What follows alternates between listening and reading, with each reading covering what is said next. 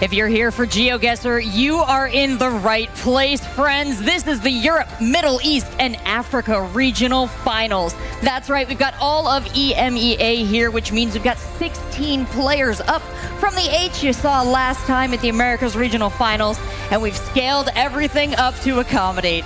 These players are ready to fight for their chance at the GeoGuessr World Cup coming later in September, and we've got information for all of you about how to join us there. But first, we would love to welcome you to the show this weekend. I'm your host, Rachel, and I'm joined here on the desk by two incredible minds from the GeoGuessr community. I've got Zigzag and I've got Chicago Geographer. Of course, we also have Rainbolt, Paula, and joining us this time, we've got My Name is Toby taking us through the casting. So much to get through. Zigzag, it's wonderful to have you back. Chicago Geographer, we've got you in the hot seat now. You were a competitor last time. How does it feel to make the switch? It's fantastic to be on this side of the desk this time. I'm really looking forward to all the matches and to be able to walk through this with everybody. Yeah, you've got a different perspective now. One that you'll be switching up on us next time, Zigzag, because you'll be a player for the next time we join for one of these. But now you're back on the desk. Welcome back. Absolutely. Thank you very much, Seltzer. It's great to be back as well. Oh, I'm so excited to have you two here because it's been, last tournament was wild. We saw a lot of great stuff. The games were incredible. I'm sure we've got more this time. Let's take a look at the schedule and get just a hint of what is to come up. And of course, that's the format here for the regional finals. Break it down for me, CG. Yeah, absolutely. So last February, we had the Americas Finals where 5 players qualified for the World Cup, including myself. And then this time we've got the Europe, Middle East, and Africa Final here where 10 of the top 16 players here will qualify to the World Cup. And then in June, we've got the Asia and the Pacific Regional Finals where 5 more players will move on. We're cheering for you, Zigzag, but taking a look at the Europe format here this weekend. Yeah, absolutely. So it's going to be broken down into 4 groups. The top 2 players from each group will move forward to the World Cup and to the quarterfinals. And then the 3rd player from each group will face off against the corresponding 3rd player from another group to determine who will have a last chance World Cup spot. And then sadly, the 4th player from each group will be eliminated and will not be going to the World Cup. So the stakes are very high in this tournament. The stakes are very high. Speaking of just this tournament, let's take a look at the prize pool. $5,000 for first place. That's quite a nice prize to take home for a weekend of GeoGuessr. $21,200 in the overall prize pool this weekend. And of course, those crucial World Cup slots. CG, you picked up one of those. You know just how precious they are. But how precious would it be to pick up a first place and get your name carved in the eternity, the future, what is to come for GeoGuessr Esports? This is the very first time we'll be putting a name on the EMEA regional plate here. Do you wanna hold it? Oh, that would be amazing. There's yeah. A lot of pressure, wow. Man, to drop that. That's beautiful. There we go. I mean, yeah, take a grab of that, yeah. Now, we told you how the players can get to the World Cup, but if you're watching, you're a fan of GeoGuessr, you'd love to see some GeoGuessr Esports in action. Well, let me tell you how to get the tickets. You head on over to geoguessr.com/world-cup. We couldn't make it really any easier. We're really hoping to see you there. And now that you've experienced GeoGuessr in more of a tournament format, CG, how do you feel about the future of GeoGuessr Esports? Yeah, it's really exciting. You know, we have the first time we have these regional qualifiers right now, so it's really cool. The scene is expanding quickly, and players are so strong, so I'm really looking forward to the future. Yeah, the players are strong, and well, how are they strong? They're strong in 3 different game modes. Ideally, all 3 Zigzag, but break down these game modes for me that we're going to see played today. Absolutely. So we start off each series with a moving game. Now, in moving games, players are completely unrestricted, so they can move down the road, search for clues. They can also choose to stand still as well. They can do whatever they please. And normally these rounds tend to go a little bit longer because players will take the extra time to go for the place name, the town name, the phone code, something like that. Then we have the no moving format. That is what I think many players in this tournament do excel in. In that one, you have a 360-degree view. However, you're not allowed to move down the road. And then finally, we have no moving, panning, or zooming, widely considered the hardest game mode, where you are pretty much staring at a still image, just a picture, and you have to guess exactly where in the world you are based on that still image. So it is the most challenging, also my favorite, but yeah, that decides all the series, so that should be really interesting to see. No move, pan, zoom is your favorite, Zigzag? Oh, absolutely. What's yours, CG? I like a no move Panzoom as well, but yeah, NM as well is always good, yeah. Well, I was taking a look at the 16 players we have here today, overwhelmingly favoring the no-move style of play. And of course, as we break down our 4 groups here, we can think about how that and other factors are going to impact their outcome here. Starting with Group A, just give me your rough impressions.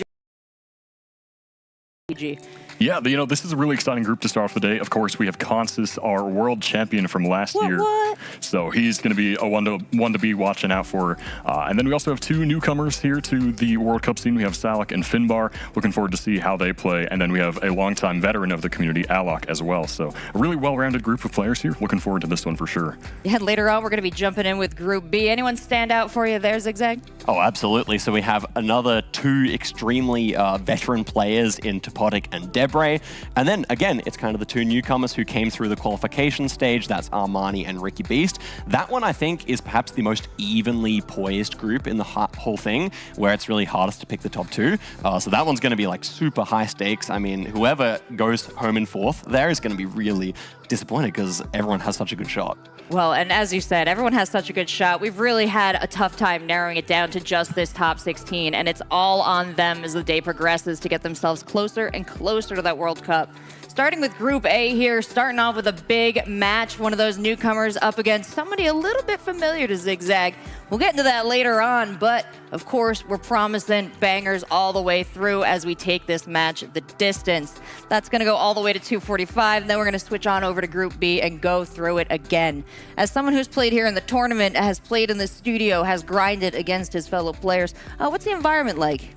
It is really competitive. Yesterday I was watching the players practice, and everybody's so locked in. They're ready to go, and I absolutely love to see that. Yeah, have you been chatting with the players? Absolutely. I was just in the practice rooms playing a few games against people, just watching, and it's interesting to see the different approaches that people take. Some people just sit there, play game.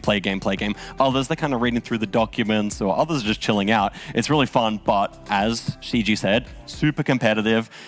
Everyone's super locked in here, and the quality of competition definitely warrants that attitude. Oh, this is one of my favorite days, not just to watch the competition of the 2 players in the hot seat, but to go up while our casters are casting and to sit with the other players watching their fellow competitors. Now, if you are just like us and you enjoy watching everyone compete, getting involved with the mix, well, community, we've got a special challenge for you as well. Keep an eye on chat. We've got a link floating around in there. When you click it, you can participate in our own community challenge with its own separate prizes and its own rewards, so check it out. We are really thinking of you guys, and we'd love to have you playing along throughout. We'll be checking in with you throughout the day. But speaking of the day, we've got a lot to get to.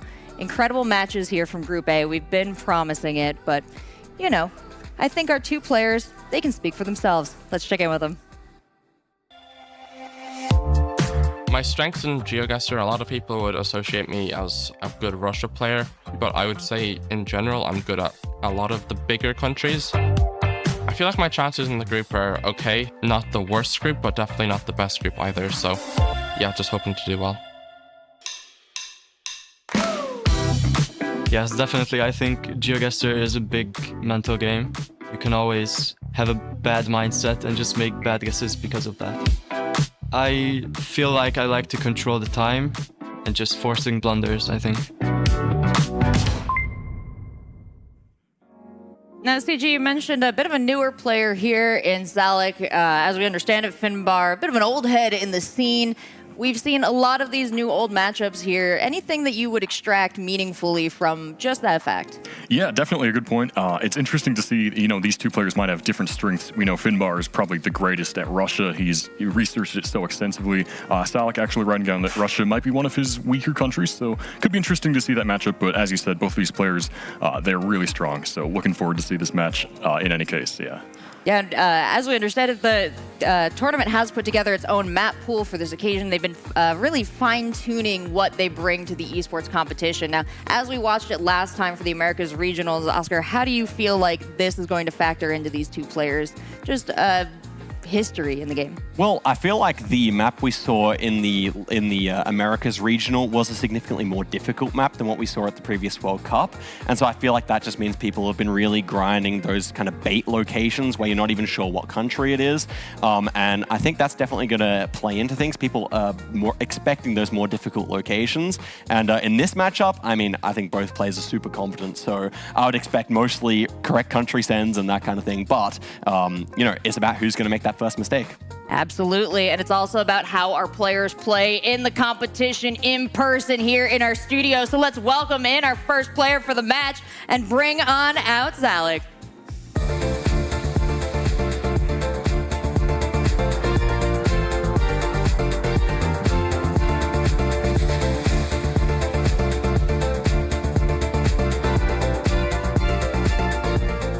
Well, welcome Salek to the studio. It's really great to see you here. Salek, my question for you is how did you feel making it through the qualification stage and to this World Cup? I was really surprised because I didn't think the qualifications went well for me.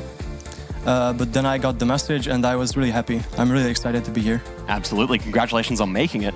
And I guess my question is, you know, we mentioned that Russia potential weakness. Finnbar's your first opponent. How did that make you feel?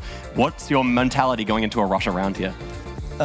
Yes, I really hope I don't get a tough Russia because I know probably the easier ones. So, I don't know. It's just a game of chance. Absolutely. Well, Salek, thank you very much and good luck.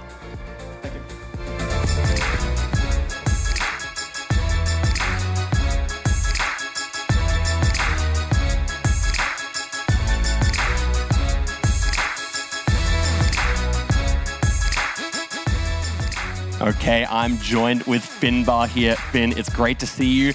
Is this indeed your first time in Sweden, Finn? Yes, it is. Never been to Sweden before. Very nice country, of course. Absolutely. It's great here to have an opportunity to have a look around.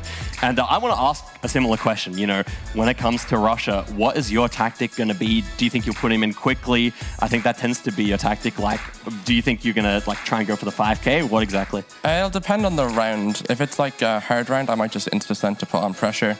But I might take my time and line up an easier round to try and get the 5K, yeah. Yeah, absolutely. Well, Finnbar, I wish you all the best in the game. Go head over to your seat and good luck. I think one of my favorite things, having watched GeoGuessr evolve from the World Cup last year to the tournament that we saw for Americas all the way to today, is how, in addition to the difficulty that GeoGuessr presents its challengers, the tournament meta has evolved, as you addressed there, Oscar. They've really got to think about how they're playing against the opponents now. Salek, a newer player here. CG, what do you see when you're looking at his strengths, weaknesses, and expertise? Yeah, so right away I noticed strong at the United States, which I love to hear, you know, as an American myself. That's really cool. So yeah, looks pretty strong at some big countries, but then others, you know, Russia, Indonesia, a little bit less strong in. So kind of interesting to see here, but as we see as well, he's preferring no moving, so he's going to take in all the information he can in all these countries, and I think he's going to play really well here.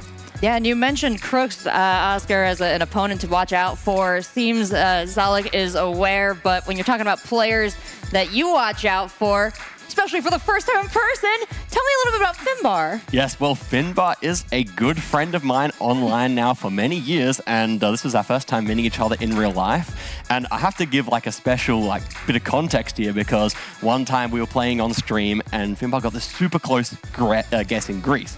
And I was like, hold up. How has he done that? Like, I was like, what is that guess? And I actually pinged him in a Discord after. I was like, bro, you're going to be better than me one day. Like, that was a crazy guess. Like, you got to pursue this. And, well, now he's playing in the tournament. That's super exciting to me. I just, look, I'm kind of rooting for him. I can't lie. Hey, you love to see your friends succeed. The only tough part about GeoGuessr is everybody seems to be friends in this space. But now is the time to throw down there that strength in Russia you called out that really could come into play. But ultimately, what separates these two players is for us to decide as we get into this match. We've seen how they match up here, but, you know, any other information you guys have managed to glean talking to the other players hanging out in the room?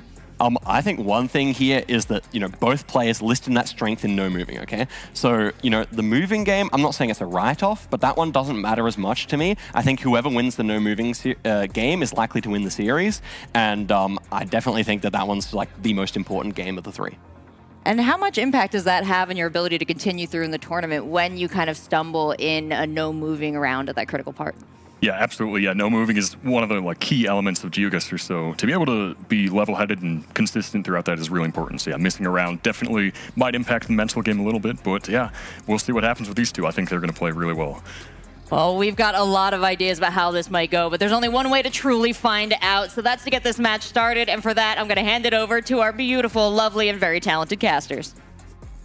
Thank you so much, Rachel. He's back in the building. The go, everybody, give it up for rainbolt. We've got a big one to start things off, haven't we, Trevor? It's big, and we're here for both a good time and a long time today. So. Yeah, we have. We've got so many matches, so many competitors, and I'm sure the action is going to deliver on all fronts. That's the goal. That's the goal. I mean, if you look at the players we have, even starting off with Finn and Salek, it's what more could you want? You know, you have both these players that really most people probably don't know much about. Probably new names for most people in the community here or watching at home. So I'm excited to get going and see what they have to offer. And we have the guys up on screen now, starting with Salek. So one of the newer players to the scene, not too much information on him. Trevor, do you have any sort of hidden knowledge that you can share with us and the people at home? I wish I did. I think the only thing I do know about him is I think he is the youngest competitor today. I think he is 18. 18. So, you know, he's new to the game. That's what you get in these games, these memory games sometimes. You know, you get the younger folks will rise. Look at that. But Finn looks locked in there. Yeah, locked in. Also enjoying the camera time. I've seen, right, Finnbar's got a secondary name, Bar Binks. What's that about? Can anyone enlighten me? Bar Binks? Yeah, that's a good question. I know him as Finnbar, so... We'll probably have to ask Zigzag about that one. Yep. Anyway, Trevor, it looks like the match is ready to go, and you are the man with the power, so when you want, please do kick it off. Match 1, we have Salek versus Finnbar, Hungary versus Ireland, game 1, which is moving. Let's do it. Round 1 in the moving game. So this is game 1, so you can move. It looks like we're starting off in Japan. Both players, we'll see. Who has the strong suit here in Japan? Yeah, I'm going to take a look at my notes. I don't think that Japan is a favorite country for either of these players. So who's going to come out on top? It's time to find out. We see Salek immediately zooming into the plates on the poles because those do, and the transformers here by Finnbar. These are regional in Japan. If you do learn them, there is a public document on it out there. And we do see an instant send almost by Salek here, and 12 seconds left on the clock for Finn. Pushing the pressure. Good to see Salek coming in with confidence, forcing Finnbar to respond. Wow. And Finnbar responds wonderfully, Trevor. With a great guess there, and yeah, it's probably one of those things where he looked at the plate or the transformer, and he was able to narrow down the prefixture there. Let's keep going to next round, which looks like it's going to be Australia. Let's see if we can region guess here. Both players will move. This is where, round 2 is where the multis do start, so we will see maybe more damage here. Your immediate thought here will be Western Australia, and we do see, I think I might have just seen a yellow pole on that sign there, which would indicate, it says city of something, so maybe it's over there near Perth or something, we'll see. Australia, huge place. We have Salek zooming in Saw on the here. bin, of course, some information, but which player will use it better? And Salek has found the city here, Bustleton. Bustleton? Yeah, it looks like that. Finn will presumably find it as well, because he will know it's Western Australia, and he will take his time. We also have the green paint on the bottom of the poles there, which does indicate WA. Oh no. Oh no. This is actually massive. 1 second left. It's going to be huge, and it's a massive difference, Trevor. You're absolutely right. Is that... Did he just get 2 rounds? That will be 2 rounds and done. Oh, wow. What a start for the newcomer, Salek. And I think that might be a nerves game there. That might be... Wow. I mean... But we were barely able to catch our breath there. Yeah, that was not something that you expect, and that's something that... It's hard to describe, when you're in that position, like kind of what you just miss clues, and I think that's what happened. Or maybe he saw red herring, maybe he thought the pole was Taz. I'm not entirely sure what he saw there, but that was if you're Salek, you're locked in, you're feeling good about that. Fiery start to EMEA World Cup qualifiers. Salek's definitely going to be feeling good after that one. Yeah, sometimes you just have to be the best for, 3 games, and we'll see if that's the case for Salek here. What he's not looking for is Russia, because Finn is kind of the Russian goat, so we will see, but... Well, of course, we move on now to no move. We'll see if that can even the playing field. I mean, it's hard to draw anything from game 1. It happens so quickly. I'm sure Finnbar is going to be, or attempting to be, more locked in than ever. Yeah. And it looks like it's ready to go whenever you are, Trevor. Yeah, you have to get those nerves out somewhere. Yeah. What better way to do it? And Finn probably... is hoping, or is glad to see a no-move game here. Let's see if that's the case in round 1. Let's see what we have. Let's keep it going. Both players. Round 1 of game 2. Yes, you heard that right, everybody.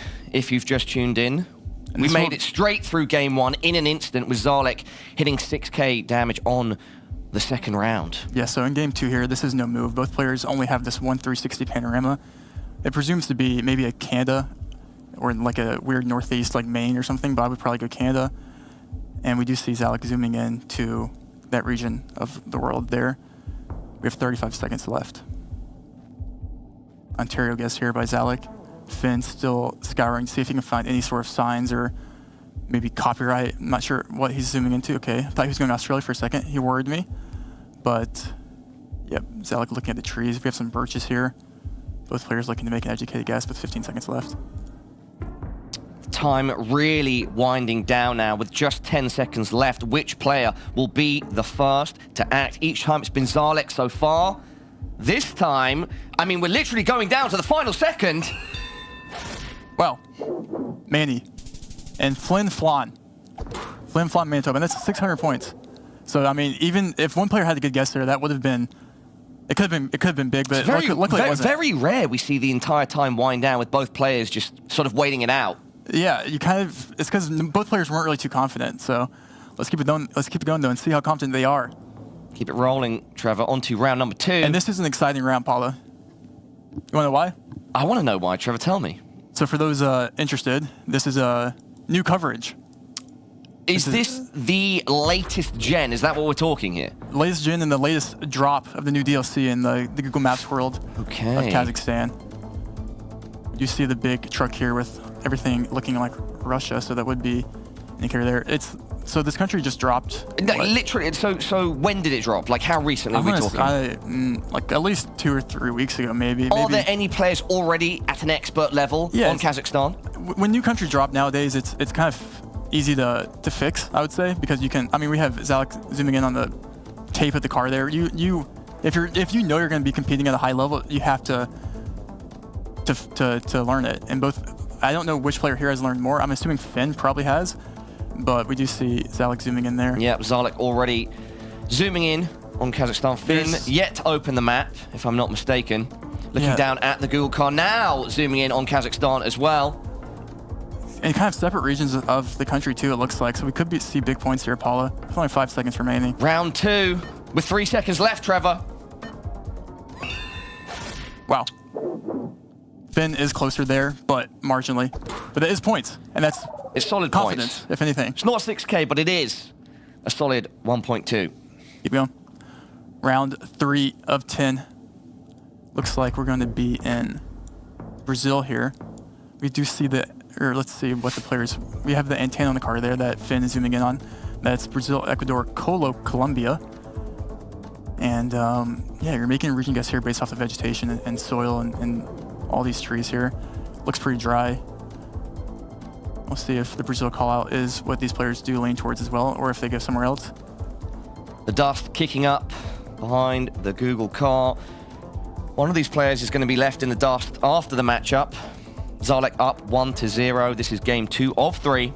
We have Finn. So Finnbar has to bounce back if we want to see NMPZ. Finn does need to win this game, and he is zooming in to Acre here. I like the guess. You know, Brazil is, some consider a big country, So big countries mean big points.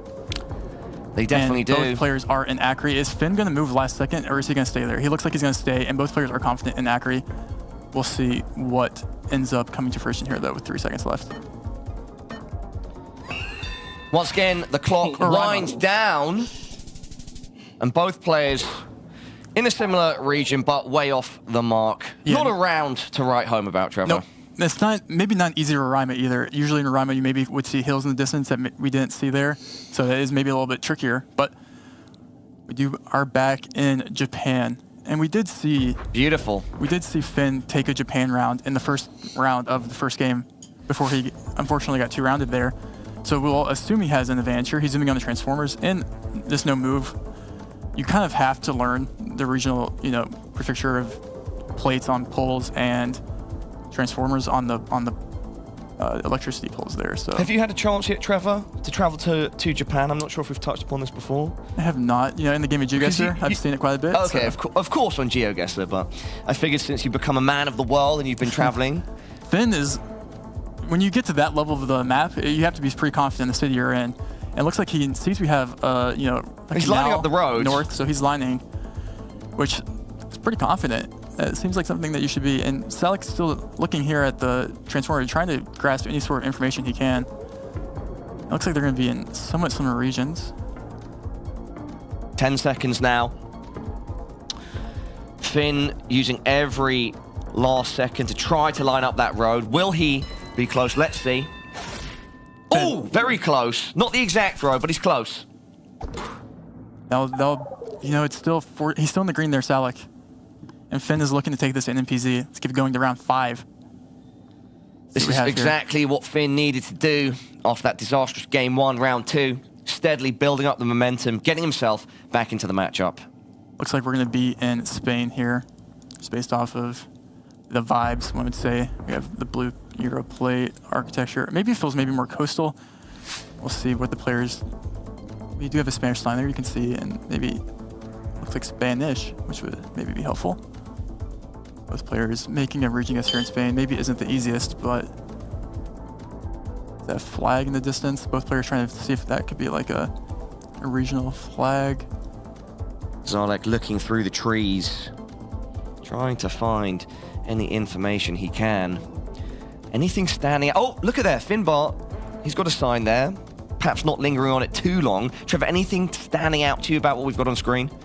For me, it just looks dry. It looks more like southern Spain, but it's hard to make a region guess here with liminal information. We do see a Madrid guess here, or at least zoom in by Finn there. Finn going to Madrid.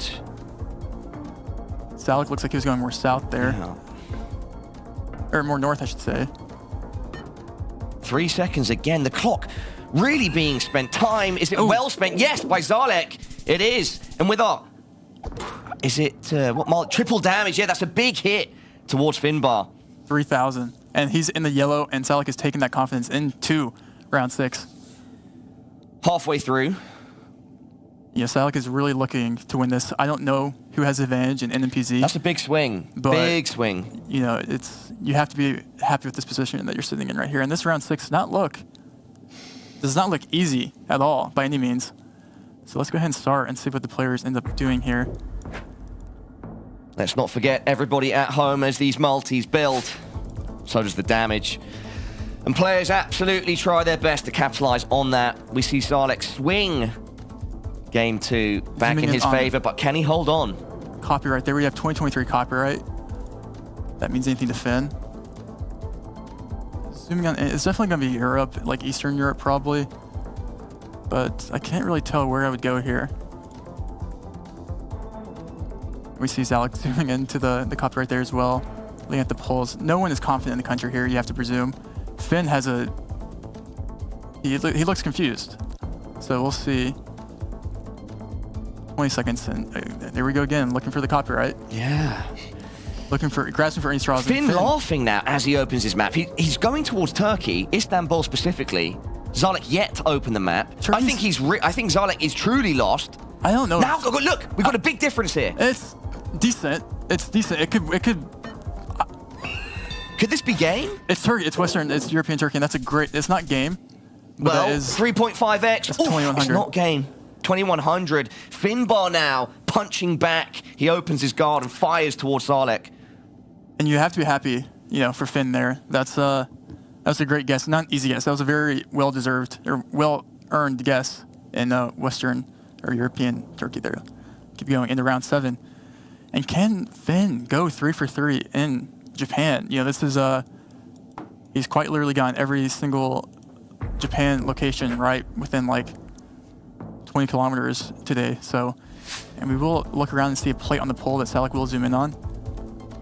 Finn zooming for something until he sees the pole right behind him. He'll be happy to see that if he finds it.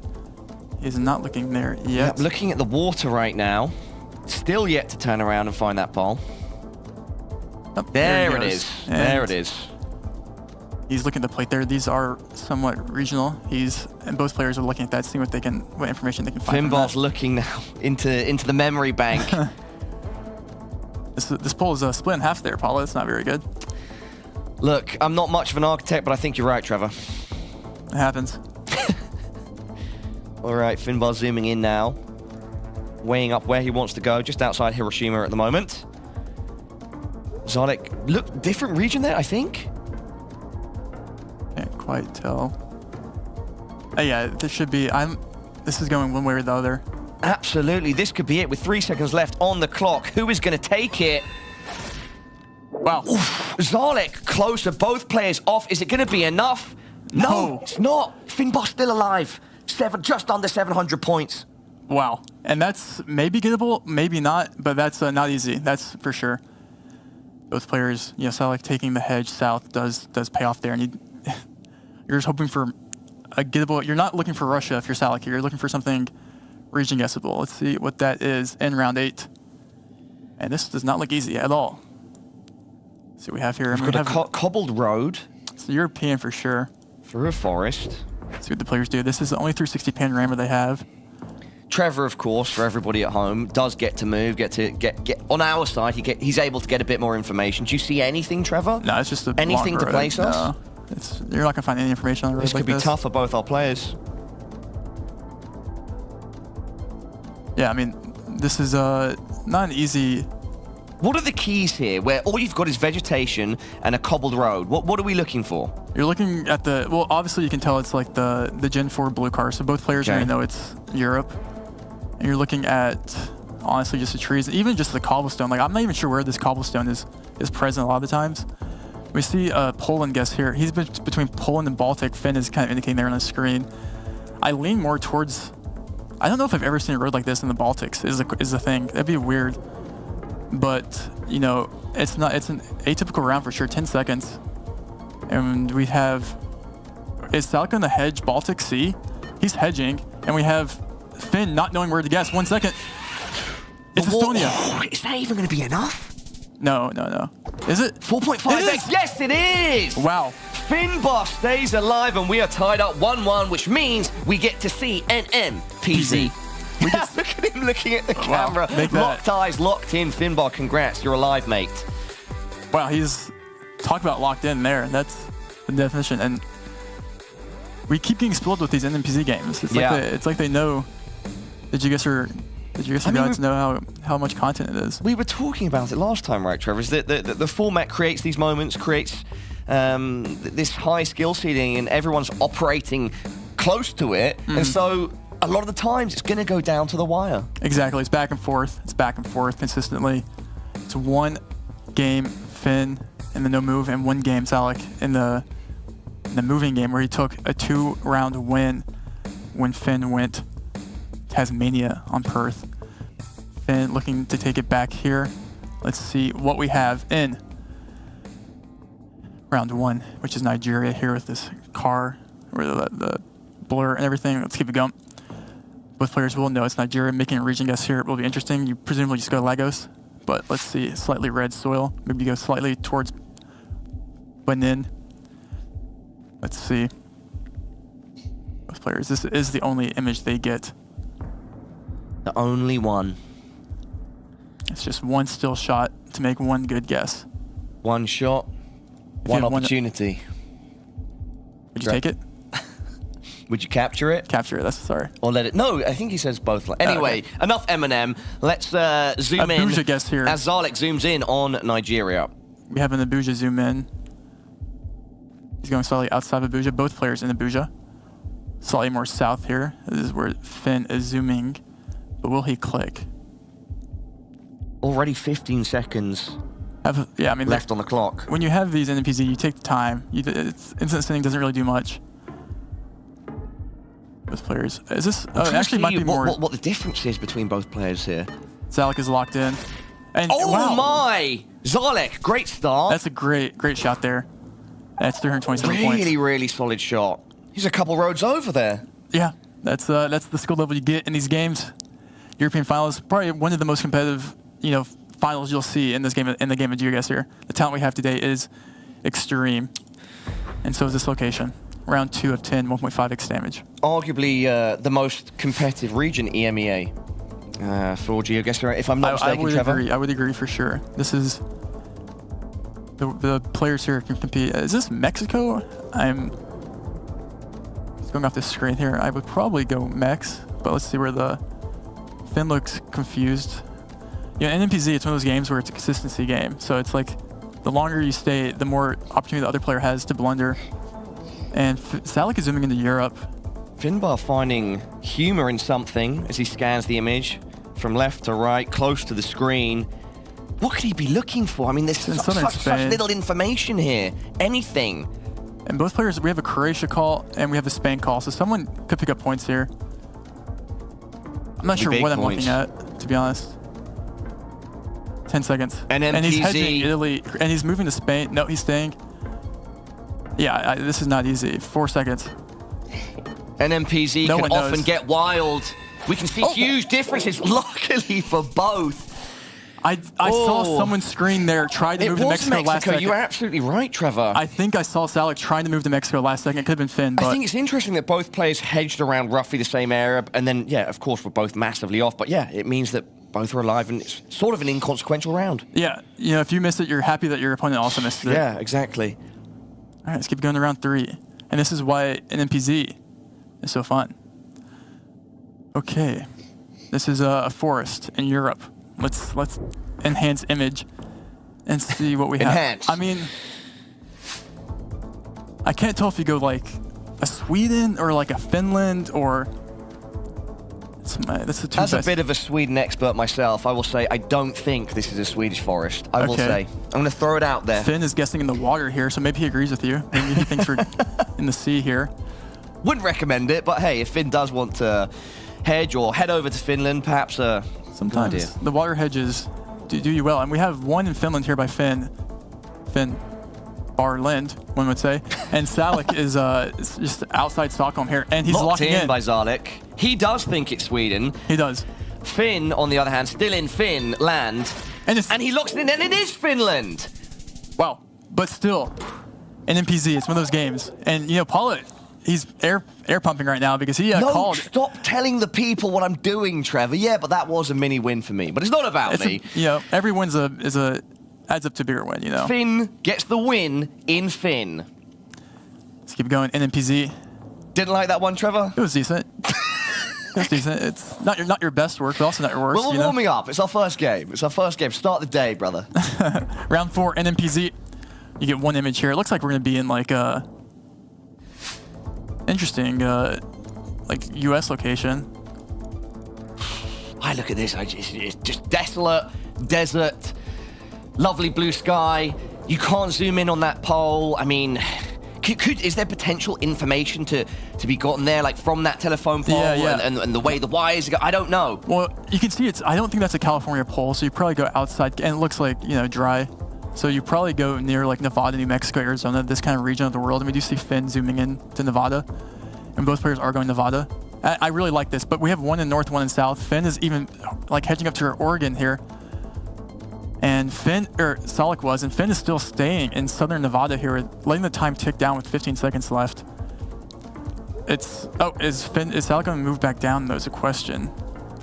Okay, they're kind of close here, Paula. I don't think, if someone's right... Oh, Salek, where are you going to end up? Oh, Finn moving it up closer, and he's hedging middle Nevada here, so probably minimal points.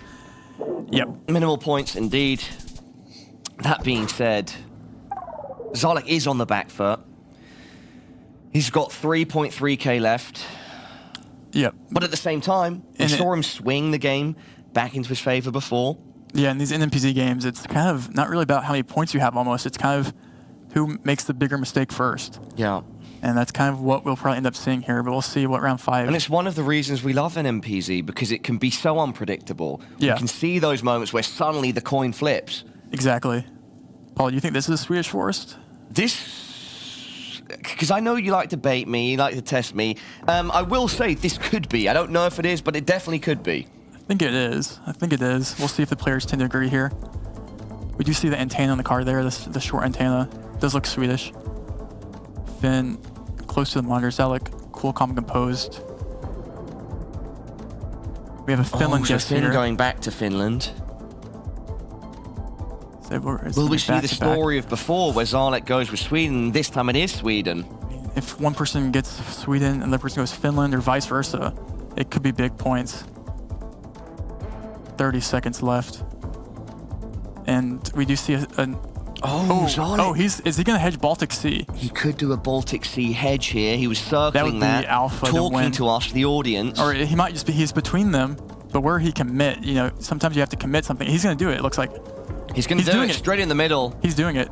You have to respect it, Paula. Oh, is he going to, oh. Okay, he's staying. And Finn is, I think, staying on Finland. I think it might be Sweden, Paula. So I think if that's right, Salek will pick up points here. And it is. Wow. We were, I think, around Gothenburg. They will zoom in. Well, no, we're not around Gothenburg. But middle of the south of Sweden there. And Salek does come out on top thanks to that hedge. And that's, you know, the hedge does win, but if he committed, that could have been bigger points. But close game here with only a 10-point difference, it looks like. And does not stop there because we're in round 6. And this is the only image that they get. It's a good point that you raise, Trevor, looking at both players' points. Barely a 10-point difference, and we're halfway through now, NMPZ. This is truly anyone's game. Yeah, both players just... And this is maybe not an easy location either. I don't know if this is Turkey. I don't know if I agree with the Turkey, but it could be. I do like kind of the region. I don't like a Turkey guess here, I don't think. But we'll see if Finn is right. You might not like it, but it's locked in, and Trevor. Something like this, you don't even have to get the country right. You just have to be closer geographically. You're not country guessing this. Oh, here we go. We have Italy. This is points. This is points, Paula. 3 seconds. This is points. Someone wins here. Someone loses. Who's it going to be? Oh, wait. Or maybe not. It's in the middle. Bulgaria. Oh, wow. 284. And yeah, that's not really a... That is a crazy Bulgaria. I thought that was going to be it, Trevor. Yeah, it's same situation with the Mexico earlier. Yeah, it's the name of the game. If you guess wrong, you want your opponent to guess wrong too, and that's what we just saw. Yep, and that's the name of the game. If you both make a mistake, it's okay. We only have 3 rounds left here, and then NMPZ to decide who takes this first game. Outside a pretty ominous building here, I feel like we're spies in the forest gaining government secrets or something. Yeah, I'm trying to figure out, is this ever... Yeah, it does look a little like liminal spacing, or liminal spaces. I can't tell if this is like a France, or even... Is it ever even Ireland, or something of the like? I'm confused. This is NMPZ, this is not easy. I lean towards... I mean, if Finn doesn't go Ireland, then I take his advice and go France. If that's what he's doing here. And Salek is zooming into Germany. Also not a bad guess in my opinion. Do we see copyright? It might be 2023. We have a Belgium-Germany hedge here. Okay. 15 seconds. Just like that, suddenly you realize the clock is almost gone. Both players... Oh, it looks like they're all kind of hedging Germany here. Yeah. Shouldn't be Western Germany. Too many points when it's all said and done in round 7 of game 3. Luxembourg. That makes sense. That does make sense. It looks like Germany, but isn't. That's the way you get Luxembourg. Not easy. Finn chipping away there at Salek. Slight lead, but with the huge multis at this point. Those big countries, or those small countries, aren't really what you want because it kind of just gives you a chance to get to that round 10. Yeah. And for those viewers watching at home, this is whoever has the most points after round 10 does win. So currently, if this is the pace we're at, Finn just needs to make it, 2 more rounds here. I think, obviously, it's much easier said than done. I'm not on the serve, but I think at this point, it benefits our players to try to move first. If you can, if you've got that vibe, just send it and then put the pressure on. Exactly. Well, I mean, I think definitely if you're Salek, where you're lingering behind, you don't want this to get to round 10, in my opinion. Yeah, and I could be wrong, Trevor, but that's my opinion. Sometimes you just have to make sure you know what you're guessing to, and you don't want to get too fast. Yeah, absolutely. This will be a free Bangladesh here. We'll see who has the advantage in Bangla, as some like to call it, the Desh. The Desh. The Desh. Solid reference in the community. It's a new one that I will add to the playbook, the Desh. Desh. Finn, the first to put his point down. Salek going in a roughly similar area. 4.5x damage, though. I don't know. Once again, We're going to be moving on to the next round. It's chipped towards Salek, so he truly is on death's door. 1,700 points left to his Does name. not want it to get to a round 10 and just be chipped away. I just took a quick peek at the next round here in round 9. And if I'm not trolling, looks like we might be in Russia. So Not sure. how are you picking that? How do you know here that we're in Russia? Because Russia is one of the toughest countries to GeoGuess in. But what are the tells that this is Russia here? It Is it the metal, just the looks like poles? Russia. There's poles back there too. So you're vibe guessing this one, yeah? Pretty standard Russia guardrail. No, I'm just kidding. It looks like East or something. I'm not too sure. Because Finn obviously will have an advantage here. And if you see he looks happy and he looks confused. And we have a short antenna. Oh my God, Finn! And is he zooming into the road? Does Finn know off the And rip? Salek just sent him a GG emote in the game. And did Finn just zoom in on the road, Paula? Yeah, he zoomed in. Alpha zoom straight off the rip. And he's going to lock it in. He must know that that's the road. If that's the road, Don't let Paula. this be a blunder, Finn. Salek, you've got to respond. If that is the right road, Paula, that might be. One of the sickest guesses But they're so that close, we've Paula. seen. They're so close. But 5x They're so damage, close, no. Trevor. It was the Oh road. my God, Finn, you absolute god. But don't Oh, but it's not enough. We're going to round 10. Do not discredit that Salek guess. I mean, that was an amazing Finn guess, but oh my goodness, you have to give props. I cannot believe that Salek managed to get the point, get his point down to in a distance where we didn't see it end there. We are going to the final round of Game 3 in our match 1 of EMEA World Cup qualifier. Insane. And you have to know that Finn, one of those roads That's 5x damage, and he dodged the bullet, Salek. It's one of those roads where if you've seen it once, it's very distinct. So he obviously has looked at most roads in Russia, so that obviously is something that he has remembered before. But that is actually insane. And if I told you next round, some viewers might be sad, some viewers might be happy. Depends on who you're rooting for. If you're rooting for Salek, you're not very happy, I don't think. Round 10, NMPZ. Why is that? If people are rooting for Salek, why are they not going to be happy here, Trevor? Because it looks like we're in either the UK or Ireland, and that's a small country. Small country equals small points. Oh, yeah, of course. And Salek would require a huge blunder on Finn's part. And you have to see the relief he has, and Salek kind of knows it's Dover in Ireland. Yeah, he's just going to place his marker down on the centre of Ireland, wait it out a bit, maybe wants to be a bit more precise, but I think Finn's got this one in the bag, Trevor. I think this one's done. It's going to be hard for Salek to pick up, 2,500 points here. He's got to use every second here to be as precise as possible. I don't even know. I don't know if he can do it, but he needs to be as close as he possibly can and leverage that multi. There's a world where it's maybe not Ireland and one person goes UK, but if Finn goes Ireland, you have to assume it's Ireland, and you have to. One of these could be right, one of them could be wrong, and Salek is in the UK and he's switching, but he can only win in the UK if it's UK, and it was Ireland. And it was Ireland. Finn takes match 1. It was a solid performance by both players, but it's the Irish winning in Ireland.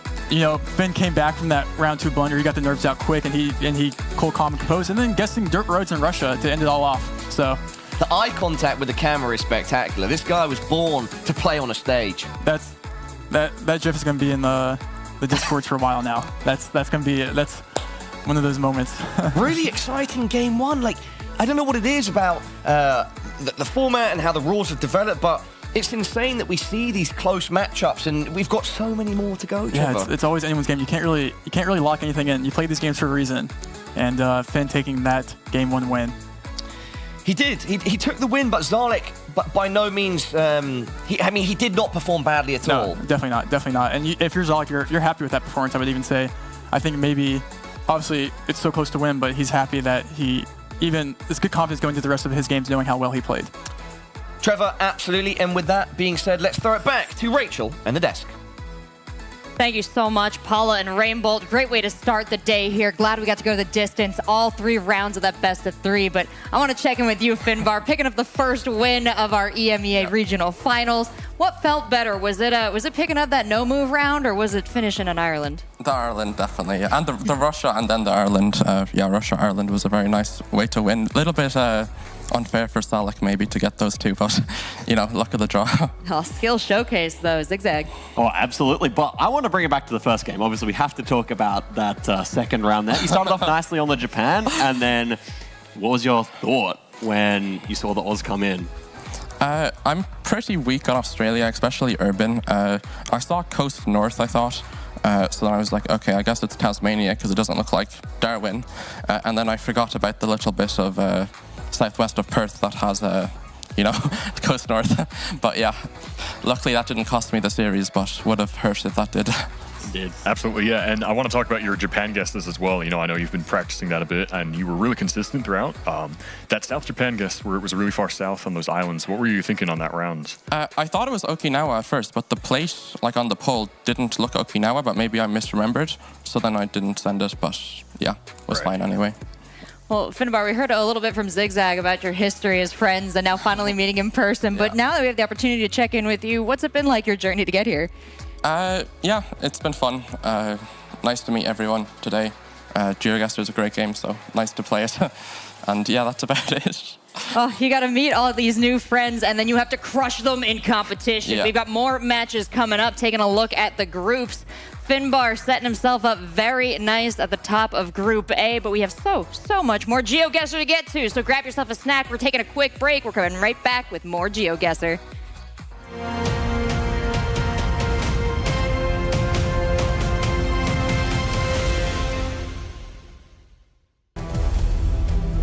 Last year, history was written, and a champion was crowned.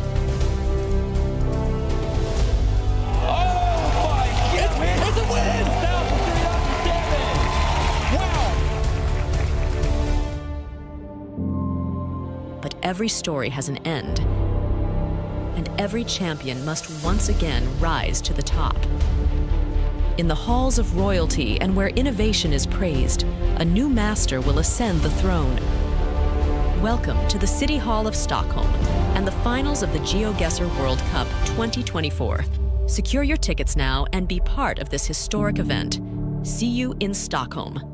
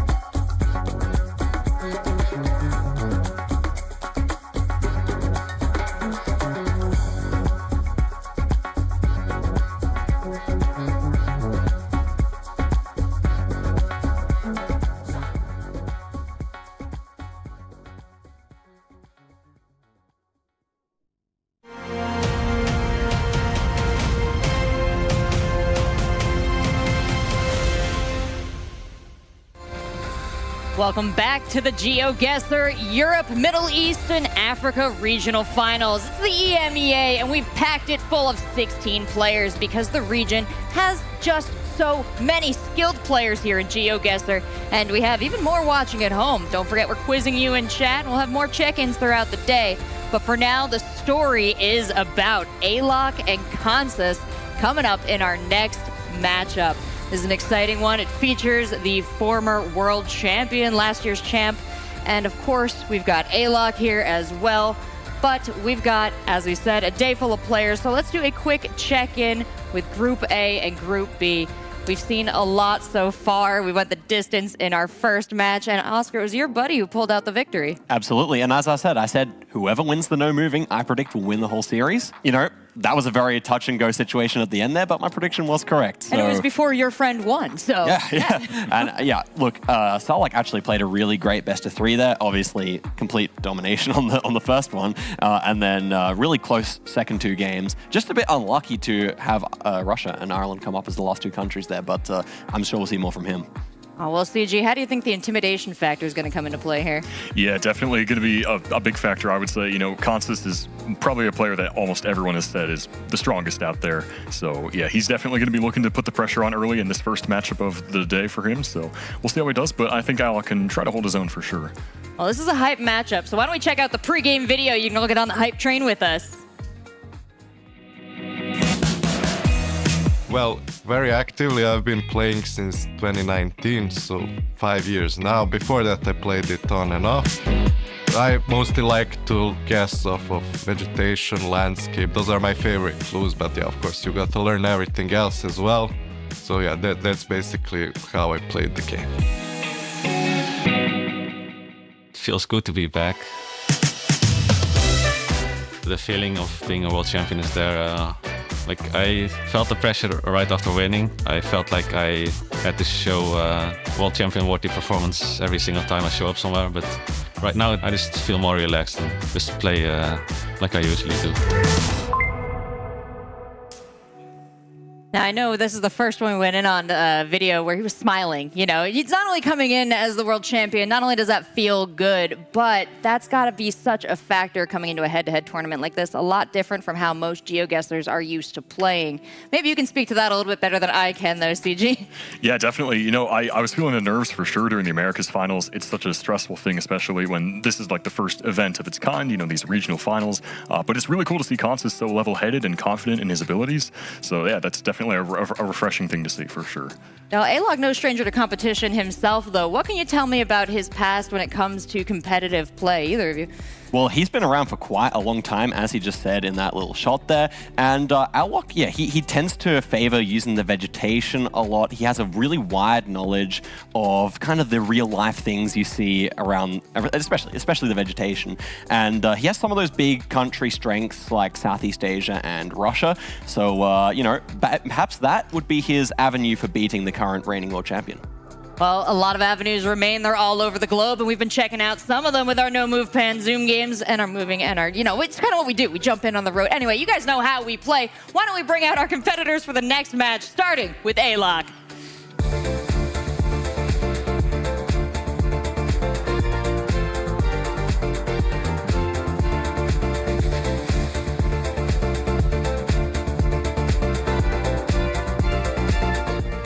Alok, welcome to the stage once again, this time for the regionals. My first question for you is, you know, you tower over your competition in stature. Do you think you tower over them in terms of skill? Well, I guess we're gonna see here right now during this first day. That's absolutely the case. You know, first match, it's never nice to get the reigning world champion. I think that's got to be the case. What do you think your main tactics will be for beating Consus? Well, I think I'll just play however I played before. I don't have any kinds of tactics against like different players or something like that, so we'll see how that works out. Absolutely. So, Alok, I would say best of luck in the game, and go catch your seat. Thank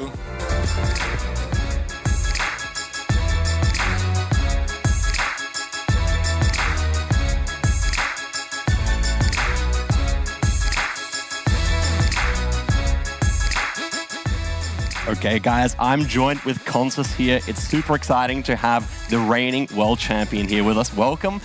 Consus, what did you catch for breakfast at the hotel today? I had some yogurt with some scrambled eggs and some fruit. Absolutely. Watermelon here is good. Watermelon. And Consus, my next question is, reigning world champion, now you're kind of coming back down. You have to qualify for the World Cup again. How are you feeling about the whole path back to the World Cup? Well, it's been quite some time. Leading to this, I mean, the nerves start kicking in again. I have to prove myself again. So, but I've been practicing and I hope it'll pay off. Absolutely. Well, Consus, best of luck in this best of 3 against Alok. Go catch a seat. Now, they talk about the breakfast of champions now. I'm just going to take some notes over here. I noticed very carbless, all right, very light. That could be what takes them over the line. But the point is, have a good breakfast, folks. You got to get that brain working, especially when you're putting it to work on a task like this. Now, Alok has a big challenge ahead of him here, Zigzag, but he sounds confident. Yeah, absolutely. I think Alok's kind of that... He's kind of that stoic character, and I don't think his tactics are going to change much depending on whether it's the world champion or someone he's heavily favored against. I think we're going to see him play his game. Absolutely. You got to stay, in the lane you set for yourself. You got to set the pace of the game here. How might he do that against Consus in your experience?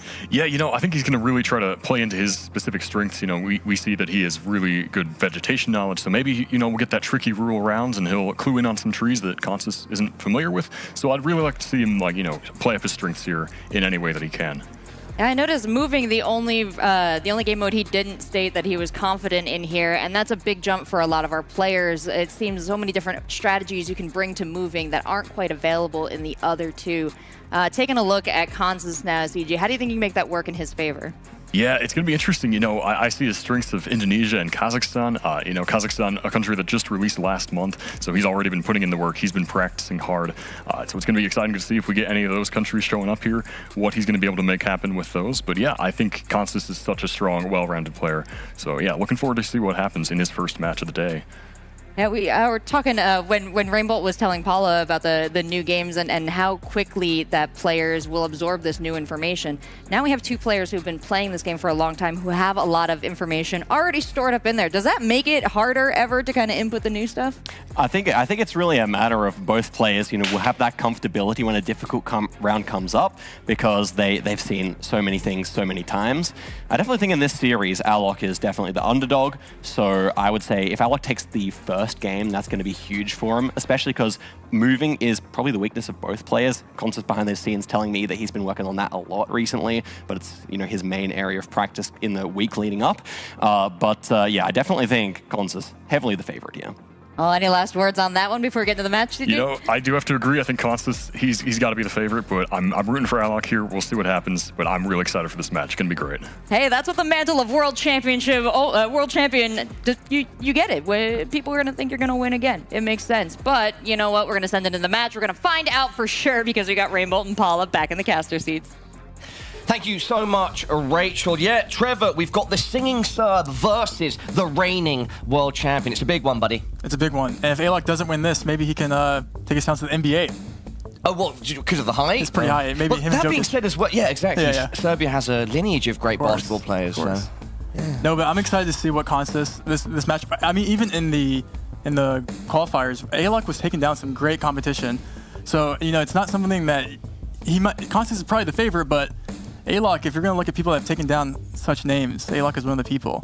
But so, Consus, not is he a bit of a dark horse in that sense that he should not be underestimated? Yeah, I mean, Alok is one of those people that you never know their next move, so you just have to tippy-toe around, but... You have all the Gen Z references, even though you're not a Gen Zer. Am I not? I don't think so, right? I don't know. I guess I'm not. Well, what we do need to know is which player is going to come in hot, whether it's going to be Alok or Consus, everybody at home. In this stage of the competition, it's a best of 3. We've got move, no move, and then NMPZ if we get to that point, just like we did in matchup number 1. I'm hoping the best outcome possible is we at least get Alok singing Road to Mandalay at least once for us at some point in this competition. Should we not get him to like show some of his repertoire? Like, surely he's got other songs in the songbook. Yeah, we don't want to pigeonhole him into the one song, I guess. Kind of. But maybe that's his He thing. did tell me he has a choir concert to go to on Monday, so he's flying back just to go. Yeah. Anyways, let's get back to the game here. Let's see what everyone is here for. Let's stay locked in. Alok. Let's stay locked in just like our players. Game 1, round 1. Moving, I should say. Starting in North Macedonia, which looks, because like there's a flag right there, so I would presume that flag is not there for bait. And you know, North Macedonia is a small country, which would be small points, and so you would see players not giving any points here. Do you go for the 5K or do you center plonk? Let's see what the players end up doing here. Alok is AZing like a madman and locks it in, Trevor. Look how cool, calm, and composed that man is. You just have to trust that he's right. Oh. And no, Consus is not going Indonesia on North Macedonia. Yeah, don't Consus, worry. I was very confused there. And Alok does know the city. That's a good guess by Alok there. Right on the money. Yep, that's a great guess there by Alok. But you know, a good guess in North Macedonia doesn't really get you very far. Next round. Oh, this is a fun one. We have Stoby poles. These poles here are found in South Australia. Shout out to James Stoby. This is a moving game, so we'll see the fast movement here by Consus being applied.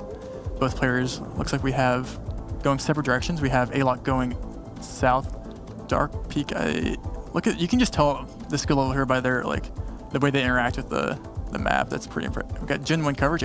Consus does not want that. We have signs.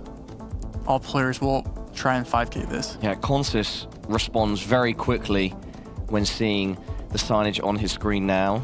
He thinks he can nail it in, that he's got enough information to start refining his point, refining his marker. Scanning for Dark's Grave or Carapee Hill. Usually the... 10 seconds. 10 seconds. 11 seconds. Now 10 seconds. Both players... looks like Consus is locking in something that looks right. We'll see. Both players, Alok. Minimal points, and it's just south, and that is... Yeah, we're going into round 3 with only very, very minimal damage done. That's what you will see in these moving games with 2 talented players. It's a fight to get any points, so you every single point does matter. And those points will matter here in what looks like to be in Ontario, Canada. We have the Ontario guardrails here. Alok, well known for his moon-headed or moon-masked avatar, which we figured out was probably to do with the song "Fly Me to the Moon," I think. Oh, maybe wow. that's one that we can get him to rip out. I mean, that would be amazing. That'd be cool, right? But I think he needs to concentrate on winning first. Luckily, we are just in game 1, round 3. Nothing huge to happen yet. Consus is going east here. And again, Alok is going west, looking for any signs. Some of these signs are not very big, so you're gonna have to zoom in quite a lot. Not everything is known. Looking for anything. We do have an Ontario sign there too by Consus with a black border on the bottom, even on the kilometer sign, which is indicate further that this will be Ontario. Both players do know this, obviously. But right now they're looking for any sign or information to get them even closer in Ontario than they already know. And both players are not finding very much information, and they just have to make a virgin guess based off of the landscape here, it looks like. Consus taking every single second he can. Locked in first by Alok, but with such little time remaining, Consus is also in roughly the right location. Another round where barely anything separates our 2 players. Yep, Alok is playing pretty well here. He's not giving Consus any room to lose points, or to gain points, I should say. But that is what you get in these high-level games. Round 4 is a New Zealand. We have the New Zealand Bollards right here. It's a much steadier start than our game 1 of match 1, where we saw 6k damage on round 2. Yep, these players both have played in the live setting before in front of people with high stakes. The nerves are maybe less. They're still there for sure, as you can see in the break room. The way Consus moves is pretty poetic. Like you raised it earlier. It's like you can see. This is such a vague way to describe, but the skill with which he navigates through the map and the way he suddenly stops and and hones in on something there. And he looked confident in that zoom there. He's like in warp speed and then suddenly halts the brakes. Doesn't know that. That would be kind of great. And he's lining. He looks at the road here to see it's an east-west road, looking for a bridge east. And it looks like he might have found the bridge, Paula. That would be insane. Unless it's the one even more north there on the map. But oh, he sees the road name there. Oh yeah, now he's looking for the river. He has the road number there. He's got a lot of options here, but he just needs to find the river. He's looking for something that lines up. He knows he's on this road here. Alok is right next to the sign, and he's going on the same road. Just last second here, and this will be very. Again, we're going to go to round 5 with no points done to either player, Paula. So this might be a long game. And Consus. Not quite the 5K, but that's not quite the 5K, but it was close. But shout out to Alok for in the last few seconds finding the right location and making it competitive. We're going into the midway point now, round 5, and there's nothing separating these guys. Nope. I mean, all these locations so far have a lot of information and pretty region guess what countries. Let's keep it going. Let's keep it rolling. Looks like it's like a Peru or Bolivia. We'll see what the players end up going here. Never let them know your next move, Trevor. Never. I mean, Alok is just looking like, you see the composure in that man. I don't want to ever play that. Like, that's just both players looking for any sort of. Have you been involved at all, speaking to the guys in the lead up to the tournament, or having any fun matches to see where they're at?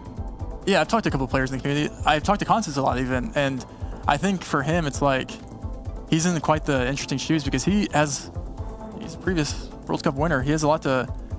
He wants to run it back, you know, but that's what he's looking to do right here. And I think he's less nervous now because he kind of already almost proved himself in a sense, you know.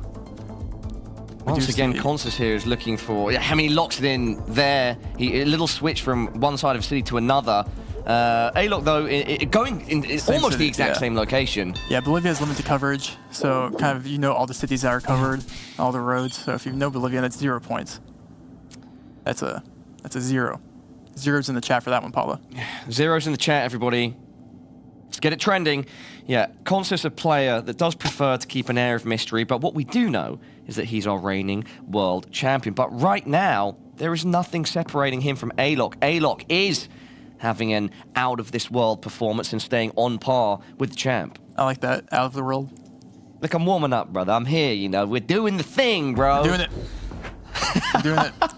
I'm locked in. I'm like on walking on eggshells right now. Back. How good this game is. This game and the roadmap that we have and the qualifiers leading up to the World Cup. There's so much action and we've already seen so many moments. And even today, over our first game of EMEA, it's already delivered. And it's great to be back and experiencing the action once again.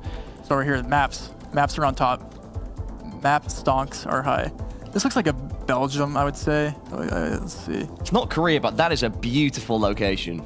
This is beautiful. Imagine living on this wall here. I mean, it looks like a distinct city that, like, if you've ever seen this, you'll remember it. Like the canal, the river, you know, going through it. And it looks like Consus found a city that does make sense. He's locking it in confidently. 10 seconds. Alok to respond. They're very close to each other. This is insane how tight it is. 3.5x though. Let's see. I mean, it's gonna be no points. Oh, in the middle of the. Yeah, that's not. I mean, we're going into round 7, and Alok has 5,800 points, and Consus has 5,700. Yeah. Like this is, we've lost 300 points in 6 rounds on each player. Like this is.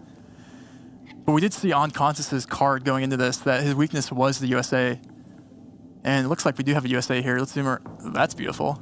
Was this Utah? I swear on my life, I was about to say that looks like Utah. Well, I swear. You want to call the city? The words out of my mouth. No, I don't want to do that. Look, don't push me too hard, Trevor. I'm sorry. Let's see if Consus and Alok agree with your Utah call it though. I was going to say Utah because the mountains that are around this, like. We do have Utah plates there as well that we just saw Consus zoom in on. So both players, and Consus is actually lucky to get on the main highway here, so he's going to be able to find. Alok is trying to get on the same highway. He got into Gen 1 coverage that actually gives him information there, which is nice. It's very rare that Gen 1 coverage will actually be useful for you. But Consus is going to be able to find this road, and it looks like we might have another round of 0 points. Assuming both players. Alok is stuck in Gen 1, get out of there, Alok. Yeah, that is a clear difference between both players' points of view. Both players are on the highway, looking for something that lines up. This is again, you know, they're looking to marginally get within a couple kilometers closer here, and both players are gonna be close. And Consus has a sign that says Salt Lake City is 114 miles away. And it will be close here. And yeah, he's going to try and line up a grid in the neighborhood, but both players. Oh, this is insane. It's actually big because Alok went north of Salt Lake City, but Consus has found sign. That's 1,200 points. It's a good hit. It's a solid hit, but that's a round 7 hit. Usually we're seeing more points, you know, when that multi is hitting 4x. Yep. And that's just a small difference there, and the multi's doing all the work. You know? that's also when in moving it's easier to get closer. So let's keep going. Consus is happy to get those points. Round 8. We're in Mexico here. Dry, you go north. That red strip from that plate. Both of these players actually prefer no moving, but so I think it's even crazier because they're so well matched on moving. Yeah, and Consus is going Baja here. Confidently, that is a very good guess in my opinion. But again, I'm assuming Alok is also like probably gonna be pretty close. But wait, that's okay. And he's locking it in. He looks confident, but he waved his head off as if he wasn't. Alok, I don't think has broken the... He doesn't like it, Consus. He's locked it in, but maybe second guessing. Look how close we are. But Alok is once again going... We're so close. Just up the road. But with a 4.5x, is there a... Oh, wow. Oh, my. Consus, what? What are you doing, Consus? Insane. And look at his face. He doesn't even care. Well, I wonder what... Because I think what you said is right. When after locking in, I thought it was more of like, that maybe I should have changed my... Like but it was actually... maybe it was a confident one. It was like your brush off the shoulder type, off the shoulder. Thing, okay. He's like, he knows he's him. But again, Alok making also a good guess. And we're going in round 9 with Consus only losing 300 points. And that will be a fun one because it does not look immediately easy. I would probably go Russia on this, but we'll see what the players... It is moving, so they do get to move around here. I don't know who has the Russia advantage. I will assume Consus if it is Russia. We do move into Gen 4 here, which is a lot better. And we will see Cyrillic here on both people's screens. And I will assume the Russia color was right, but maybe it's like a weird Bulgaria or something, but I'm assuming it's just Russia. Yeah, .ru domain there. 40 seconds in, Consus now. Consus is near Omsk right now, slightly. Alok. Both players still looking for more details.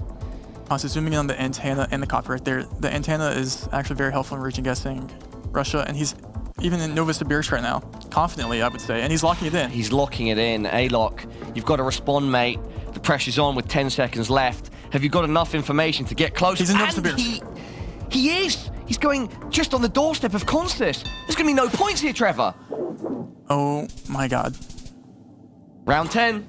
We're back, 30 baby. points, and we're going to round 10. 30 points in round 9. I mean, on 5x damage in Russia, rural Russia, I mean, yeah, both players there can read Cyrillic, so that does make sense. So before we run this next round, let's set the scene here, right? Yeah. So there's been enough damage now from Consus towards Alok that Alok needs to make a big play. He needs a bigger country, doesn't want it to be a smaller country, and he needs to do a lot of damage, Consus, or to knock him out. Because if it goes down to points, then he's lost already. He's got to do something. He's got to make a play here, Trevor. Yep, Alok needs to pick up 2,700 points in this next round to win. If Consus is even slightly closer, he wins. He doesn't need to get 3,000 points. It's round 10. This is the last round. And it is America.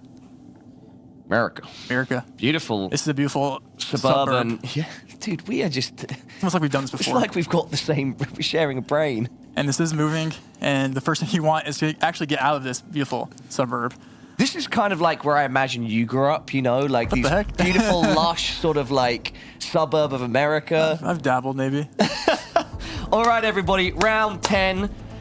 Whoever wins this wins game 1. Zooming on the plate here on the Acura. Consus does not know that plate. I like a North Carolina, South Carolina guess here, Paula. Would you see, is there any area codes there? I couldn't see there. It looks like there was an area code in the car there. We're in a very, Alok has found a bus stop sign that maybe has information. Looking at both screens here to see if we can see like any sort of area codes or anything that would indicate anything for us. Golden Gate. I really still like kind of like the South Carolina, Northern Georgia, something like that in Eastern US. We don't have front plates, maybe? Both players. I think that's right. It does look like there's a lack of front plates. But does that narrow it down enough for our 2 players? It does help. Alok zooming in to massive. Oh, just north of Connecticut. Is going Atlanta, Georgia. I like his guess more. I like his guess more. Oh, and it is Consus. Congratulations. It took 10 rounds, but you consistently delivered. And at the end, a 7.4K to seal the deal. He only led up 400 points in that 10 round series. And that's not an easy thing to do. Yeah, exhale, breathe, Consus. You made it happen. But Alok really made it competitive. Yeah, competitive as it could be, really. Took round 10 rounds. It took 10 rounds, and it came down to that last game, and he could have made a good guess there and could have won if he got South Carolina there, but Consus is happy to take the game 1. A little less pressure on him. The ball is in Alok's court going into game 2. No move. Yeah. Ball is in his court. Alok, though, you're not going to be able to move with it. So can you shoot a good shot? Trevor, whenever you're ready, let's find out. Let's do it. No time to waste. No time to waste. This is no move. The players do get one 360 panorama with 1 minute on the clock. About 360. Sorry, what about that? 360? About 360. You know, like, what's it, 350? I'm trying to get these references that you often... 350? I think there's one like that. There's a number, right? 350s, about 3... I don't know. Maybe I've just... There is now. There is now. It's the Paula number now. No. Let's not. Anyway, round 1 of game 2. Both players taking the time here. Yeah, the holy poles here. You find these in Romania. You also find them in Hungary, but these are Eastern... Or these poles aren't, but this looks like Eastern Romania. Both players are in Eastern Romania, but it's actually just a different area in Central. Let's keep it going here. Again, minimal points in round 1. Round 2 will also be very minimal points in Sri Lanka. We have the low car cam here. This is the new Gen 4 Sri Lanka cam. Looks pretty urban. Maybe you go Colombo. Let's see what the players end up doing here. I mean, again, it's 1.5x damage, but still, you're not going to get very many points. This is a small country. Very, very small points. Consus obviously zooming in. Both players are going to be in very similar locations here. Imagine if we saw 10 rounds again. And they're both in Candy, so that does make sense. Candy. Again. 5. Round 3. No time to waste. No one's to sit there on Sri Lanka. Round 3, it looks like the Philippines. We're driving right with the concrete roads, asphalt roads. Region guessing this will be interesting. Wait, is this? Yeah, it should be. It's interesting pull there. Maybe you go Luzon here. We'll see where the players do end up going. Consus taking a look at the buildings. Taking in the flora and fauna as well. Both players will know it's Philippines. The question is, Philippines is kind of... Philippines, broad range there, right? Exactly. And Philippines is actually, thanks to users in the community, or players in the community, there's public information about region guessing Philippines, and I'm not sure if Alok or Consus has quite gotten there. They're zooming on everything they can see here, but no one is... Both these players like to put down their marker last second here, and we do see a Luzon guess here by Alok, and a Luzon guess here by Consus. In the end, all roads do end up lead to the same. So again, 2x damage, and it's Alok that's closer. That's 1,000 points. That's a decent swing from Alok. I mean, he's only lost 55 points, and if we make it to round 10 again, that means a lot. It all eventually added up, right? It does. From Consus towards Alok. That being said, Consus did then deal a massive killing blow in round 10, but he would have won regardless. Perhaps now that's going to be the story for Alok. Yeah, maybe he can whittle Consus down. He's got to try. We'll see. And again, Paula, I'm not sure if you remember the little info, but we're back in Kazakhstan, which is, again, one of those countries that was released last month.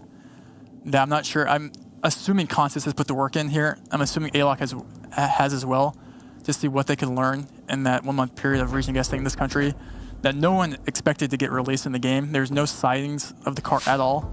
So this was a very unexpected drop, but also a very happy drop to get such a beautiful country in the game. Yeah.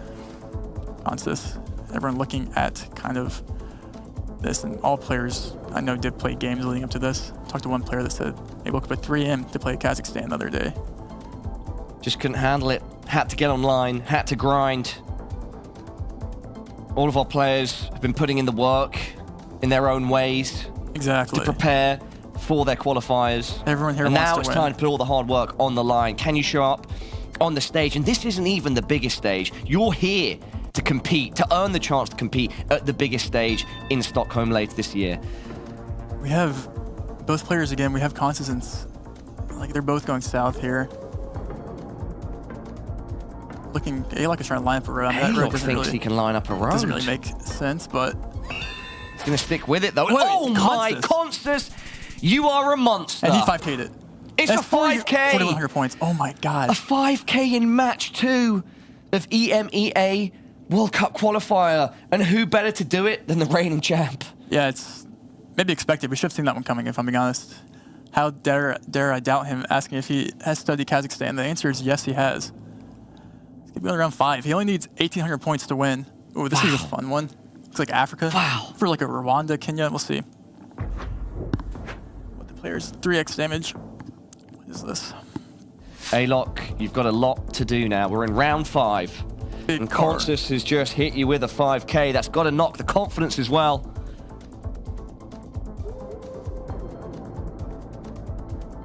Zooming into Kigali, this is new coverage in Rwanda here.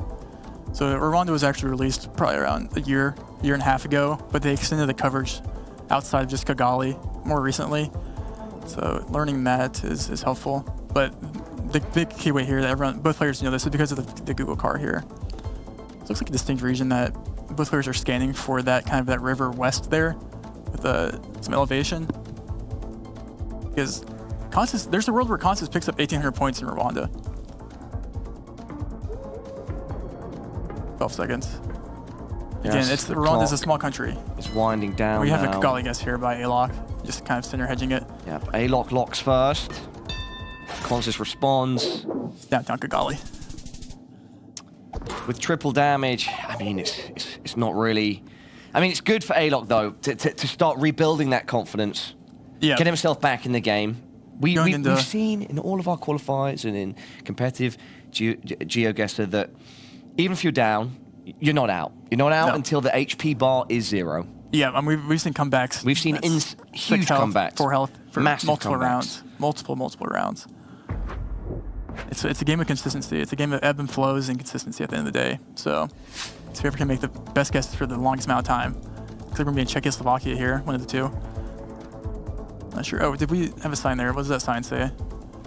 Does it have anything that's readable? Trevor, we should do a thing where every time we see a phone number, we call it up and just ask, hey, guys, what's your address? Yeah, where are you? Yeah. It's definitely maybe against the rules of the game. Well, you can, Probably, that's all you. right? Almost certainly, yes. This will be Czechia here, but both players, we have Consus moving the copyright. They're both trying to figure out if it's Czechia or Slovakia here. Consus, not too sure. Alok hasn't moved a muscle in like 2 hours here. 18 seconds.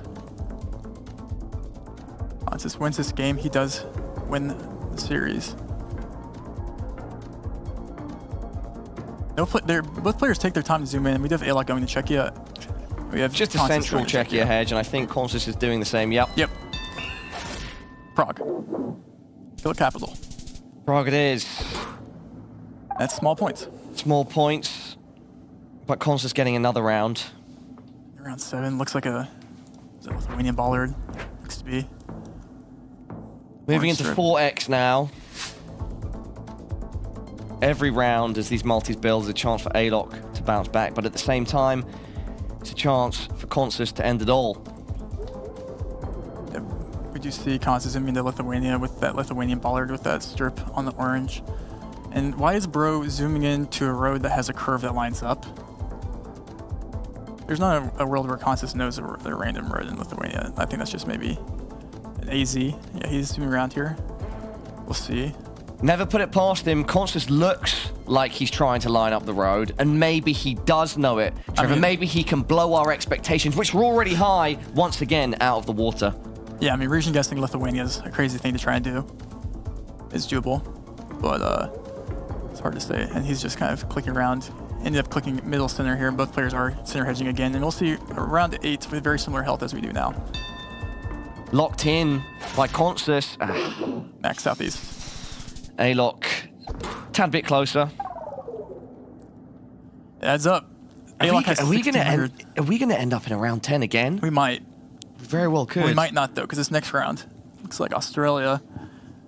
I think you go SA or like South Australia here, or like Western Australia. Actually, now I'm looking at it even more. Can't really tell. I like WA maybe. We'll see. We'll see what the consensus here is. I like maybe a WA more than anything else. It is not Tasmania. That is 43 seconds left. Consus scanning the horizon. We could see big points here, Paula. We could see, depending on where the There's players... not too much information here, if I'm not mistaken, Trevor. It's a dirt road. So there could be a big discrepancy between both players' markers. Consus is going SA, not WA. Yep, I like it. Usually in Western Australia, maybe you get more red dirt. You get this white soil here in SA. Going just outside, well, no, across the water from Adelaide, which is where Zigzag is from. Yep, exactly. He's going on the boot here. Yeah, I like this guy. Alok yet to open his map. He's going to have to move fast here. Oh, can he find Australia on the map? He can. And there again, similar regions, similar region, Paula. Yeah, it's going to be not a huge difference, I don't think, even with 4.5x. Yep. And they're actually both a bit off. Actually, a lot of, not an insignificant amount. It's not actually. You're absolutely right. I was completely wrong. That's 1K. And now Alok has only 538 points remaining. Consus just needs 538 points. There's multis. They catch up on us, Trevor. They do. They do. Round 9 also catches up on us. This is the... What a solid performance by Consus. I mean, he's just not leaving any room for error. You know, he's like, Alok isn't playing a bad game at all, Paula. Like, this is just consistent performance by Consus. And he's kind of proving why he's, you know, arguably the best player in the world, winning last year's World Cup here. Both players are looking for any sort of information. This will be Australia. The question is, where in Australia? It is a suburb. Not very easy thing to guess. You don't really have Staying much down under. We'll see where the players... You know, I don't dislike a Taz, honestly. Or, I'm not too sure, actually. We have a Vic here by Consus. I like a Vic. In 4. We'll see where Alok goes. Alok is also going Vic. We're going to get another round 10, aren't we, Paula? Well, it depends. 5x multi. If Consus is a bit closer, he can knock Alok out here, Trevor. I'm going to stand up. I'm going to get ready for this one. I mean, Alok's downtown Melbourne. If Consus wants to move in, will he? We're getting around 10. Who's closer there? Just about Consus, 85 damage, but it's not enough. We are going to round 10, ladies, gentlemen, everyone at home, back to back. All the rounds, all the gameplay. Alok needs something big here. He needs something huge, and he literally needs something big. He needs a big country, Trevor. And do we have one? No. Unfortunately for Alok, that is not going to be the case. He needs to rely on some divine intervention here, or perhaps some alien intervention from the outer space where his moon resides. Consus is immediately, hopefully he can get to Qatar here. Yep, I thought he was going to Sri Lanka for a second. Consus will not go Sri Lanka on Qatar. That's always good info.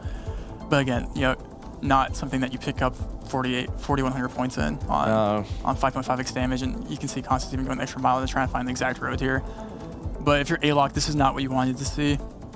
This one, Trevor, is all but over. Alok, let's be clear, has played a fantastic game. But Consus has played one even more fantastic, potentially spectacular. Alok is closer here in round 10, but even with a 5.5x, it's only 380 points. Do it. I mean, Consus just kind of proving day in, day out why he's... I mean, there's very, very few games this guy has lost. Like, I remember even in October, I think he maybe lost one match. He's just not the guy you want to go up against if you're trying to win a tournament, that's for sure. Yeah, I mean, Alok put on a great performance. That was close, but it was Consus who was always closer to the mark. Yeah, he didn't leave any room for error. He played an almost perfect game. Like, he didn't make any blunders at all, I would say. So it's hard to beat that. And Alok is probably happy with his performance, but he just knows Consus is Consus. I think one of the points you raised is key to what Consus is doing, is that he really minimizes errors. Even when he's not like directly on the mark or too close. He's always in a region where he can't be like too far away, where if the other player is sort of getting close, he's not going to lose too many points. He just does a great job of minimizing errors. I think that's such a great point that you raised, Trevor. Exactly. And that's the reason why he won the World Cup. He absolutely did, yeah. Consus, our reigning champion, taking a dub now over Alok. Rachel and the desk, back to you. Thank you so much. Now, I've seen a lot of esports in my day, and I've seen a lot of champions enter rooms, return to stages, and sit down to play. Consus, you've got that energy coming off you. You have the winner's face on right now. You know the World Cup's not till September. You can chill out a little bit, but it seems like you're just ready to plow right there, huh? Yeah, well, I have to say, like the start was a bit shaky. You have to get used to the setup here and everything. But I think I didn't make too many mistakes, so overall it was pretty okay. I'd say you did a fantastic job there, and I've got my two professional GeoGuessr minds here to grill you a little further. Oscar. We saw just a really nice and consistent performance from you there, Consus. I want you to think back on the 2 games. Were there any rounds where it was actually a bit more stressful than it looked? You ended up getting close, but you kind of were considering going further away? Well, like in the last one, the South Australia one, maybe you you recognized it, but it was one of the areas I thought of in the end. But it's so far out there, and I wasn't sure if it could be more east. So yeah, that's one round I can think of. Yeah, other ones like the last game in the moving game, I think it was South Carolina one. Like somewhere that was written PA. I thought this is an abbreviation for Pennsylvania, but it didn't really fit. And started check plates. They were all wrong. So in the end, I figured out it was Southern. But I was very worried because I was fooled by that too. Yeah, I was glad to win that one. Certainly. Absolutely, yeah. And yeah, that first moving game was really close to the first 6 rounds. You guys barely lost any points. But then in the no moving game, you got Kazakhstan, and you 5K'd pretty fast. Were you happy to see that country come up and get that 5K? I did put a lot of practice into Kazakhstan, but sometimes I mix up a few roads, so I wasn't immediately sure it was that road, but I think the pole paints fit for that road, so everything fitted, so I just looked at the road and found the intersection. Amazing, yeah. Well, Consus, it's a real treat to get to watch you play once again, and Alok was a fantastic opponent for you. Fortunately, we've got some more opponents lined up. Let's take a quick look at the groups and see who remains. Finnbar and Salek will have to face off against you, but first up, coming up next, we're going to have Salek and Alok going head-to-head here in the studio as we see Group A. Anything you guys want to shout out? I mean, this has been a really exciting start. We've seen Consus. I don't know who's beating Consus in this group, honestly. It's very scary. But it's not only one spot up for grab, it's 2/3. So, I mean, it's very exciting to see. I mean, and the other 3 opponents, I think, are very evenly matched. Alok did not play a bad game there. Very few mistakes, just the one big blunder on the US. Everything else, very solid play. I was liking the way he was looking. So, yeah, I think like it's highly competitive for that 2nd spot and potentially 3rd as well. Yeah, we had that all foliage one scene come up in the moving, and I was like, oh, you got this! But it's a tough hill to climb. CJ, anything you want to add? Yeah, definitely. I think all the players have shown in this first 2 games that they're really strong competitors. We've seen good gameplay, as Oscar said, like no one's really played poorly. But yeah, Consus and Finnbar are taking the first wins here, so we'll see if anyone else can add a win to their belts here. But yeah, so far, shaping up really well for Group A. Absolutely. Let's head on into a break. We'll be back with more GeoGuessr.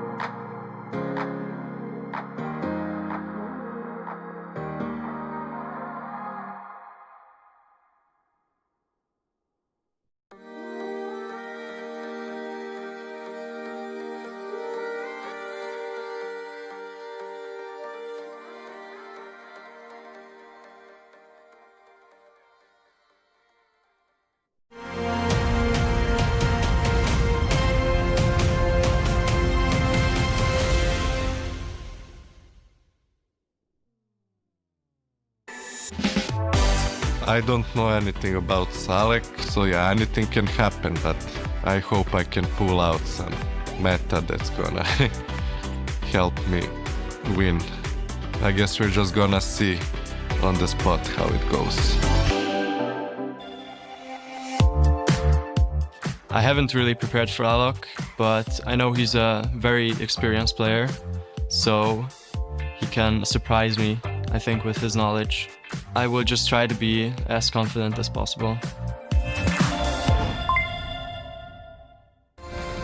Now, when you think about preparing for GeoGuessr, and I'm explaining this to the two of you, the professional players, but it seems like most of the prep is learning the map, learning, you know, ways to remember things. So when we talk about preparing for an individual player, we've seen that manifest a little bit in Americas as knowing somebody should guess faster to really throw off somebody who prefers to guess slower. What other ways are you preparing for an individual player coming into a tournament like this, Chicago?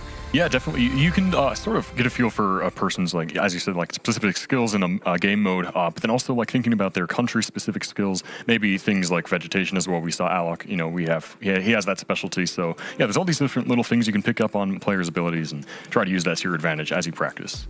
And looking at the two players we have ahead of us, you know, Alok, we talked a little bit about his foliage advantage, as CG just said, but what else could, you know, Salek look at Alok and assume as a weakness? Because we watched him play, he doesn't really seem to have weaknesses per se.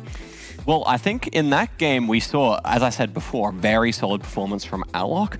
The one of the areas I think maybe that he showed a little bit of weakness was the new country of Kazakhstan. As we've been saying over and over at the moment, it's a really big country and it's also really new. So it's just like kind of an unknown for a lot of these players. And I think maybe Salek might have seen, okay, Alok's subpar guess in the first game against Consus, where Consus got the exact intersection, and be thinking, okay, maybe I should push the envelope a little bit on these Kazakhstan rounds because maybe Alok needs some extra time to work out which part of the country he actually thinks he's in. And when we're talking about pushing the envelope, GC, we're talking about the difference between maybe hedging or maybe a very precise bet. What other ways could we be pushing the envelope on someone? Yeah, absolutely. Yeah, you can guess really quickly. You can be, as you said, like hedging and all these different various tactics. Yeah, I think one way also that you could try to improve your guesses is like just, I mean, I don't really know where I'm going with this, but like, you know, you just like, you get the vibes immediately and maybe just instant send or, you know, take your time. There's so many different ways you can do it, so.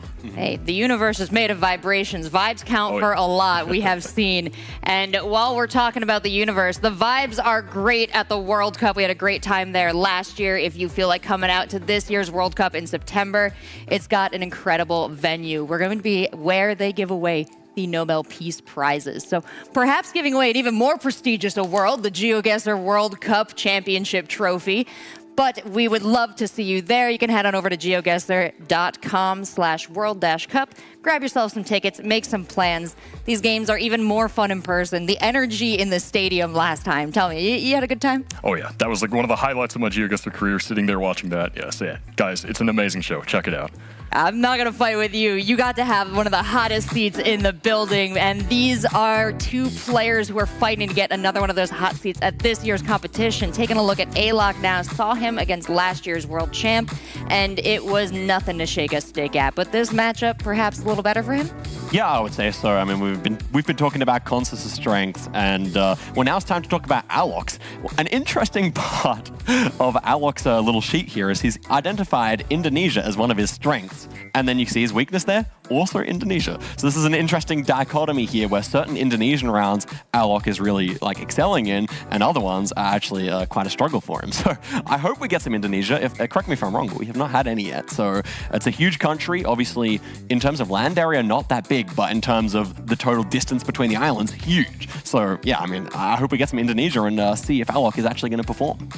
Oh, and he'll be going up against Salek here. We saw a match from him to start off the day. He's had a little rest to watch his opponent against Consus. What do you think he might have picked up? What do you think he could bring to this match a little differently? Yeah, you know, I think he's identified Indonesia as something that's a little bit challenging for him. So as we've seen, Alok is maybe both strong and weak depending on the round. So yeah, really hoping we see some Indonesia and what that's going to do for these players. We've also seen Salek do really well in Australia that first round against Finnbar. So we want to be able to see, yeah, maybe some US come up, and if he can continue proving himself in that country as well, or Australia, I should say. Yeah, absolutely. We've noticed, and we were talking a little bit about here on the desk, the meta for this tournament, the maps that we tend to see be used in the World Cup events. Anything that you could kind of be studying from the tournament meta here that might help you plan your preparations a little bit going into this? I think we've noticed a kind of increase in the number of urban locations or locations with information on the moving game. That means perhaps like when players go home tonight, they're going to be brushing up on their area codes. For example, in Japan, they might want to brush up on their area codes, make sure they know where the 04s are or the the 300s are or anything like that. It applies for many countries and all kinds of information. Perhaps they're going to be more useful on the moving games. And then obviously the NMPZ, we saw some crazy ones where there was literally no information at all. I was like, oh my gosh, I think I'm going the wrong continent. So I think that's also going to be maybe for that, if they have a weakness in that, maybe just playing a bunch of baity maps and trying to like overcome those really difficult 50-50s.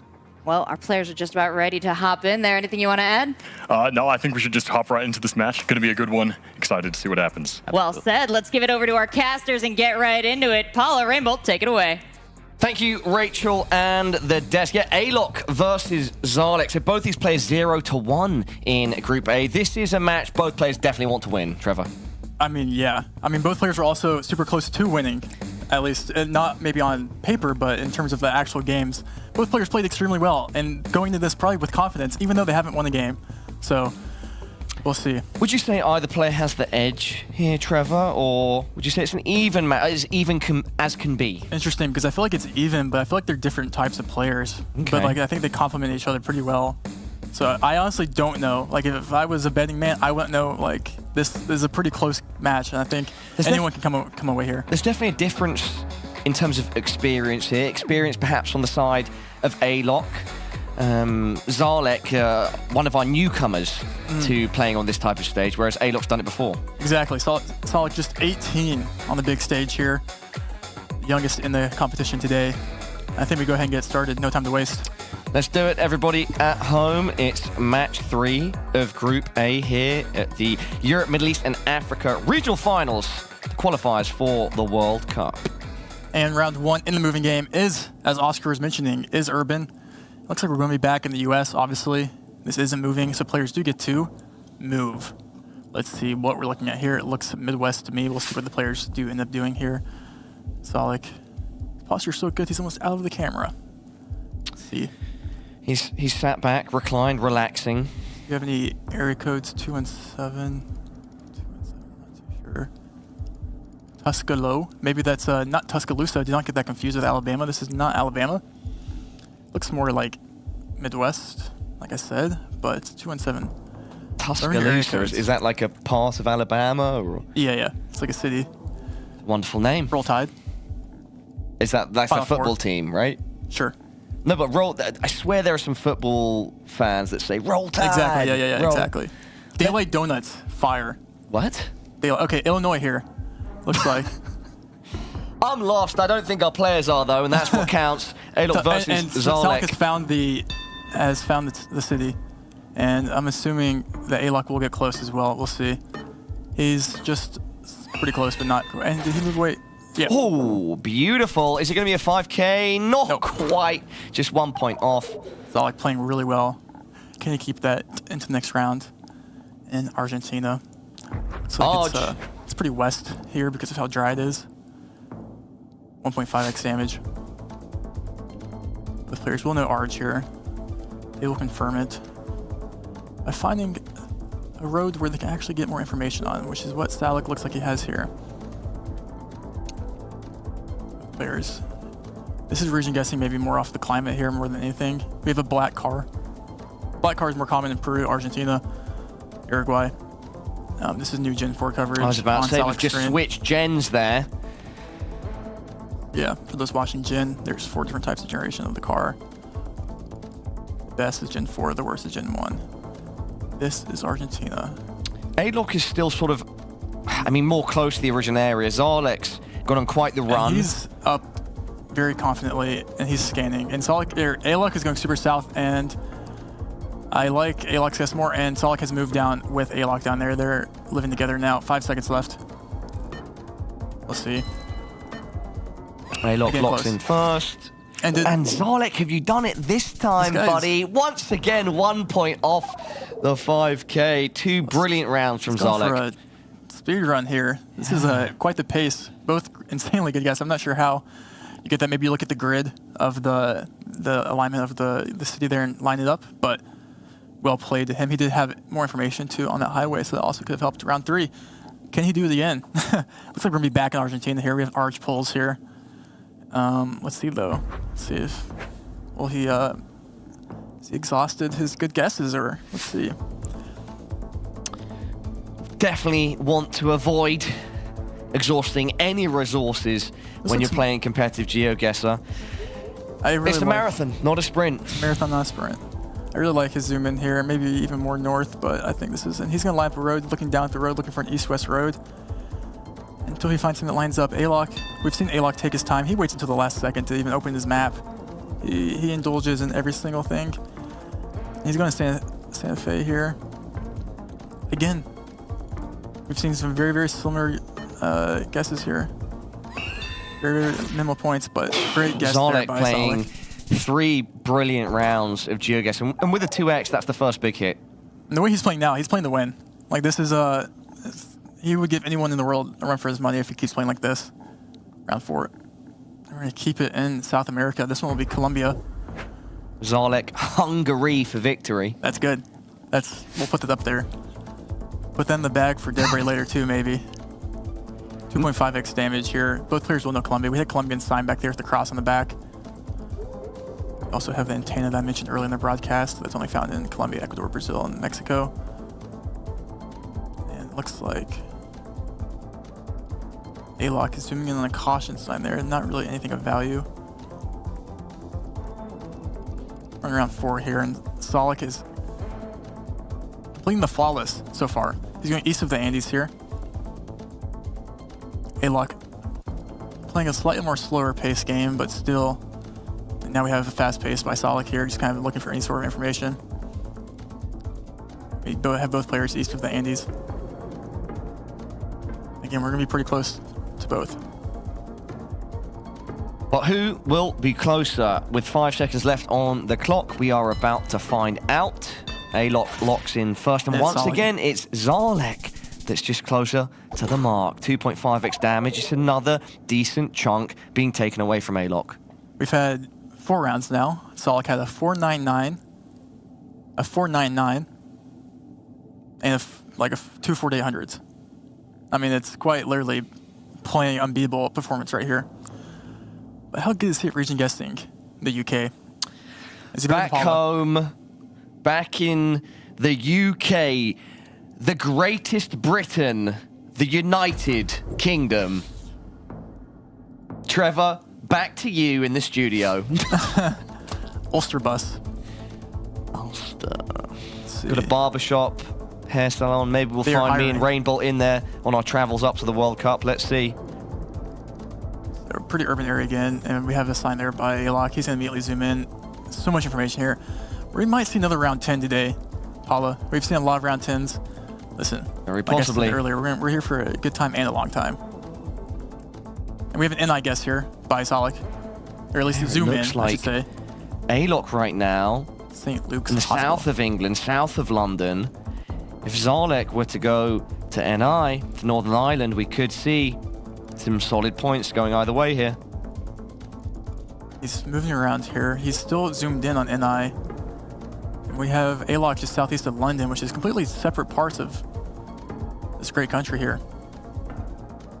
And he's moving back to Wales, and we'll see if it's what it is. With 3x it damage. Was NI. It and was he moved away. NI. Salek's still closer though. That's a big, big hit. The most significant yet. Salek yet to be touched, unscathed. Alok on the back foot. If he just kept his initial instinct there, he would have walked away. Yeah, that would have been the dub. It would have been a dub. And we would be playing a no-move game right now, but 900 points. It's actually hard in these next 5 rounds. You're going to need Salek to blunder quite a bit for Alok because it's in moving. It's hard to pick up those points, especially in we have a Turkey around here, a Turkish bollard there that would indicate that. This is interesting though because it is Gen 3 Turkey. Most of the roads in Turkey are Gen 4 now with the new infrastructure and new roads. So we'll see what the players know about Gen 3 Turkey here. Salek zooming down the highway here. If you look at maybe this road in Gen 4, or like what it looks like today, it's probably way different. Turkey has really have to relearn the whole country and the different coverages in the years because they've had so much infrastructure over the past years. Players still looking for signs. Alok finding information first here.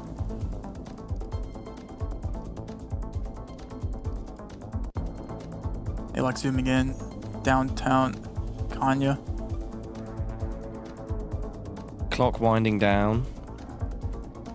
Alok, you've got to make something happen here, or just do enough to stay alive. And Salek is right there with him. He's lining right up this east-west. Will he find it?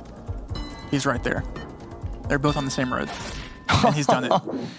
That is insane that Salek is once again closer. Both players so close to the marker, but Salek... I mean, that was just last second. You've not put a foot wrong, buddy. I mean, scary gameplay here, Paul. That's scary. That's if you're in that group, you're watching this, you're like, don't count it. Like, that's... You know what to expect, but now you do. Round 7. Back in the U.S. against Salek. Can Salek keep his hot streak here in the USA? Alok looking for a blunder here. Maybe it's a good thing if you're Alok, because it is a big country that you can blunder on if you get the vibes wrong, or if you don't find any information. We have no front plates, it looks like on the cars. Back plates here, what plate is that? Can't tell. Usually when you don't get front plates, you usually, with a place like this, you usually think more south. Doesn't really look like, oh, we have a Sonic there, shout to Sonic. But listen, it's like a... We're shouting out Sonic now, yo. Time. It's a good time. Yeah, no front plate. You go like Oklahoma, Arkansas, Missouri. We have Alok zooming in to Oklahoma here. I like the Oklahoma call out. I like it a lot. Alok potentially looking for a specific road here? I think Alok might pick up big points here if he stays in Oklahoma, Paula. We have Salek zooming around. Yeah, Salek's going way off. He's in Cincinnati. This could be big points for Alok. Well, if he's right. Okay, yeah, he's outside Oklahoma City. 5 seconds. Salek is moving closer. Salek just moved closer last second to Kansas. Alok closer when the time ran out, but it's only 700 points of damage. You know, Salek always kind of like finds his way back to the location last second there. You saw maybe he was like, oh, that doesn't really work out. Let's keep going. Let's settle down and let's find what this is. Round 8. It's fun, but it's not what really Alok needs here. It looks like a Finland. Or Sweden. This is Sweden. This is 100% the country we are in right now. You know, maybe the key to life is saying things with confidence. I hope you're right. And just crossing your fingers, crossing your toes. And it's definitely Finland. I wasn't going to be the one to tell you, but... It's definitely Finland. I see it now as we see some text. Salek, Alok, round 8, 4.5x. It could be decided here if Salek is a bit closer, which he has been the majority of the time. Both players find information. They're going to find the road. Alok. I thought that was Alok locking in. No, it's not. It's Salek. I think this could be it if Salek is closer. It could be it. There's enough distance there, I think, with a 4.5x. 3 seconds, Trevor. No, it's not. It's something not enough different. He moved out, and he... With a 4.5x and Salek on the money, that will be game. Wow. I was not expecting him to be that close, but, I mean, maybe one of the best games we've seen in a while, Paula. That was... Crazy. Salek played so well there. So well. I mean, that's like a moral victory and like a victory on the board. You have to be so... That confidence will go a long way in these next games. I mean, he... And he looks so calm and collected. What do you think he's listening to? Oh, they're listening to music. Are they allowed to listen to music? I heard one player was listening to T Swift back there. Let me see if I've got it in my my notes, because we have a lot of interesting factoids about our players, and including sometimes music preferences. So let me find Salek, and then I can tell you most likely what he's listening to. We'll assume he just listened to some Hungarian rap. Hungarian rap. Whatever that is out there. In the meantime, let's just get the no move started. Game 2. If Salek wins this, he does win the series. Player card, Salek. General interests, including musical preference. Enjoys a wide range from rap to pop to jazz, showcasing a diverse taste in music. Wow. Maybe he's listening to jazz, Hungarian jazz. Yeah, for sure. He definitely could be. And let's see if he can have a jazzy performance in Game 2. It was certainly musical in Game 1. Came out on top. Can he repeat, or can Alok, or will Alok bounce back? Yep, so this is 360 panorama. No players. Yep, no move now, everybody. No move. So Salek did take game 1 in the moving. Game 2 is no move. Game 3 is NMPZ if we need to. It's best of 3. Minimal points here. No one will lose points. 8 seconds left, both in general regions. And Alok is slightly closer. And that's actually more points than he picked up the whole last game already. So, is it more? He got one decent hit, no? I think he might have, maybe he did, maybe he did. I think he did. I might be wrong, yeah. All right, round 2. Let's keep going. This is the only panorama that they do get here. Looks like we're gonna be back in like Finland or Sweden. Both players are gonna assume the same here. We have the copyright zoom in by Looking up Salek. on the copyright. 360. We haven't really had much Indonesia today, or kind of some Thailand or Indonesia. I'm kind of excited to see those countries come into play later. So it's a lot of effort to learn those, and kind of Eurocentric. 33 seconds on the clock. No player has their plonk down quite yet. Not yet. These yellow signs, maybe you do lean more towards Sweden. Is there ever anything else? Scandinavia, never Baltic. Both players. We have, it's like looking at the Google car. We have a Finland guess here, and we have a Sweden guess. Someone is right. Who is it? We'll find out in 8 seconds. Only round 2. There could be, you know, some decent points here, but it's not going to be a game ender or anything. And in fact, yeah, it's going to be 900, sorry, going the way of Salek because of that 1.5x. Yeah, maybe not easy Estonia either, in my opinion. It's kind of deceiving, especially with those signs in the background. No move, round 3. Looks like my wish might have come true, Paula. We might be looking at an Indo here. First Indo of the day. Hopefully not the last. You go like Nusa or Sula, we'll see. What poll is that? Is it ever not Indo? Could be. We've seen some fantastic action play across Indonesia when it's come up in our competitions. We'll see if this round can deliver the same unpredictable action that Indonesia often delivers. See Salek zooming into Sula there. Like, geographically, I think that does make sense. I'm not too sure about the polls here, but southeast Sulawesi. Locked in. Alok is going in southeast Sulawesi. He is both so close to each other. 5 seconds. Round 3. Wow, it was okay. Sumatra. It was actually Sumatra, way off, but because they were so close to each other, the points are low. That could have been big points, and they could pretty have much guessed on top of each other. It's almost like they're screen watching over there. It's a little... But no, both players were actually probably happy they came in with that, even knowing that they probably could have picked up big points. Round 4. Speaking of big points, this is not the country that you'll get big points in, Hong Kong. Looks like. 4 of 10. No move. Salek needs to win this game to win the series against Alok here and get his first win on his second series of the day. Salek going fast towards Hong Kong, then just slightly north.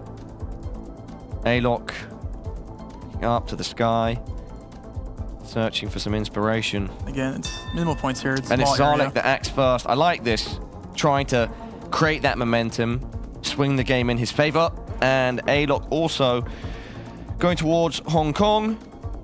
2.5x could make a difference here, and it's Salek that's closer. It's going to be nice for him to get that dub, but the points very minimal. Exactly, exactly. And let's have quite the juxtaposition here, shall we? Let's move from Hong Kong to Australia. Down under. Literally, maybe doesn't get much bigger in terms of points. Which is, where'd you go here? It looks weird. It looks like maybe like an inner Queensland or something. I'm not too sure. 55 seconds. I like in the last round that Salek pushed the pace. I wonder if he can continue with that, and if it pays off, and if it will pay off. Yeah. Sometimes you just, when the country's so small, you just have to guess because it's just like, no points anyways. On this, you probably take your time. You let the clock run out here almost. Let that clock run. We do have Salek. That's a pretty. Don't get me wrong, 30 seconds down, but that was pretty AZ. Yeah. I think he recognizes. I really like his guess here too. This area. Like, this does make sense. Perhaps even the road. I'm assuming Alok. Alok is going Victoria. So Alok or Paulo, we see big points here. Unless he moves to Queensland last second, he does. Maybe that's one of those things where guessing quickly does actually matter, because if Alok maybe committed and thought that was ever Victoria, and look how close they are. They are so close. How did that happen? Even more north. And it was more north. It's guessing on top of each other there. Halfway point now reached, or just passed, I should say, Trevor, as we move into round number 6. Round 6. Not much separating our players, especially considering the multis at this point stack up. They stack up fast. The big countries are stacking up too, as it looks like we're going to be in Brazil. Brazil mentioned. Let's see if that is the case here, and if the players do see. Is ever anything else? I can't quite read. If for an area code there, that won't be helpful. Water tank. Yeah, this is wait, what flag is that? Is there not Brazil? Let's see. Are you slightly stumped here, Trevor? Could our players be as well? I don't think so. Okay. I mean, it's big. You could see some errors here. Especially on multis on 3.5x, you kind of want to. Yeah, minimize. any mistake at this point is critical. We saw in our previous matchup, Consus, our reign champ, he does such a great job of minimizing mistakes. And mistakes are only Salek thinks it might be when the multis are bigger. Sao Paulo. Locked in from a... They're so close We together. were going to build that one up, but yep. They're just guessing on top of each other. 1, 2, 3. Tell me what it means to me. It means round 7, Trevor. Round 7.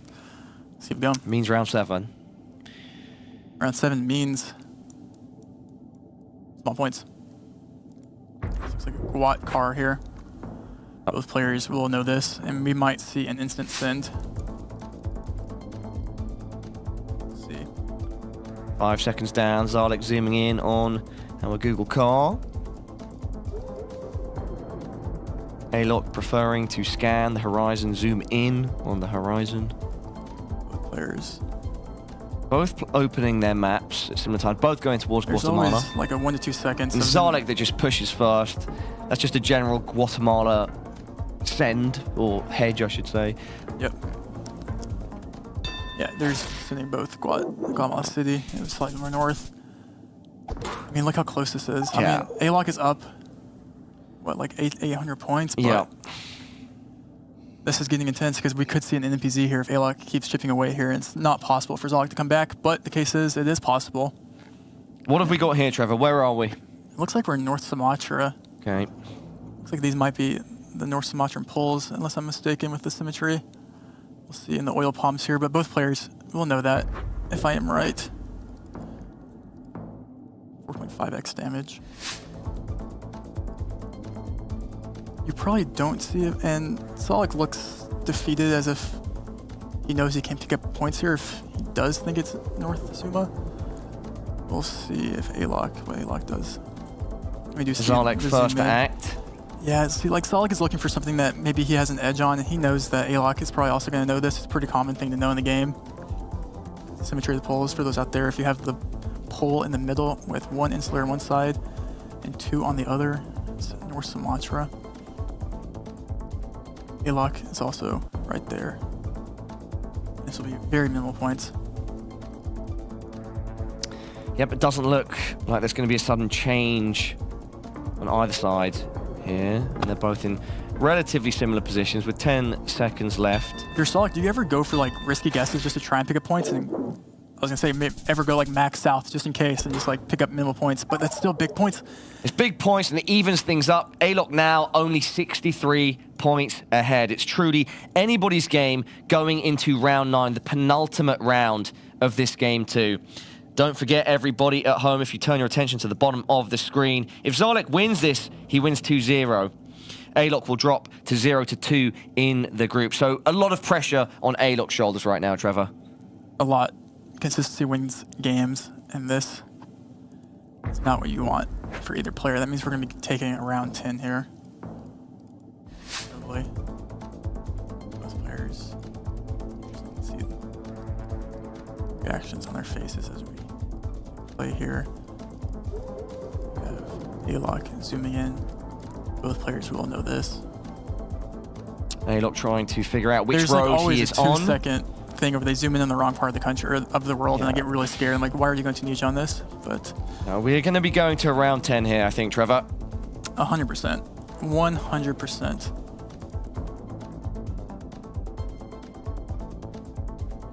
See though.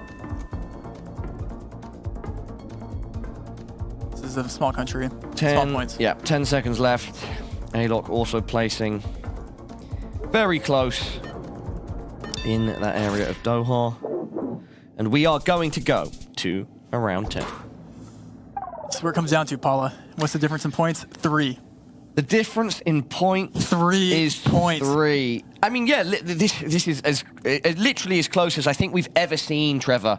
Not to mention, yeah, this is a round 10. There's a 3 points difference. Both players are going to know it all comes down to this. Neither player needs to go for a huge, you know, swing. Or neither player needs a massive swing. It can be the smallest of margins here that will win one of these players the matchup. I mean, it's quite literally... Well, the matchup for Salek and just the game for Alok. Paula, I mean, this is like quite literally a game between feet. You know, whoever is 1 foot closer to the other person in this game does take away the win here. And both players do know that. I think we go ahead and just get into it. Let's get into it, Trevor. Round 10. Here we go, ladies and gentlemen, everyone at home. Round 10 of game 2 between Alok and Salek. Both players have suffered a loss so far. The winner will end up 1-1 in the group, the loser 0-2. Round 10. Let's do it. Whoever's closer here. If Salek is closer here, he wins, and the match is over. The series is over. If Alok needs 1 good guess here to bring it home. Both players. Looks like ever a Ketos. It's a Ketos. I like the Ketos. Ketos is an interesting thing because it's kind of cool that Google Car was able to drive in Ketos. There's very few cars there. It's kind of why you see a horse, I think, down the road there. It's kind of one of those things. And if both players do go, and he's thinking about going south, and Alok is going the 5C here, but we have Salek staying in the Ketos. And that's a game for someone, actually, if it's one or the other. And I almost lean towards Salek's guess here, personally, because of just the lack of cars. This is as pure as it gets, Trevor. Whoever's closest is going to win. I mean, they're both committing very far. Who is it, Paula? Alok or Salek. Alok needs to stay alive, but unfortunately for him, Salek is just too good. He's almost on the money. Get paid. Sending 13k damage towards Serbia. I mean... okay. Hit the emote on him, Paula. Playing up for the camera. We like that. Get spicy. When do we get the gritty in GeoGuessr? Sorry, say that again. When does someone hit the gritty? The gritty? I mean, you're one of the biggest bosses in GeoGuessr. I think you should request that from our players. I'll go and talk to him after this and see who wants to hit the gritty. You could try and hit it right now. I'm not going to, but you could do it. I was leaving that. Maybe in the finals. Maybe in the finals we'll see it. All right, anyway, let's do a quick summary. Alok played well, but Salek just better, you know. And so Salek will move 1-1 in our Group A. Unfortunately for Alok, he's now 0-2. Yeah, but still, he hasn't really played bad games. No, not badly at all. Maybe a couple blunder there, and not going Ketos there, but... And that was 2 round 10s again. Yeah, 2 round 10s. You know, these maps maybe are difficult, maybe they're not, but the players are good. So that makes it a lot more entertaining to get these late rounds. Yeah, extremely competitive. I mean, it would have been great seeing NMPZ there, but regardless, you could just see that both players operating on very similar levels. Trevor, anything else that you'd like to add before we go back to the desk? It's all you. All right, well, Rachel and the desk, back to you. Well, it's back to me, but you know what? It's really over to you, Salek. What an incredible match there. Really impressive in that moving thing to start things off. Looking perfected, and then just really way to clean it up. So how are you feeling after that match? I'm really happy. One win was what I came for, and I got it right now. So I'm happy, yeah. So you're stopping, you're done, you're good? You're GG no re? I mean, I might beat Consus, to be honest, but I would like to be confident, yes. I think that confidence will carry you far. I think you hold on to that confidence, and I think that there's some skills that really stood out in this last match that you brought to the table. But what stood out to you guys?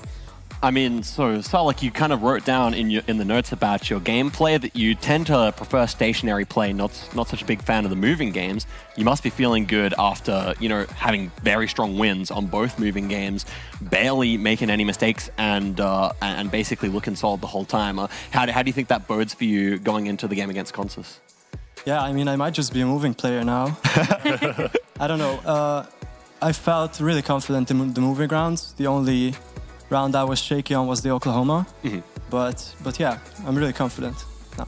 Very nice. Absolutely, yeah. And then thinking of the no moving game, you guys are making really similar guesses throughout. There was that one Indonesia round that stood out where you both went for Southeast Sula, and it was Sumatra. So like, what was going through your mind in that round? I mean, right, I saw those palms, which are mostly in West Sumatra and Sulawesi, and I went for the wrong one, so it was just unlucky. Well, thank you so much for their insights. I do hope we get to talk to you again in the future, so good luck in those future matches. Thanks. And what future matches are we talking about? Well, let's take a look at our groups right here. Salek did a great job teeing it up. He does play against Consus still, but that's not the only match remaining. Much to be decided, and of course, all of Group B. Quick, one word. What are you excited for next match? Oh, seeing the world champion. I assume we have him next, right? Yes, we do. What about you? Yeah, world champion coming up again. I'm excited. Looking for maybe Alok to clinch a win here. He's lost 2 games, so we'll see what's coming up here. But halfway through Group A, definitely shaping up to be really exciting. Well, he does get to keep his seat warm, and that's exactly what I expect from all of you at home. Keep that seat warm. Don't go anywhere. We'll be right back with more GeoGuessr.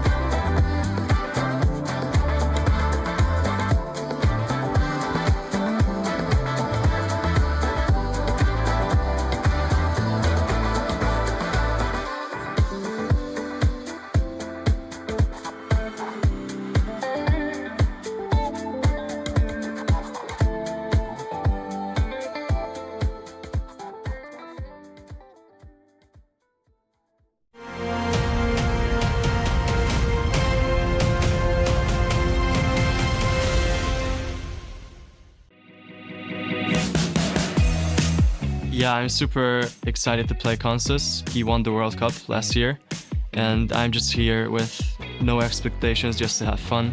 So I think that gives me the high ground. Like from everyone who participates in here, I think he's the one I know the least about. So surely he's good if he made it to here, but like I can't really judge his skill level, his playstyle. So like I'll just try to use what's been working for me in the past and stick to that.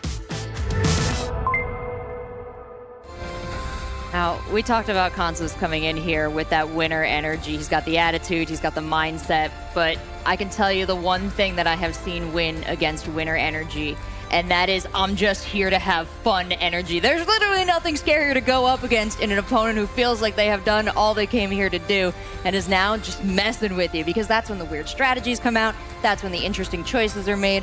What else could potentially happen here for Consus in this matchup?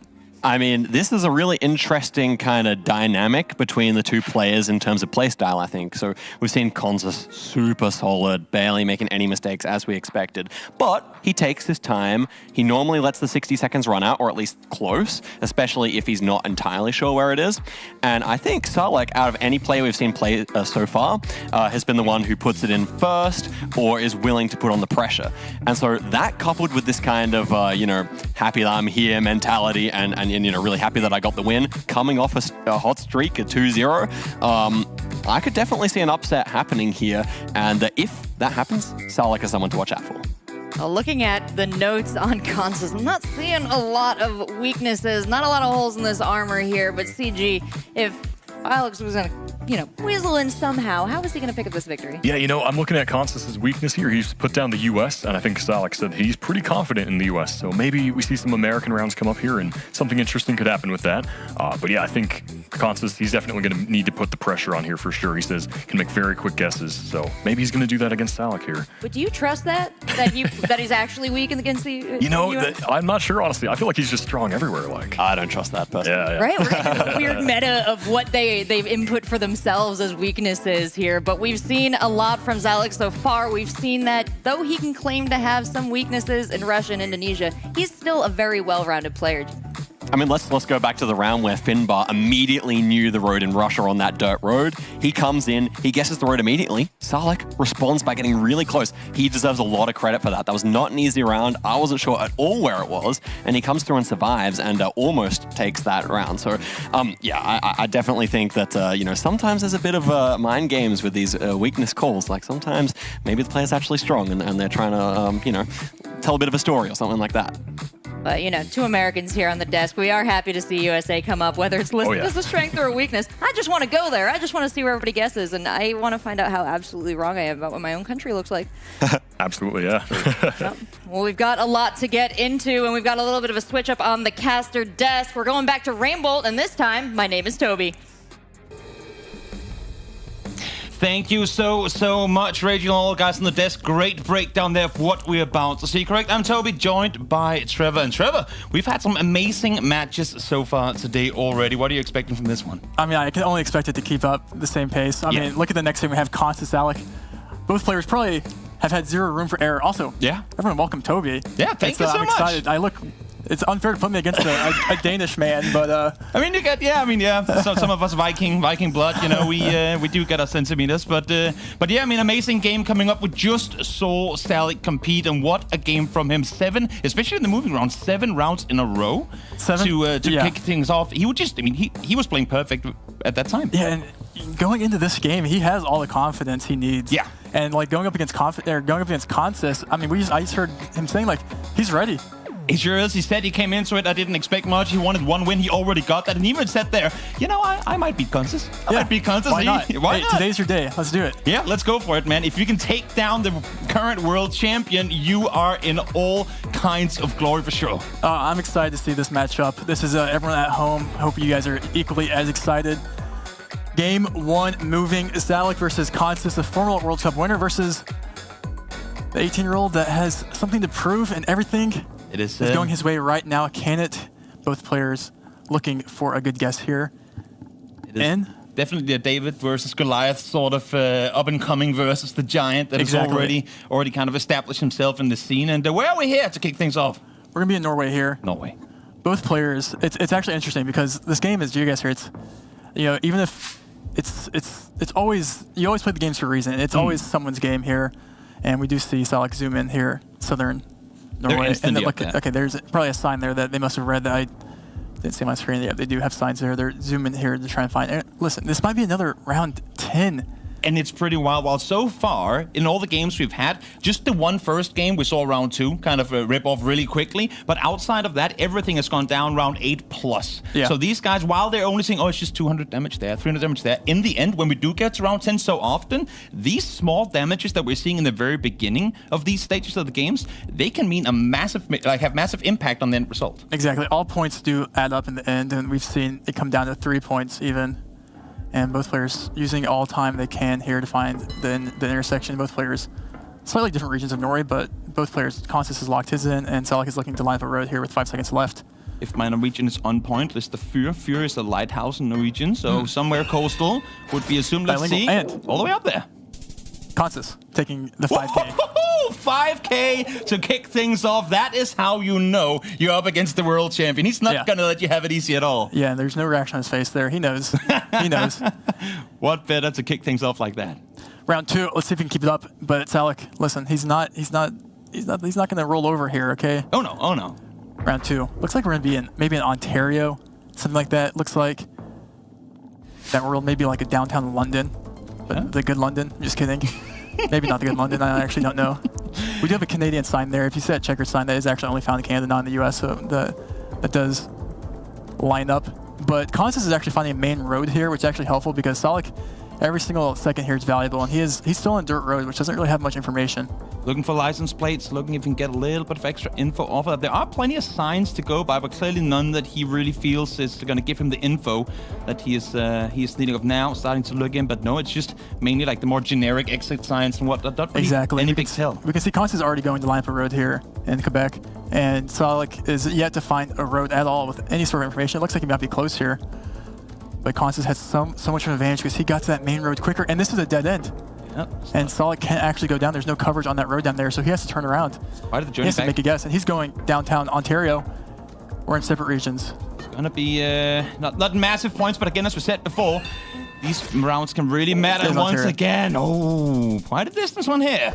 Over, yep, 1,500 damage going through early on. This could be a very, well, slow, we say, but not really, downfall for Salek up against Consus. Yeah, Salek is, Consus is just kind of proving again that he's just kind of him. Yeah, I mean, you saw it instantly. He locked in the right region right away. He knew what he was dealing with. Now, a little bit of police car action as we go to. So it looks like we're back in the same exact region of the world there. Looks like Ontario. I think these might be Ontario lamps here on the telephone poles. We also have OP. The OP's right here, OPP. Yeah, exactly.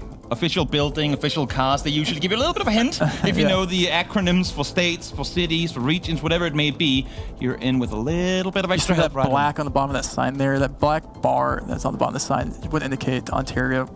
Usually if it's on the speed sign, but I think it's the same for that. These lamps would all indicate the same. 30 seconds left. Both players will know the region of Canada, presumably. Yeah, so it's going to be probably a small point separation here. But with that said, this is where Salek needs to start chipping back. If they're going to going through all 10 rounds, he needs to start catching up. Because right now, sitting at a 1,700 point deficit, that's quick math. It's going to be dangerous in the end of it. Quick math. That's all. Quick math. That's exactly true, though. Both players do know Ontario. The question is where in Ontario. Ontario is big. Sure is. Sure. Consus has 3 seconds. He doesn't even have a guess down yet. This guy barely even got his plonk down. It was the last second corrections from Consus. Yeah. That was like a couple hundred kilometers went further west. He did go down in it, but that could have been way worse had he not gotten that last flick in the end there. If he doesn't put his marker down there, he's eliminated. So maybe using all the information you can is sometimes to your dismissal. Yeah. All right, round 4. Let's keep it going. These guys are taking all the time they possibly can, rounding it all the way down to 0 as we now head to the UK. There you go. Paolo wish he was in the chair, praising the UK as best as he can. Yeah. And these guys, they should be pretty good in this one too. They should. Let's see what we have here. And yeah, we've seen a couple. We see Salek kind of almost get that NI guess earlier, missing and just moving. Let's see if he can bring back a good guess here.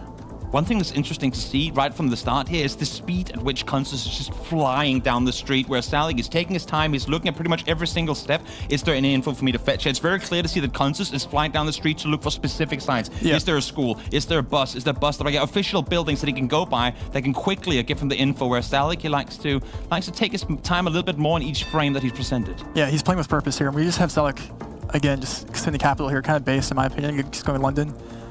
See if Consus follows suit. Again, he's taking all of his time here. Sal's Kebab looks fire. Not gonna looks lie. pretty good. Not gonna line up. Looks good. West of London is where we're headed, so a bit of a distance between them. And once again, Salek out with a win. While it might be small, it's still points chipped away. And now they're sat very close to one another. Ooh, this is where things get juicy, Toby. Sure is. The multipliers start adding up as we head up to round number 5, halfway through. And these guys are as close as can be. In round number 5 here, looks like one of those dirt roads that don't give you information very quickly here. This is going to be what looks like Bulgaria to me. We'll see if the players agree here. This does look like, but doesn't look like there's very much information readily available, which could mean big points for someone here. 3 times multiply, a couple of mountains in the background and some light poles is all you really have to work with. Electricity poles here as well should give you something, a sign there, but again, not too much to go off of. Looks like we do have a bulk pole there with the alternating with the insulators or whatever they're on each side. It looks like this is gonna be Bulgaria. A lot of foliage that you can go off of, but of course, if it's just trees you got to work with in a couple of fields, then maybe that's not enough for you to dial in. There is a sign further up the street. You can see Salek wants the perfect distance to really render what it's looking at. Chilling, not sure where we're headed here, but at least that's some info to go off of. Salek is turning around here. He does not like the direction he was going, and he's looking for something on the other side, and he's not gonna probably find. We have 20 seconds left. You have to make a region guess probably pretty soon here. And he's doing just that in southwest Bulgaria. Consus still has yet to even look at the map. He's very specific on... Oh, there's a road sign. Is that the info that he needed? Is that all he wants in order to lock down on spot? 5 seconds to go, Trevor. Consus wants to move more southwest. He does. He wants to move more west, will he? Salek locked in. And did... Oh! Wait, is that a... It is another 5K! Salek on the spot! Limited info to go by, but somehow... What?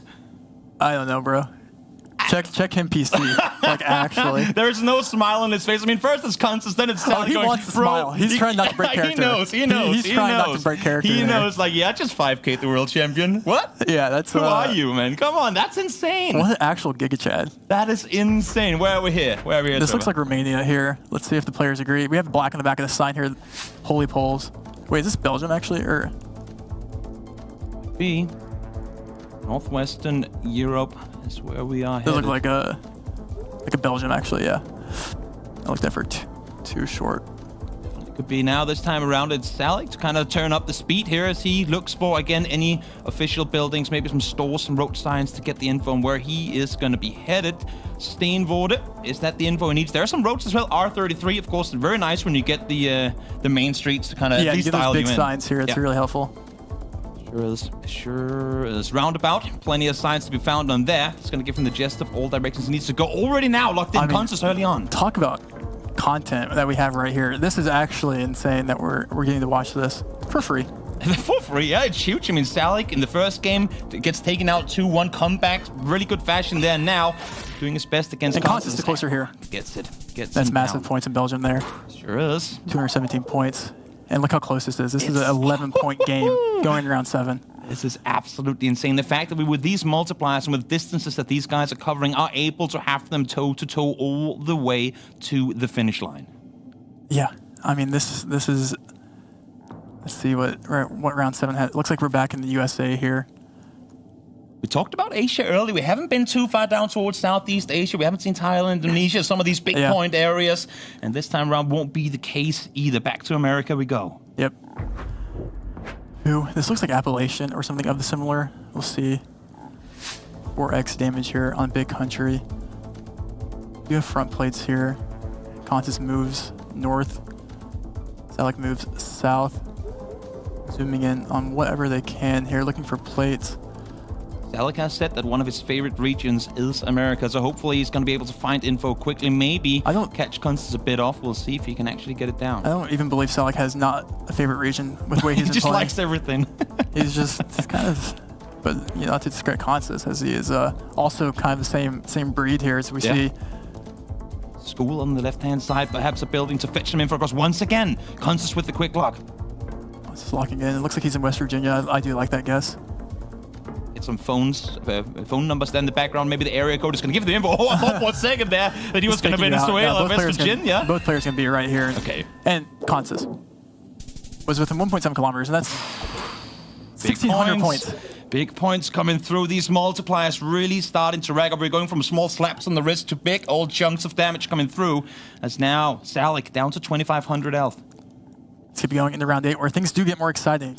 Because it looks like we're going to be in Kazakhstan. Ooh, okay. And the reason, we did see Consus 5K Kazakhstan earlier with very, very minimal information.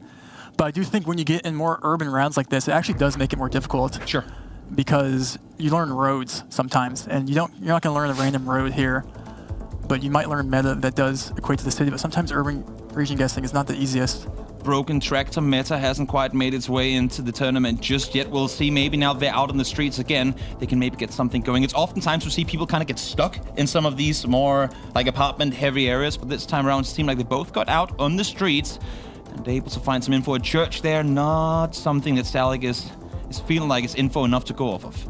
Yeah, urban is difficult, and also as you mentioned earlier in this game, every single point matters. And Salek going into round 10 here, he's looking to make a better guess here and then pick up some points. And you see Consus zooming into a city that was pretty confidently zoomed in on. I don't know if he's right or not.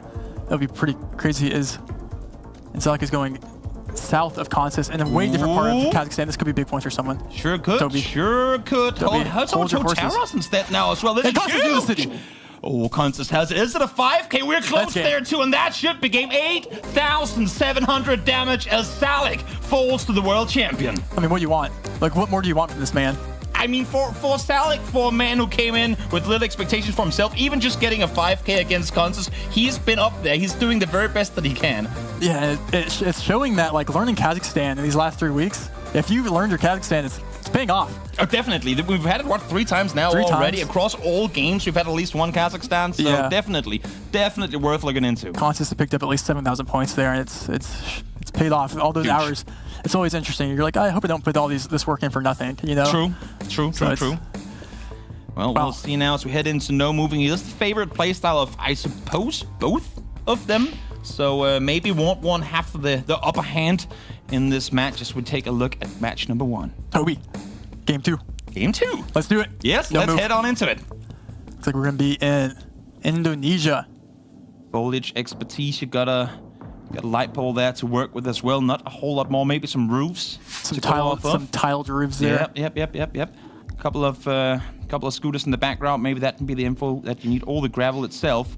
We've seen it before. People looking really hard into the gravel. Is this post, is that enough for them to go by? That shouldn't be. Mainly here you're looking at the foliage and the roofs here, and kind of that pole that Salek is zooming in on. That could be something. But in general, the rest of these are kind of more. Are we looking concrete streets? Yeah, concrete. Yeah, I think it's concrete asphalt. Yeah. 28 seconds. Both players not putting a guess down yet. I mean, Indonesia's a big country, 1x damage. One thing is for sure, when even rainbolt here is having a hard time completely pinpointing the position, you know that they're going to be having a hard time too. So we'll see maybe right off the bat a lot of damage coming through. As you say, this is a very big country to go by, and you really do not have a whole lot of info to go off of. We'll see here. It looks like we're in separate parts of Indonesia too, and Consus, who is actually really, really good at Indonesia, and that's showing here. And he's picking up 1,500 points in round 1.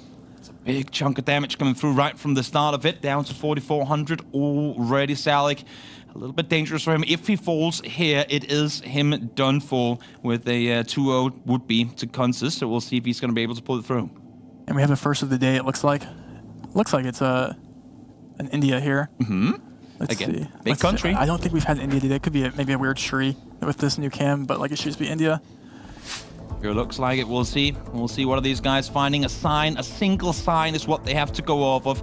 You do have one of the bigger streets or bigger roads up ahead and a couple of electricity poles to go by, but this is enough. It's enough for them to log it in, you think? You're looking more maybe at the kind of the plants or the farm here. Yeah. And it's hard. I don't think anything else for landscape guessing more than anything here. And you can see that's what Consus is doing, zooming in the distance here, both players. There are definitely players that Oh, wait, is will. it Cambodia? Ooh, he's going down towards Oh, it is probably like Cambodia. Southeast Asia, Cambodia. Yeah, exactly. Yeah, so Cambodia does have what we like to call poop cam, but not the poop word, but the other word. And looks like that language might be, I can't tell if It's so pixelated, it's incredibly hard to go by, but Consus has gone back to it quite a few times now. Yeah, both players Just can 3 Cambo. seconds left to play with. Will go Cambodia as well, but quite a bit of distance to it. And Salek, while he got punched out the first time around, will punch back at least 300. a bit. 300 damage gone the other way. That's, that's minimal.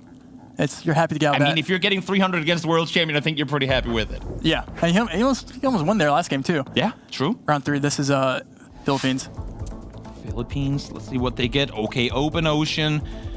Plenty of space to go around. Look down towards the gravel. I think you go southern. I think you go like Deval here.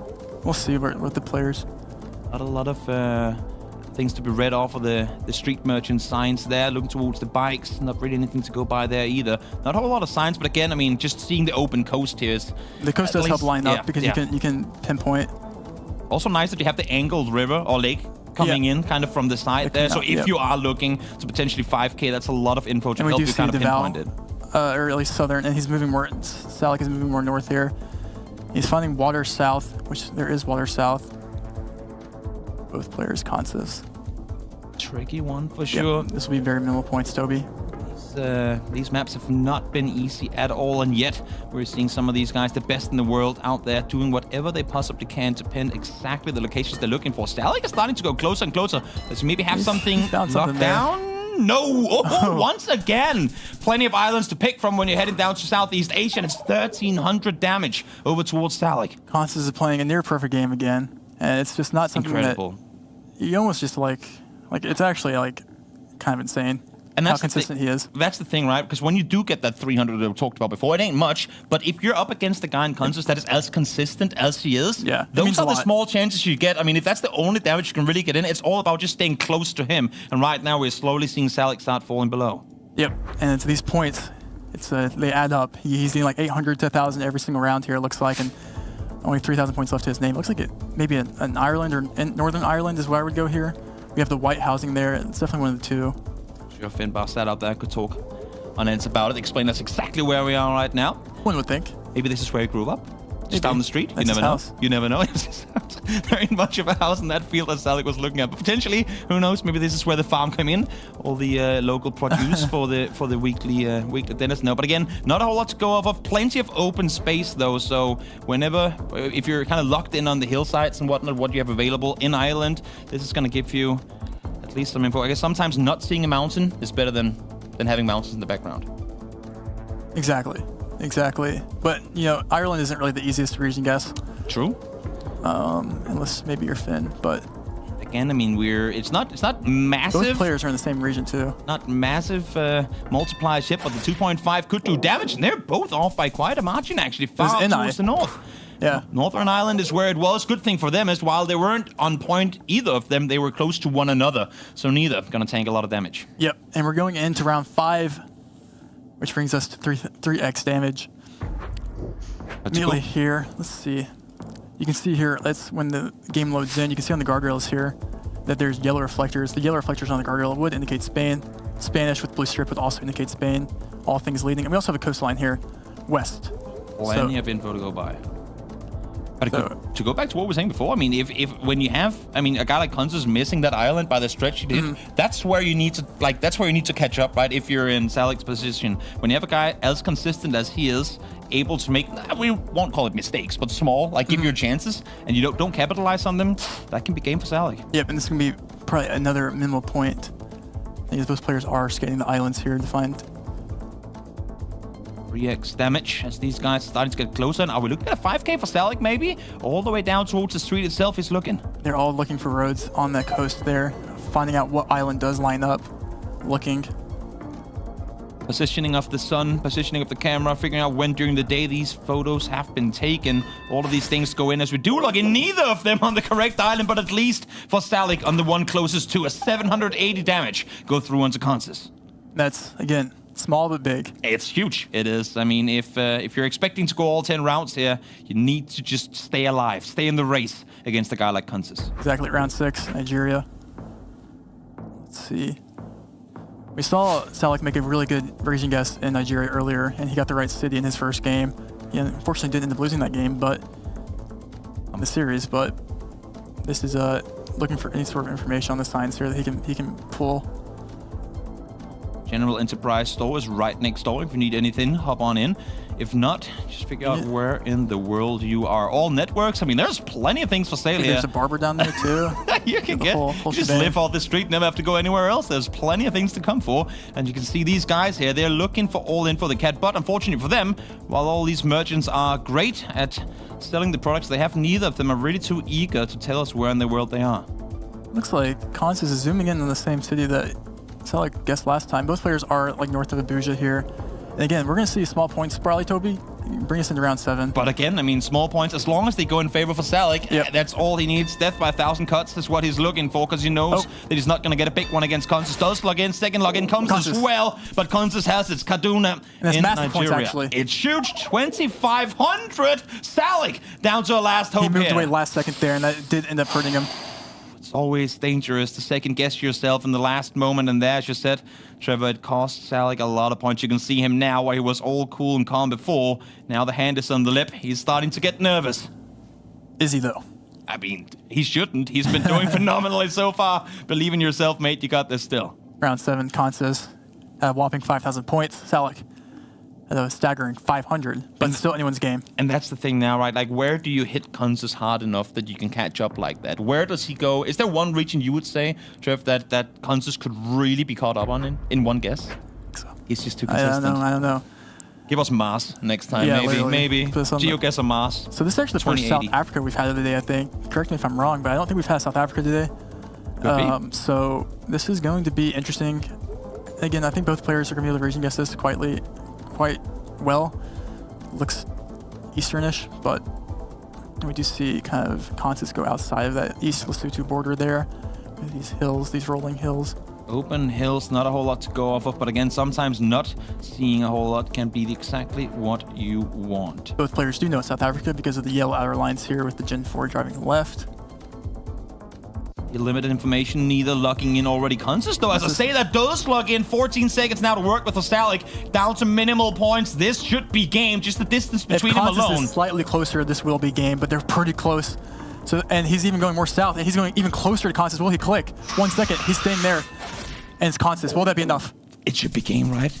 It should That's be, game. and it will be game. Had he opted to click when he had a chance, they could have stayed in, but it's not to be. Consus able to bring it home 2-0. Toby, I'm not sure how you beat that. I mean, it's insane. He had the one chance. He had Ireland. He had a chance at Northern Ireland, but didn't find it. And again, if Consus doesn't find it either, what are the odds you're gonna? That's a very good point. You don't want to be on the other side of that guy. That's for sure. You really only get so many chances, and you never get the 5K chance. You get the slivers. You need to hit your 4,000 plus points in every single game in order to consistently stay ahead of a guy like Consus. Salek has quite literally not messed up really at any point in that game. No? Consus has just kind of slightly had the better games here and there and added up. It's insane. It's been absolutely insane. I mean, even at a 5K, both of them had 5Ks. Consus to start things off, and Salek in round 3. I mean, they both played phenomenal. It's a sight to see. Absolutely amazing thing all the way through. We are going to head back to the desk in a few moments, but any last words from you, seeing these two guys battle it out? I'm just excited to see more of this. Let's keep it going. It's been absolutely insane so far. So let's take it back to the desk and see what they have to say after that match. Welcome back, Consus. I have to say, not a big surprise to find you here once again. You're feeling confident coming in, and you're well prepared. But this matchup here, I have to wonder, was there any moment against Alok that you felt it might slip away from you? He kept up good with me in the moving game. So, and I saw his first 2 moving games in his other games too, and well, it was no surprise really. So he was doing well in that mode, and well. There was this one Northern Ontario round that I should have gotten, but just a few seconds too short to really change my guess. But, yeah. Well, you did snatch away USA points from him, though, and we were talking about that a little bit before, but, you know, I know you have some questions, Chicago Geographer, for our winner. Yeah, I think you played really well in the moving game, but I think Salek, he had that Bulgaria 5K. What were you thinking when that round happened? Like, what was going through your head with that? Well, I thought I was moving quickly, but maybe I was moving quickly the wrong way, because I found the same town I was entering it. And I know I've heard of it before, so I started looking for it, but apparently he found it already. And one thing I noticed during this game is that a lot of the times it was not massive damage, but kind of chip damage of about 1,000 points on those bigger countries where you tended to be out region guessing Salek. My question is, do you think that these rounds were well suited to your skill set, or do you think we're going to see, or do you think another seed could have been much better for you, and we'll see another level of Consus gameplay? I think my moving rounds aren't really in my favor.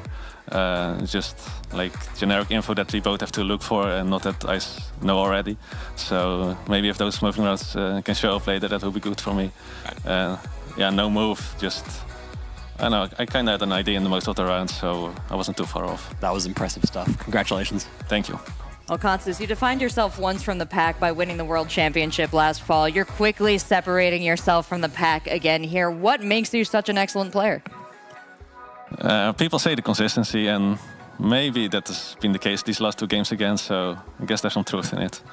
Well, we shall see. You've been showing us a great couple games so far, and I'm so excited for what we have to offer you here at the GeoGuessr World Cup EMEA Regional Finals. Taking a look at Group A, we are getting close to having it sorted here. Of course, we still have 2 more matches. We've got Alok versus Finnbar, and then we've got 1 more Consus match, once again against Finnbar. Now we got 2 coming up here for Group A. Which one you more excited to watch there, GC? Yeah, honestly, that's a tough choice here. I like both of these matches. I kind of want to see this Alok game. I want to see if he can maybe get 1 win in here. He's been struggling a bit, so I'm pulling for him for sure. But yeah, definitely both matches looking really exciting. And oh my gosh, the fight for 2nd and 3rd. I mean, well, I don't really know exactly how the math works out yet, but people definitely want to qualify for the World Cup right now, and the next couple of games, things are in the balance. So it's going to be very, very fun to watch. Oh yeah, much to be decided yet, so don't worry, your favorite players are still in the mix. We are coming right back with more GeoGuessr. Stay tuned.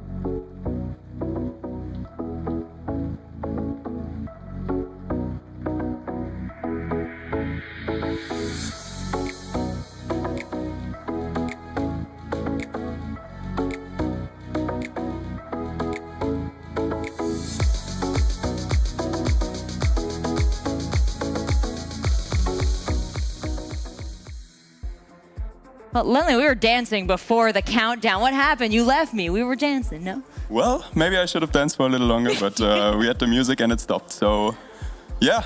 Hello, everyone. Hello, chat.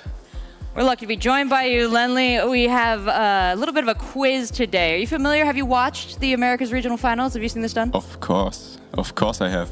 The Americas Regional Finals were hype, but I think Europe, we're turning it up a notch. Well, you know what? I'm glad that we've got you out of the chat. Stop you guessing there, and we're going to quiz you here on our show. And chat, you can play along and answer, but you're down to Lenley, so good luck this time. We've got a question up on the board. First one, what country has bollards reminiscent of bowling pins? Lenley, what do you think? I do know that, but I wonder how long I should take to answer so that the chat has a little bit of time to lock in what they think. But these bollards, they definitely, yeah, very unique. Well, you know what? We're leaving chat in the dust this time. This is all you here. Exactly. So what do you think? We're going down to the timer. 5 seconds. 4, 3. Now I can spoil it. I think it's Mongolia. It should be. Do we have Mongolia? Chat, what did you say? Overwhelmingly Mongolia. Are you also, give me your phone. Do you have your phone on you? Are you putting chat votes in? I did not. No, I did not. Very impressive guess there. And do you spend a lot of time as a player working on bollards, or do you have a different feature that you like to focus on? Bollards are like a staple that I feel like most players know by now. If it comes to countries like Mongolia, most people don't even pay attention to them anymore because there's just more easy features to find out it's Mongolia. So yeah. Well, here's a tough one for you. What's the official language in the USA? We have English, Spanish, American, or none. Swedes developed this question. I see you. Coming from America, I'm not going to give you any hints, Lindley. I'm just going to let you choose this one. That might be a question that you would be able to answer better than me. Do you have a lot of American friends? I mean, yeah, not that many actually. I would shout out from my American GeoGuessr friends, Jack Lyons maybe. I would say English. It might be none though, actually. Wow, that is possible. That is possible. And it is actually none, yeah. I mean, I don't know the Constitution. I'm sorry. That's okay. You know what? Because I'm glad I didn't guess. I would have also been wrong. We have no official language. We are a melting pot, and we're proud to be it. But thank you so much, Lindley, for coming on and answering the questions better than we could have ever hoped. We'll be back with more quizzes and a lot more GeoGuessr. Stay tuned.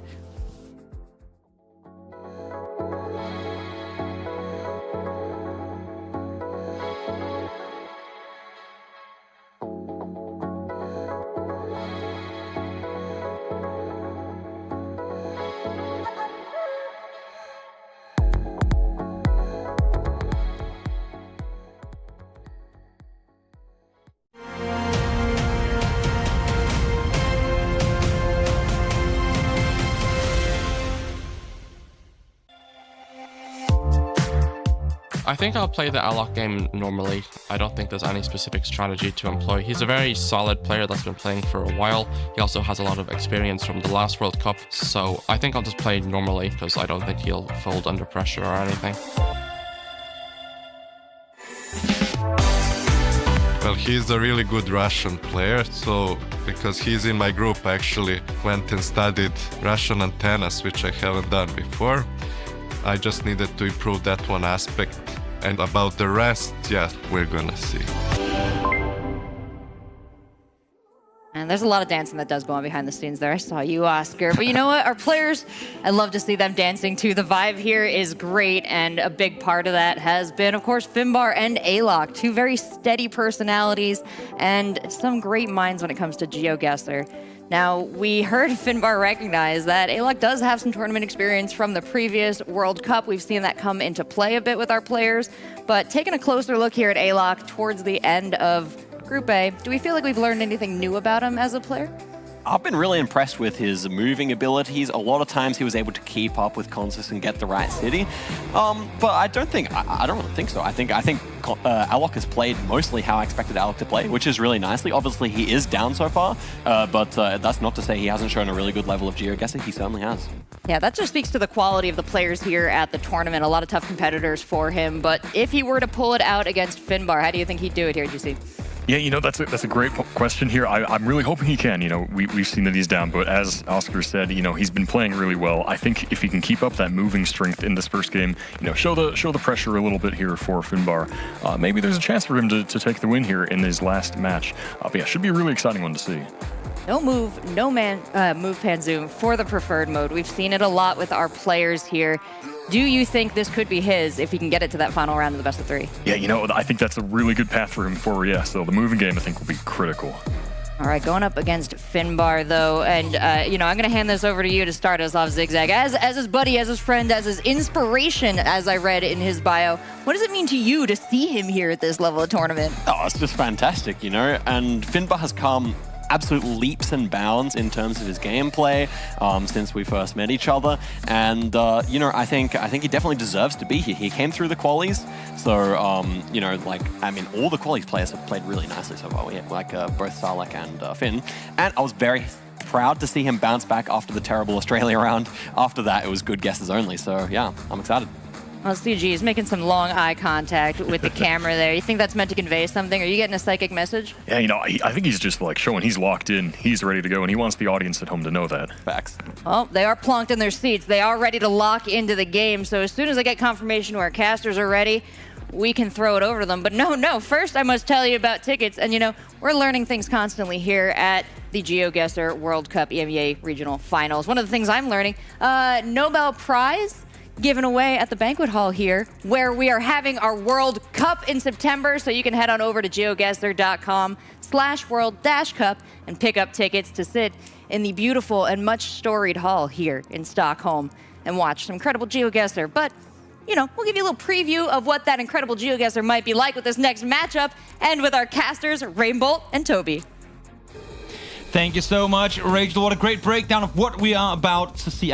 We'll I don't know where we'll go in this, but in any case, I'm Toby, joined by Rainbolt, the main man himself, and two very proficient Russia guesses coming into this one. Do you think that's going to play a big factor? I think it might. I mean, I still think about that guess that Finn had in that first game where he got the random dirt road. Yeah. Or it's not random to him, I guess. I mean, I was sat back watching it. All the guys there that are playing in Group C and Group D, they're like, Finn knows this one. Finn knows this one, and he instantly scrolled in on it too. Yeah, it's like one of those things that once you've seen it. But Alok versus Finn, this is exciting. And Finn hasn't played since that game.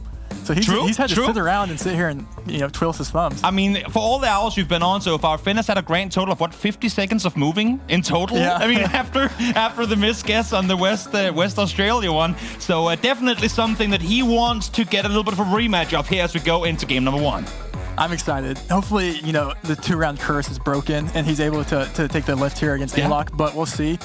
Alok is kind of in the position to need this win here, quite literally. I mean, I think this is his last game. Yeah. It is. So, yeah, he needs to win this, but this is, I'm excited to see what Finn can do, and, you know, everyone is as well at home.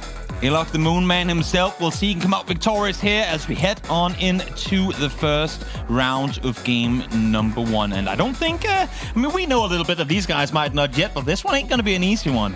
No, I don't think anything is gonna be given here.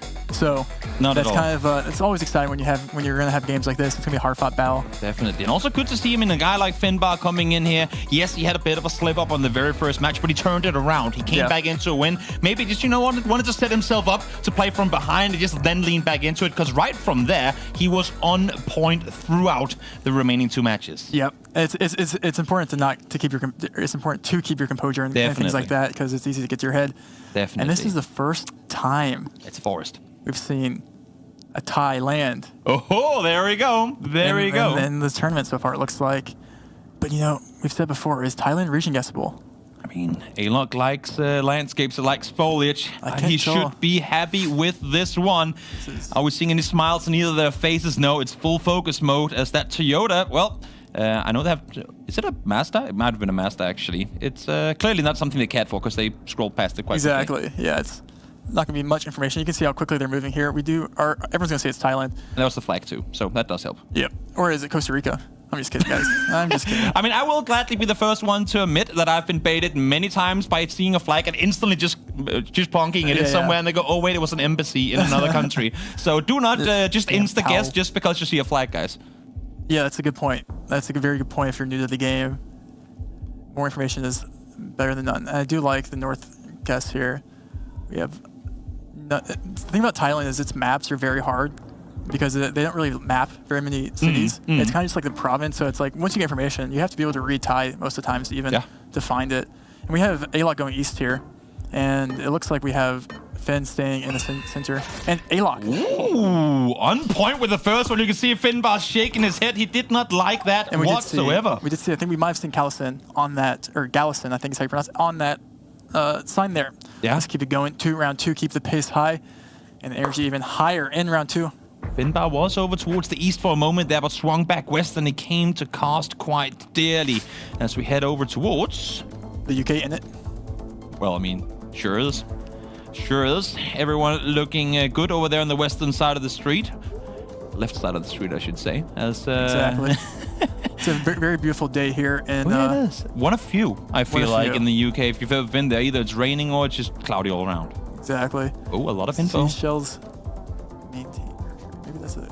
So for Finnbar, I mean, I saw them when they one of the games he wasn't playing. They were in the UK as well. He instantly just said, "I know that because the area code and the phone number." There was an area code on the phone number, but down by that school as well. Maybe that's enough from him to get a region at least, and then now he's looking for the very specifics to lock it in. Yeah, I think that was the NI, Northern Ireland area code 028 that he might have called out. 10 seconds left. Coast info from Alok as well. Huge. Yeah, I see a Manchester zoom in, but he's gonna obviously go away from that because this is too pretty. I'm just kidding. We do see Alok here going west. Wow. Okay. We're way down towards the south, both off by a bit, but again, luckily for both of them, I should say, neither able to find it on the mark, because that could have hurt a hell of a lot, but not too severe damage coming through here from the start. Exactly. Let's keep the pace high. Round 3. Not one I would ever go India on, right, guys? No, I'm just kidding. It's Cambodia. Round 3, 2x damage. Little bit of Cambo action, we'll see. Ooh, I like the lingo you're using. A little Cambo action. That's... You know, I've been over the last week and a half. I've learned many words that I never knew existed, and Cambo act. I'm keen on getting to use all of them at some point during the broadcast. Are we downtown Phnom Penh, or are we downtown Thai border? Well, we're about to find out. At least the road information there. 490. Is that anything for him to go by? The official road signage, maybe, for the region. As I look over towards Australia. Yep, they're okay. Well, I actually don't know. It looks like hopefully they do. Hopefully they do 92 on that one. No, it looks like maybe more of a, the 9 there is a distance indicator. Yep, there you have it. The 9 with the shield around the badge, giving you the street info. But then where are you? I mean, if they can lock down both the 9th Street and the pin the exact marker, then that's potentially double 5Ks in the making. Exactly, but it's unlikely that will be the case in just a minute here. Haven't found both players are kind of in separate regions, and we might see decent points here, and it's going to favor Alok, but nothing too crazy. But again, I mean, we've seen it so many times now. A little bit of damage does ring true when it comes down to round 10. Good for Finnbar. Congratulations all around. Some pluses in the chat for the man who made it past round 2. And round 3 for that matter. So there we are. There we are. Round 4. He's unlocking the next levels in the moving region. We have a Philly here, not Philadelphia. That's another thing that people I think confused with. This is the Philippines. We do have this single insulator on the top of the pole to the right there that you guys will see when the players do. I'm sure a lot of people in Philadelphia wished Philadelphia looked like this, though. True. Philippines is gorgeous. A lot of info to go by, but is it just the menu of what you can get in whatever restaurant is nearby? What are we looking at? Official members? Nope, maybe it's not. And a chairman. It's more like a company. I like a northern half guess here. And Alok is locking. He's playing a little bit faster pace than we've normally seen from Alok. Usually he's kind of taking his time and letting the clock run out. But he's putting pressure on. Maybe that's because he knows information. Also, I mean, it could be nice swing. They've both had time on all the previous maps, so now you're kind of in the flow of, okay, we're both two that like to play it slow as this one. Oh, he's right on point. And he did have information, I think, on that sign that he read on the church sign. And huge hit, almost 2K damage through onto Finnbar. Yeah, and Finn, that's like the second or third time that he's visibly frustrated every single time he's made a bad guess. And he goes right back to his music, though, so that's okay, as he's bopping his head. Just goes straight back to bobbing, as he's down to half HP. He will be happy to see, and I think everyone in chat. Oh, drum roll, please. Little bro know the road. Let's see, round 5. Russia. Out towards the east we go. Again, both these players very proficient when it comes to guessing in Russia. But who gets to bring home this one? Up and down the road they go. Haven't found the exact info to go by. Neither of them looking at the map just yet. But of course, it's given, I would suppose, for them that it is Russia. It's just a matter of exactly where. Yeah, both players will immediately identify countries. It's just region guessing. It does look maybe like... Do a lot of the regions in Russia look alike? Like, are they easily, even if you're good in Russia, could you still get fooled by certain things in various regions? Guesses, but he's pretty consistent, especially, I like in Omsk. These trees do look similar to like the Omsk when they're like clustered. Both up and around that area, so maybe there's something to it. As a pretty dedicated zoom in on the road specific from Alok already, potentially a 5K in the making, we'll see. how it's going to go down, but at least for him, just don't lose a lot. Right now, you're set over 2,000 points ahead of Finnbar. We're heading into the latter stage of this game. Alok 2 seconds to go. Alok is on a white road that looks close. And Alok is actually getting closer than Finn there. That's big points. Usually, this is kind of what Salek mentioned earlier in the broadcast, is if you want to get Russia, you want to get an easier Russia. And that is probably considered an easier Russia, but still a good guess by Alok. And here I am, sitting as a viewer, a new fan of this scene, and saying, when we have 2 of the best Russia guesses in the world, don't give them easy Russia. Give them the hardest Russia. We want to see these guys put them to work, tested to the limit of their ability. Also put them in the U.S. and see what they can do here. Outside their comfort zone a little bit. Both of them saying that this ain't exactly their favorite area to be in. Alok has only lost 500 points here. Georgia Scenic. That's a quick call on a state at least. I hope both the GeoGuessr pros hopefully do know where Georgia is, not the country. I mean, if you were to go south of Russia off of what they're Albany seeing State here, even I, this is the type of thing that you would send like New York, Albany on. Georgia, decent-sized state nonetheless, so even if you know the state, with a 3.5 multiplier, it can still hurt like hell if you're not on point. Alok, scrolling in already, trying to see what he can find. He's found the city. Both players. Well, wait, has Finn not found Albany? Ooh, I don't think so. He just saw the state. Albany? He only saw the state. Did Savannah? he not see? Oh, there it is. Okay. Keeping us on its toes, like on the tiptoes all the way through. But this one again, few points in between. Almost a 5K, I think. Actually, 98 closer to the for Alok. 11. 11's in the chat. It's fair. It's fair. A little slap on the wrist as we continue forward. Let's keep it going. Round 7, 4x. And again, Alok, he's making good guesses, man. We've seen him consistently making good guesses.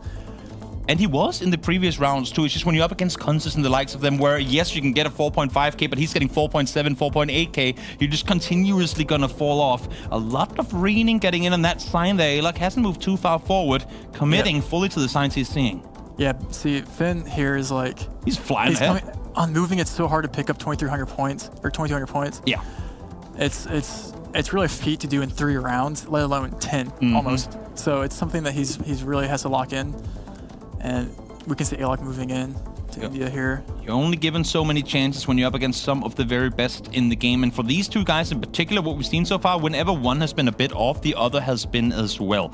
So it makes sense that whatever map one of them finds hard, the other guy does as well. But maybe this is the time with 8 seconds to go, one of them can find it. Both against slightly similar regions of the world. Very, very similar even. So again, we might be seeing it. Alok. Again, I mean, that's a lot of points, actually. It sure is. And with the 4 times multiplier, 1,300 half HP off. Down to 13 now. Finnbar in trouble. Finnbar. He looks composed, though. He's not letting that guess get to him. Alok. He's bouncing. Also looks composed. Yeah. I mean, then you cannot get too excited too early in these rounds. You cannot. It's never over until it's over. This is beautiful. This is beautiful. I would love to. Would you just go on vacation here? I'll change my flight from Stockholm on Monday. We'll go straight here. That looks amazing. I'm down, honestly. I'm actually down. Both players, this is moving. We will see players move. Well, I mean, as they should. As they should. We'll see. What do they find? A lot of... Well, that's a Dubrovnik right there. That's... Ooh. Finn is at a point now, I feel like, where he needs to get something in quickly. Trying to limit the info that Alok can get. Issue is, they're already in similar areas, and I think... He goes fast about it, but is it fast enough? Finn is downtown Monty border in Crow, and actually Alok is more north. So it actually could be big points for someone. And Finn looks more confident in his guess, so you have to trust him. I mean, Finn is most definitely going to win this one with the Brooklyn sign being right by, and this is going to be huge points. 4.5 multiplier, almost a 5K, 3,500 damage as we're heading into round 9. And we're back in it. Finn has brought it back there with a great Croatia guess. That was a huge road sign, and instantly again locked it in. He wanted to dial in just more perfectly, but Finnbar knew this is my one chance to catch up, and he seized the moment perfectly. As a moment, he captured it. Round 9. Can he keep the momentum going? In Brazil, another big country, big points, big plays, special teams, special plays, special players. Game. This could definitely be game. I feel like I've got to start beatboxing at some point. You just start spitting bars, you know? That's where we're headed. 5 times damage. This is the... Ooh, that time we are seeing a city, Rua Bella Vista. Is that something to go by? Yeah, and there's... this is going to be interesting. The landscape in itself is pretty distinct to the region that Finn is right here on the kind of the tri-state We'll see if what Alok is looking for a sign with more information here. Daring to continue forward. Finn has been fast on the lock-ins in the last couple of rounds, so Alok probably aware that he won't have too much time. But Finn, again, still playing from behind. And if you do lock it in, those extra 15 seconds that you're then giving to Alok could be essentially the deciding factor in whether or not you win this round. With 5 times damage and both of them under or around 2,000 health. That's 15 seconds, Toby. It's getting dicey. You just need one He's good guess. still here. He's staying at the sign, scanning for anything that he can find here. But he's confident in his region, so it's okay. Finn and Alok has played this one very differently. Alok has pretty much exclusively been on the game itself, but here we have the guesses coming through. Both of them off by a bit, so not too much severe damage, but still a bit, and most importantly for Finn, in the right direction for him as we are getting very close to one another in the final round. Those 500 points will add up, and they will mean a lot, especially as I look at round 10 here, which is the final round of this first game. Yeah. What do we have here? What do we have here? Looks like a Chile. Looks like a Chile to me. Yet another big country, a long one at that. The Sweden of South America. I think? Now it is. Okay. Well, I mean, just both are long countries, you know? Yeah. Yeah. I'll take it. I'll coin it. That's what it is. The Sweden of South America. As that sign, Finnbar, studying it for a little time. Is that enough for him to go by? Maybe? No. Even Chile? Now I'm looking. I mean, now you're baiting me. Can't have that happen, yeah, right? we're looking at NMPZ. We'll see what we... Can't coin a country's slogan off of a fake call, you know? We can't be having that. Well, there's an area code. There's a country code even, maybe. Yeah, no, it's... We're going to Brazil? Yeah, Seems like we are. We have Finn, Northeast Brazil. Portuguese there. 20 seconds.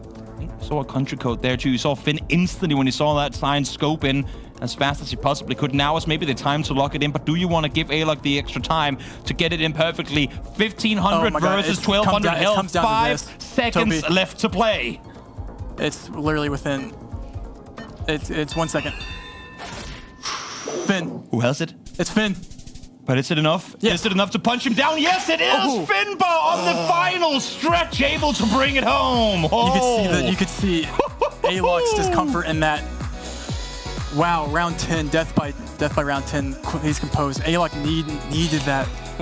What a round. What a clawback fight from Finn, who was behind from the very beginning. But yet, he made it happen. He turned it around. And here he is, the winner of round number 1. Moving into the no-move game, where maybe Finn even feels more at home. So, we'll see, though. We'll see. We will see. Finn versus Alok. We're going to game 2 here, where it's just no move, which basically means exactly as it does. Heading into round number 2, no move. These boys both do prioritize this as we head on over to what I thought second here. Got me hyped because I thought we were going to Denmark. But then, because I've learned quickly, I looked at the bullets and I was like, yeah, nope. These aren't our bullets. None of the Danish bullets. They are the German ones. Oh, okay, I'm learning quickly. I like it. Yeah, there's always a cheeky chance it's Luxembourg, but we'll take our chances. I'll take Germany. Yeah. Round 1, no move. 1 through 60 panorama. Do have B-type guardrails. Looking at the copyrights as well to try and see if maybe that can give you a little bit of extra info. Alok instantly locked in. Wow, okay. Just going for it. Just north of Munich. Oh, we have a north and a south. Yeah, further north. Finnbar, now knowing that he has his 15 seconds to work with, might as well take as much time as he possibly can to try and get it in. He's going further north here. We're far north. Wow, it was downtown Poland. That's actually a lot of points there for Finn. Round 1, 500 points. Let's keep going round 2. No time to waste. Nope. Good guesses to be made. We're leaning left with those chevrons. And as far as I've been told, not too many chevrons that are yellow as well. So pretty good indicators. Yeah, this almost looks like Arkansas to me. Or like something in that region. This is going to be the U.S. The question is, where in the U.S. do you go? Double yellow lines in the center of the street. As Finnbar looks to the foliage, they're both very foliage heavy on this one. Of course, there isn't a whole lot else to go by. And we heard from Alok earlier, he does like foliage, does like landscapes. Is this going to be enough for him to go by to lock in and potentially catch back up a bit to Finn? No move. You do see bigger points in no move because it's a lot more difficult to get close with less clues. Both players are looking for one good guess.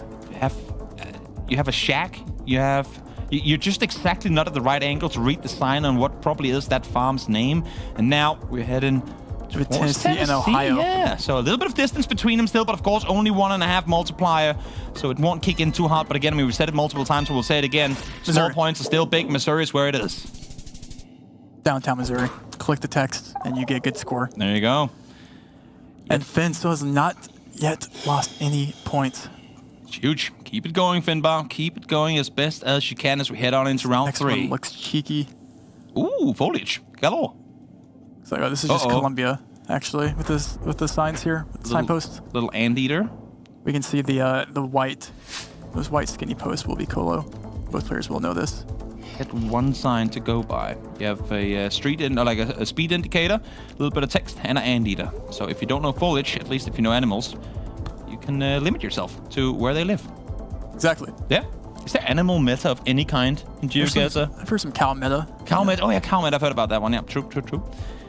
Gravel meta might become 2024 copyright. Is that what I saw? Maybe. Very new, very fresh photos. Finnbar tried to get the info, but again, these guys are just doing 360s. You can see Finnbar with his hand in the air. I wonder if they're confused on the country. I hope not. These are Colombians. No, these are definitely Colombian signs. And Alok is zooming in on Colombia. Is Finn confused? Is he going to Brazil or something here? Well, he does have a few extra points to kind of give way with, but he's hopping up to Colombia now as well. 5 seconds left to play, and even if they're both far off, they're close enough to one another that this shouldn't hurt either of them. In between the two. Fair. But Alok's slightly closer. I like the nod on the face of Finnbar. You can see there as well. Just nodding for a second. Okay, I was right. I think he second-guessed himself for a moment because he went further away, then went back to it, and that was just a confirmation that, okay, he had it down. I don't think he was even confident in the country there. It almost looked like there, round 4. 1 minute. Indonesia, looks like. 1 minute can feel like a lot of time when you're just staring at a clock or doing planks or whatever, but but as soon as you're playing GeoGuessr for a potential spot at the World Cup, 1 minute is over in the blink of an eye. Exactly, it does. Time does go by, especially when you're having fun. 2022. Copyrights coming through. Is that enough info for them to go by? There's plenty of text up there. Profile tank as well in the background. A lot of info to be obtained, but it's that info that helps them determine where they are. Indonesia mentioned. Rah. That's the comments I always get on my end. And whenever you mention Indonesia, it's a fun concept. What's the best country like meme with just one? Is it Blurmany or what's the best? What's the best country meme? Country meme. Out of all of the country memes. I mean, yeah, it's hard to beat the 2018 Blurmany era. Yeah. We both have them on Sumatra here. Wait, is Finn gonna move last second? He's not. He's staying. Thought he was going. Wait. He's hedging. Wait. Okay, a little bit of a water hitch there. And he wanted to, and he should have. Brave. There was something in him telling him that south of Brunei is where he should have been going. He didn't opt to fully commit, but still blessed with the points gathered there. Alok locked in. Finn so locked in, and it looks like he's not moving at all. I think his camera might have been frozen, but that's okay. Alok. Or he's very still. He's just doing the mannequin challenge. He has gone full Zen mode as he prepares himself for round number 5. Let's do it. Round number 5. This is going to be very interesting. Let's just take a look at this as we keep going here. Instagram. Instagram. Any followers? New followers coming in? One time I put an Instagram on stream. I got blocked by the Instagram account. It was like a cupcake shop I was trying to promote, but apparently they didn't want my promotion. With your, I mean, they probably didn't have enough people to make cupcakes for all the orders they started to getting out of nowhere. And there means McDonald's, they might be able to handle it though. They might be able to handle the extra orders coming through. It's a pretty nice McDonald's here. I mean, it's almost 3 stories high. It's pretty cool McDonald's, and you can get a cheap sofa. I think at McDonald's. Well, I mean, across the street. You steal the sofa from McDonald's. If there's one chair I wouldn't want to steal, it's the restaurant known for literally on purpose making uncomfortable chairs so people don't sit there so long. Yeah, it's probably not the best sofa to steal, unless if you just want to be uncomfortable. All right, round 5 of 10.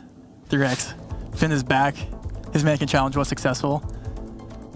Well, a lot of info to be had, of course, for these players. Looking at the clothes, looking at the various signs. Is that an underscore with the potential? Like tuk-tuks here, like these trikes, which is actually interesting for Indo. Maybe something is that something you can catch them off and maybe have them go the wrong direction of? No, but actually can help narrow down the region, potentially. Certain tuk-tuks are maybe more local. Fair. We have helmets. Couple of mountains in the background too, to potentially, once they do get the region down, help them exactly pinpoint the city they're in, and it's right out into a intersection as well. Looking at the gravel, looking towards the copyrights. 22, I think it said. Yep. Google that, and I think Finnbar caught it. 16 seconds left. Finn nor Alok have had a plonk. He's going north to the westy here. Alok is going Java. This is big. Alok is going This is Sumatra. huge. This is massive points, Toby. 3 times multiply. This Sumatra to could the westy. Who's potentially right? be game. It's Alok. Oh, huge points coming through, but is it going to be enough? Oh, yes, easily 10,000 damage onto Alok as Finnbar comes out victorious. He's done it. Alok, unfortunately, was not able to take it home, but Finn locked in, and you can see the relief on his face there. What a huge game. What a finish there. And what do you think it was that had Alok going further west than that? I actually don't know. It's not easy, but Finn waving to the crowd. He's happy. All of his supporters back home are happy to see that.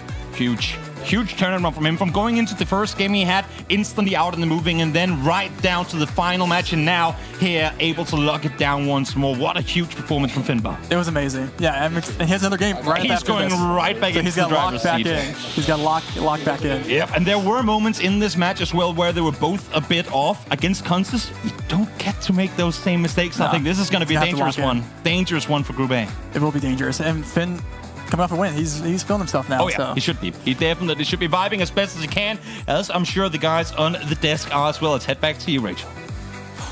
Thank you so much, gentlemen, for taking us through another match there. Finn, the Finnbar, Finnman, you won again. An incredible match. Down and moving a little bit to start things off, but you clawed your way back and you did not stop from there. So what happened? What changed? Yeah, I don't know. I got kind of lucky with the moving round order, of course, but I got some nice guesses towards the end of the moving. Got a very fast find on the Croatia. Recognized the city name, so that gave me a good 3,000, 4,000 points, and then the Brazil was also nice with the phone code. A lot of great stuff to point out in this matchup here. You want to start us off, Oscar? Absolutely. So, Finn, next game, you come up against Consus. Obviously, congratulations on beating Alok there, but you have to immediately be looking forward to your game against the previous world champion. Do you have, we've been asking this all day, but surely there are some specific tactics which you might be bringing in against Consus? I think I'll just play it normally. There's no, he's got no real weaknesses. He's just good at everything, so there's no point, insta-sending, because he'll handle the pressure. So, yeah, I'll just play my game. You're playing your game. I like it. Yeah, that sounds like a great strategy. And is there any specific round today that you've experienced that maybe makes you change your gameplay a little bit, or are you just going to keep on pushing forward? The Indonesia one where I ended up water hedging. I was considering Samarinda with the pavement, but I decided to hedge for Sumatra because the hills felt more Sumatra and some of the buildings as well. But I think I might just I don't know. Bit more committing, maybe. Bit more committing, no water hedging. Gotcha. No, I like it. Well, you've earned your way up here time and time again. Anyone you want to shout out at home that's been watching? Friends, family, everyone. Thanks for all the support. My YouTube subscribers, I'm sure there's a few in the audience. Thanks for supporting me. Yeah. Absolutely. And if you're supporting Finnbar, send him your energy because he's still got another match ahead of him. Let's take a quick look at the schedule. There it is. Now we're going to send you to a break. Come right back because the GeoGuessr, so good.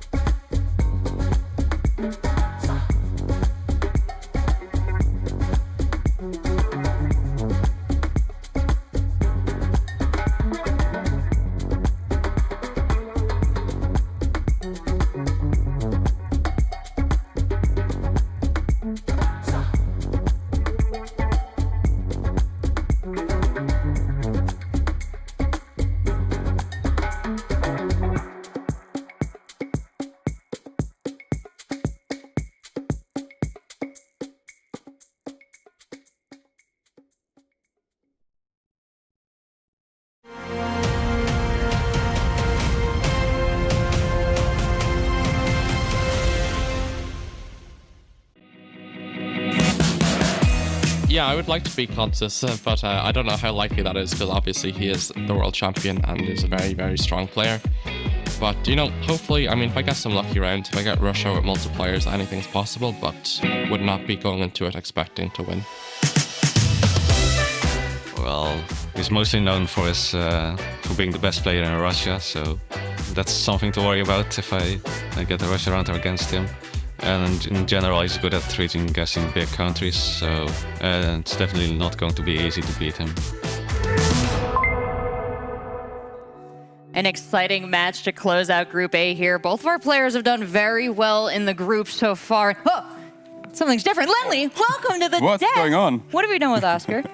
Oh, I think I'm he might sure be he's joining fine. someone else. He's probably fine. You're telling me he's on another desk? My heart is broken. Well, I'm lucky to have you here, Lenley. And I've got Pleasure. Chicago Geographer. You've been crushing it so far. Now, as we approach the end of Group A here, your thoughts on how it has progressed so far? Yeah, it's been absolutely amazing to see these matches so far. You know, we have Consus and Finnbar really making a name for themselves here, each with 2 wins right now. So them facing off here in the last match of Group A, it's an exciting finale here. Really looking forward to see what happens. Yeah, I promise we did not script this, but Lenley, you've been upstairs sitting with the players watching the games. What is the player take on how things are playing out? Well, it kind of feels like the favorites of the group have been actually winning their games. So many people predicted this, that Finnbar and Consus would actually end up on top here. And yeah, they're still playing for something, right? Because if you qualify as group first, then you will potentially get an easier matchup in day 2. Absolutely, and you can cruise right onto that World Cup. That looks like it might be an inevitability for Consus here, but of course he's got to get through Finnbar. Finnbar not an easy opponent. So what is the reputation for Consus among the players, Lenley? I mean, Consus is known as basically someone who just doesn't make mistakes. He's consistent at everything. He knows every move, every single one of the modes, and yeah, just good under pressure. Would you back that up? 100%, yeah. He's so consistent. He's level-headed. So yeah, we've seen that from him today in these games, and certainly we're going to see that against Finnbar, who's probably the toughest opponent he's faced today. Yeah, and we've seen a lot of discussion about Blinky back at the World Cup in 2023 as a competitor, someone that Consus has put as a tough opponent that he's a little bit afraid of here. When we're looking ahead in the tournaments, what is the value of doing really well in your groups? Are you feeling like the intimidation factor carries over? Lenley? Definitely, yeah, definitely. I mean, if you make a name for yourself, even if Finnbar now manages to beat Consus, I think the other players will be more scared of him, for sure. Finnbar is building a legend for himself at this tournament. He's given great interviews. He's given great games so far. He's given great eye contact to the camera. We love every bit of it, Finnbar. But what's your favorite part of Finnbar? Finnbar, you know, he's an awesome guy. He's been really giving us a show today. And I just love the dedication he has to the game. Writing that Russia document, I mean, absolutely amazing. He's provided so much to the community, not just with that, but just, you know, as a YouTube creator as well. So it's going to be awesome to see these 2 legends face off right now. And if Taylor Swift is watching right now, shout out to Finnbar, one of the biggest fans. Taylor, you gotta write a song. Something about this. A girl should be so lucky as to have a GeoGuessr player cheering for her, but hopefully she turns it around. Cheers for Finnbar. Big match ahead of him here as we've been hyping up. Hugely important for Group A. These are our 2 winning most players. Any other final notes on this matchup before we send it over? I think we should just hop right into this. It's going to be amazing to see, so I'm so excited. All right, let's do it then. Handing it back over to our casting team, Rainbolt. Toby, take it away. We got Rachel bamboozled there for a second because I stole a member of the desk for myself. ZigZag joining me here for the cast in what is looking to be a phenomenal match. Oh my gosh, it's the Battle of the Titans in Group A here. We have both undefeated players, am I right? Yeah. Yeah. So, but undefeated in very different fashion. Consus control all the way through. Finnbar, sorry, it's been kind of a roller coaster, a little bit of up and down. Couple of comebacks, couple of poor guesses in there as well. Yeah. But you know, overall, a winning player so far. So Definitely. It's very exciting. Definitely. We talk about Consus and how you just cannot let him get too far ahead because he will not lose before round 10, potentially. And by that time, you have to be ahead. Finnbar, we know he's a great Russia player. We even heard it from Consus here as well. There might be a world where Finnbar brings it home if we do get Russia. I tend to agree. Like, as strong as Consus is and as few mistakes he makes, there are some Russia rounds which are just so hard unless you have studied the road or the particular region. And yeah, Consus has studied most. Finnbar has pretty much studied all. So that's the difference here. See here, both of them going head-to-head as we get ready for game number 1. Where, oh where, dear Zigzag, are we headed here, you think? Well, this is an interesting round. I'm looking at these long dashes on the outside of the road here. Those are indicative of a few countries around Europe, and particularly France, I would say. Looking at the polls, certainly possible that we might be there. So I think we should let the players move around and decide where they are. Let's get them right into it. If we can't figure it out, hopefully they can as we start round 1 of what is going to be an absolutely phenomenal showdown. Oh, absolutely. And once again, my bias showing through a little bit here. I am kind of rooting for Finnbar. Do I have to root for Consus then just to balance things out? You know what? Oh, now you're giving me that face. I can't. Okay, I'm not. You know what? I'm unbiased. I'm unbiased. First day on this show. I'm not going to start picking favorites here. Ooh, look at I'll this. let that up to you. A nicer wine fields. Yeah, so vineyards and wine regions can be super useful in terms of region guessing. Finnbar zooming down the road here. I think it is indeed France, and given that's the fact, given that's the case, the vineyards may point us towards Bordeaux, famous wine region. There are many others, of course, but that could be the region here. And interesting to see now both these two players in Consus and Finnbar being very quick about how they move around. We talked about it yesterday and how it's not just about being able to pinpoint fast, it's about being able to get information in as quickly as you possibly can. Talk to me a bit more about that. 100%. And France can be a very difficult country to do that. A lot of the place names that you find on signs are very small and regional specific. Nevertheless, we did see a suffix on the end of one of those words, AC, which tends to be found in the southwest. It was southwest, and they both got it. Few points coming through in the favor of Consus. It might only be 137, but 137 points can be the difference in whether you win a match or not by the time we head to round number 10. Let's get into game number 2, and where, oh where, are we headed here? This is an interesting round. The country should be fairly obvious for them because we have this white signpost. So when you are in Latin America, we have the double yellow lines. This white signpost tends to indicate that you're in Colombia, not 100% of the time, but fairly consistent indeed. So it's a matter of region guessing here. Let's get into the round. Let's get into the round indeed, as we hop straight into it. Yep, absolutely here. So I think we'll see both players zooming down the road, and well, let's have a look at what they're seeing here from our perspective. So, yeah, it definitely is Colombia. We can look at the back of the sign here, which is a cross. That is going to be 100% Colombia. Yeah. I learned that from your videos. Absolutely. Let's go. The more you know. The more you know. Landscape is surprisingly flat here for Colombia. So that could definitely pose a problem, and or help them narrow it down, of course. And these wooden posts also very typical of Colombia as well. Usually I don't take credit, but it might be on me. The reason that we're not watching what these guys are doing right now, I clicked the button twice too many. That's why we're left in the dark. We're kind of playing this one a little more incognito as we try and figure out exactly what's going on here. No one opted into lock-in guesses yet with just 15 seconds left to play. Not to worry. I mean, Colombia, because they both know the country, it's not going to be a disaster here. We shouldn't see too many points come through. That would be my prediction, but we'll find out shortly where the actual guesses were here. And so, as the timer ticks down. Very specific guessing coming through as well. Finnbar, you see, shaking his head there a bit, losing a few points. And again, I think against most other opponents, he wouldn't have been too upset about this, but a 300 point there, a 600 point here, he knows that this can very quickly get out of hand. And that's been the Consus style so far, right? He constantly chips down 500 to 1,000 points of damage, and it's really hard to stop him from doing so. Sure is. Let's head on over to round number 3 as we are going to... Ooh, okay. This is an interesting round here.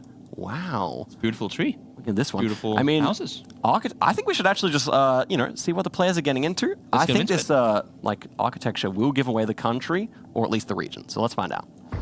Let's see if they know exactly where we're headed right off the bat. Double damage coming through here. It could be fatal should one of them be way off, but with limited info to go off of. The English language there, that would probably indicate North America, I would say. Double yellow lines in the road. Oh, very nice. Also a clue that's more common in the United States than in Canada, but can be seen in Canada too.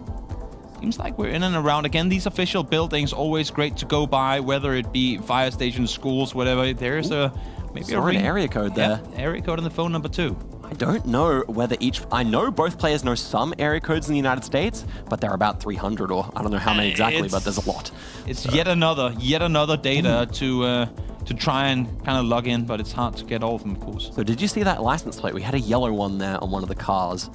Tends to be found in New Jersey and New York, but can be found elsewhere. Seeing Finnbar, probably saw it too. Yes, I imagine so. And to be honest, the vibes definitely line up. So. I mean, 7 seconds. Consus is still yet to even look at the map. On the Now map. speed scrolling, but he's far in Atlanta. Oh no. This is huge. Oh, it was Atlanta. He gets it, and Finnbar shaking his head too. Maybe it was a bait. Maybe a car from New York made its way to Atlanta. Who knows? But Finnbar, this is dangerous territory, down to double-digit points. Toby, cars travel. They travel. They travel. Who would have all the thought? way down the east coast there. That's devastating stuff. Unbelievable. The bait came in, and Finnbar jumped right on it as we head on over to what could potentially be the final round of this match in round 4. This is not what Finnbar wants to see. We have a regional clue here. These yellow markings on the pole indicate which state we're in the United States. So let's find out who can region guess. Yeah? California the best. They're Californian pole markings. A big state, which I think for Finnbar isn't really what you're looking for right now, being sat at 179 points. He needs every single round to go in his favor. And again, you don't get a 5K. Like, you don't one-punch Consus. It has to be done over a long time. But these guys are way off from one another. This is East Coast to West Coast. This is Albany. He thinks it's Albany, New York. He's had struggles with the Albany round so far, Finnbar. Oh, it's dangerous. He does swing further towards the west. It's still not enough. He needs to see one of these poles, but he's got time. He's got time. The thing is, even if he's off by just an inch, we're 2.5 multiplier. I mean, he has a couple of meters to run by in order to not lose this round. Basically, just needs to be closer. Now, can he find one of these poles and say, oh, look at the pole, look at the pole. Surely he notices. He must notice in a second. He still hasn't. This is devastating. This is devastating. Consus, unless he's in the complete wrong part of the state, he's won the round. We'll see. 3 seconds left to play. Consus, does he have it? Does he win? Could be Max North California. Number 1. What? Are we 5King this? What? Maybe. Finnbar 5K!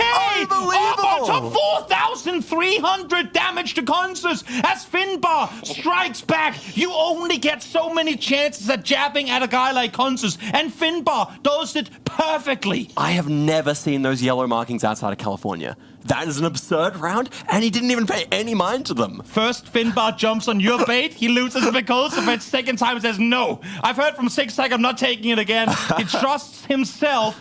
Perfectly sits down a 5K. Look at him staring into the camera. He knows we're looking. He knows that everyone's eyes on him. And Consus struck hard for the first time in this tournament. What must Consus be thinking right now? That's a huge blow. That is tough. I so am close to the finish line, to 179 points. This would be one of the most absurd comebacks, and to do so against a current world champion, Finnbar, this would be a highlight moment of your career if you could somehow turn this around. Indubitably. Okay, next round here, we got bollards. That definitely narrows down the part of the world. Looking like we also have some Austrian German, I think. Looks like it might be the case, so let's jump into it here. Well, Finnbar, even with such a crazy guess, he still needs to be on point. Headed into three times multiplier now as well. Finn is smiling. Is that a smile of, I know where it is, or is it a smile of chaos saying, oh no, what's going on here? I think that might have been like a gnarly kind of smile, like, oh, Austria, really? Yeah. We'll see who gets it down fast. Maybe for Consus now, considering the lead that he currently has, quick guessing would be the better play. We saw him do it previously when he got a bit ahead to try and bait his teammate to maybe miss some info, go too fast about it. But again, both these players taking their time. Yeah, I think that's the thing as well. Like on 3 times damage, if he quick plonks and then it is the wrong region, that's game. That would be game for him. Well, some players I would expect to go for the fast blonk. Consus not. He knows too much to National Park sign there. I don't think Finnbar's found that just yet. Consus is going to set it right down the middle of. Is it even? It might be the exact same national park that he saw on the sign. I can't quite see from here, but he might be able to get it regardless. Different regions. Look at these guesses. 179. Finn, you better be on point. You better be on point, or this is game. They're both locked in. Equidistant. Look at that. 87-88. Unbelievable. That's crazy. No damage done. Finn lives to see another day. Let's see where we're headed with round number 6. I like the look of this, looking like a big country. Indonesian flags aplenty. Let's get into it. I can't wait to see. No time to waste. No time to waste. There's big mountains, look like in the background too. Maybe that's going to help them locate exactly whereabouts they are on this map. A couple of signs to go by too, but nothing too big right off the bat. Different approaches? Say that. So Indonesia has these tiny little places called Kabupaten. They're the regencies of Indonesia. There's about, I can't remember the exact number, hundreds of them.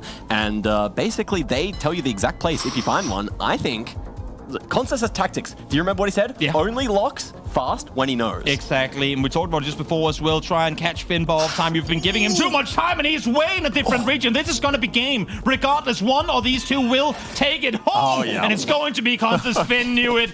Once the login came as fast as it did, he knew he was going to be in trouble. But what an effort from Finnbar to stay in for as long as he did. I have to say, that Oregon round is one of the highlights of competitive GeoGuessr full stop. I cannot believe that happened. You don't get to swing at Consus like that and hit. And honestly, I mean, going into the next couple of rounds, we know they're both very, very proficient in no moving.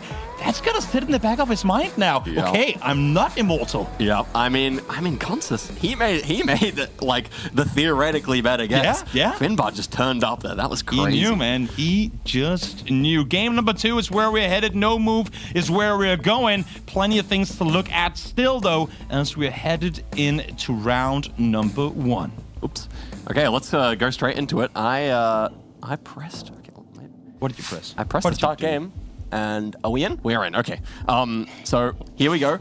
I will once again take the reins here and show you around the round because I unfortunately pressed start game. We've done one each. You know, we're even now. We get one each. We're even now.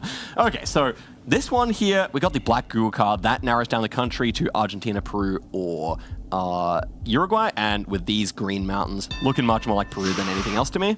Quick lock here.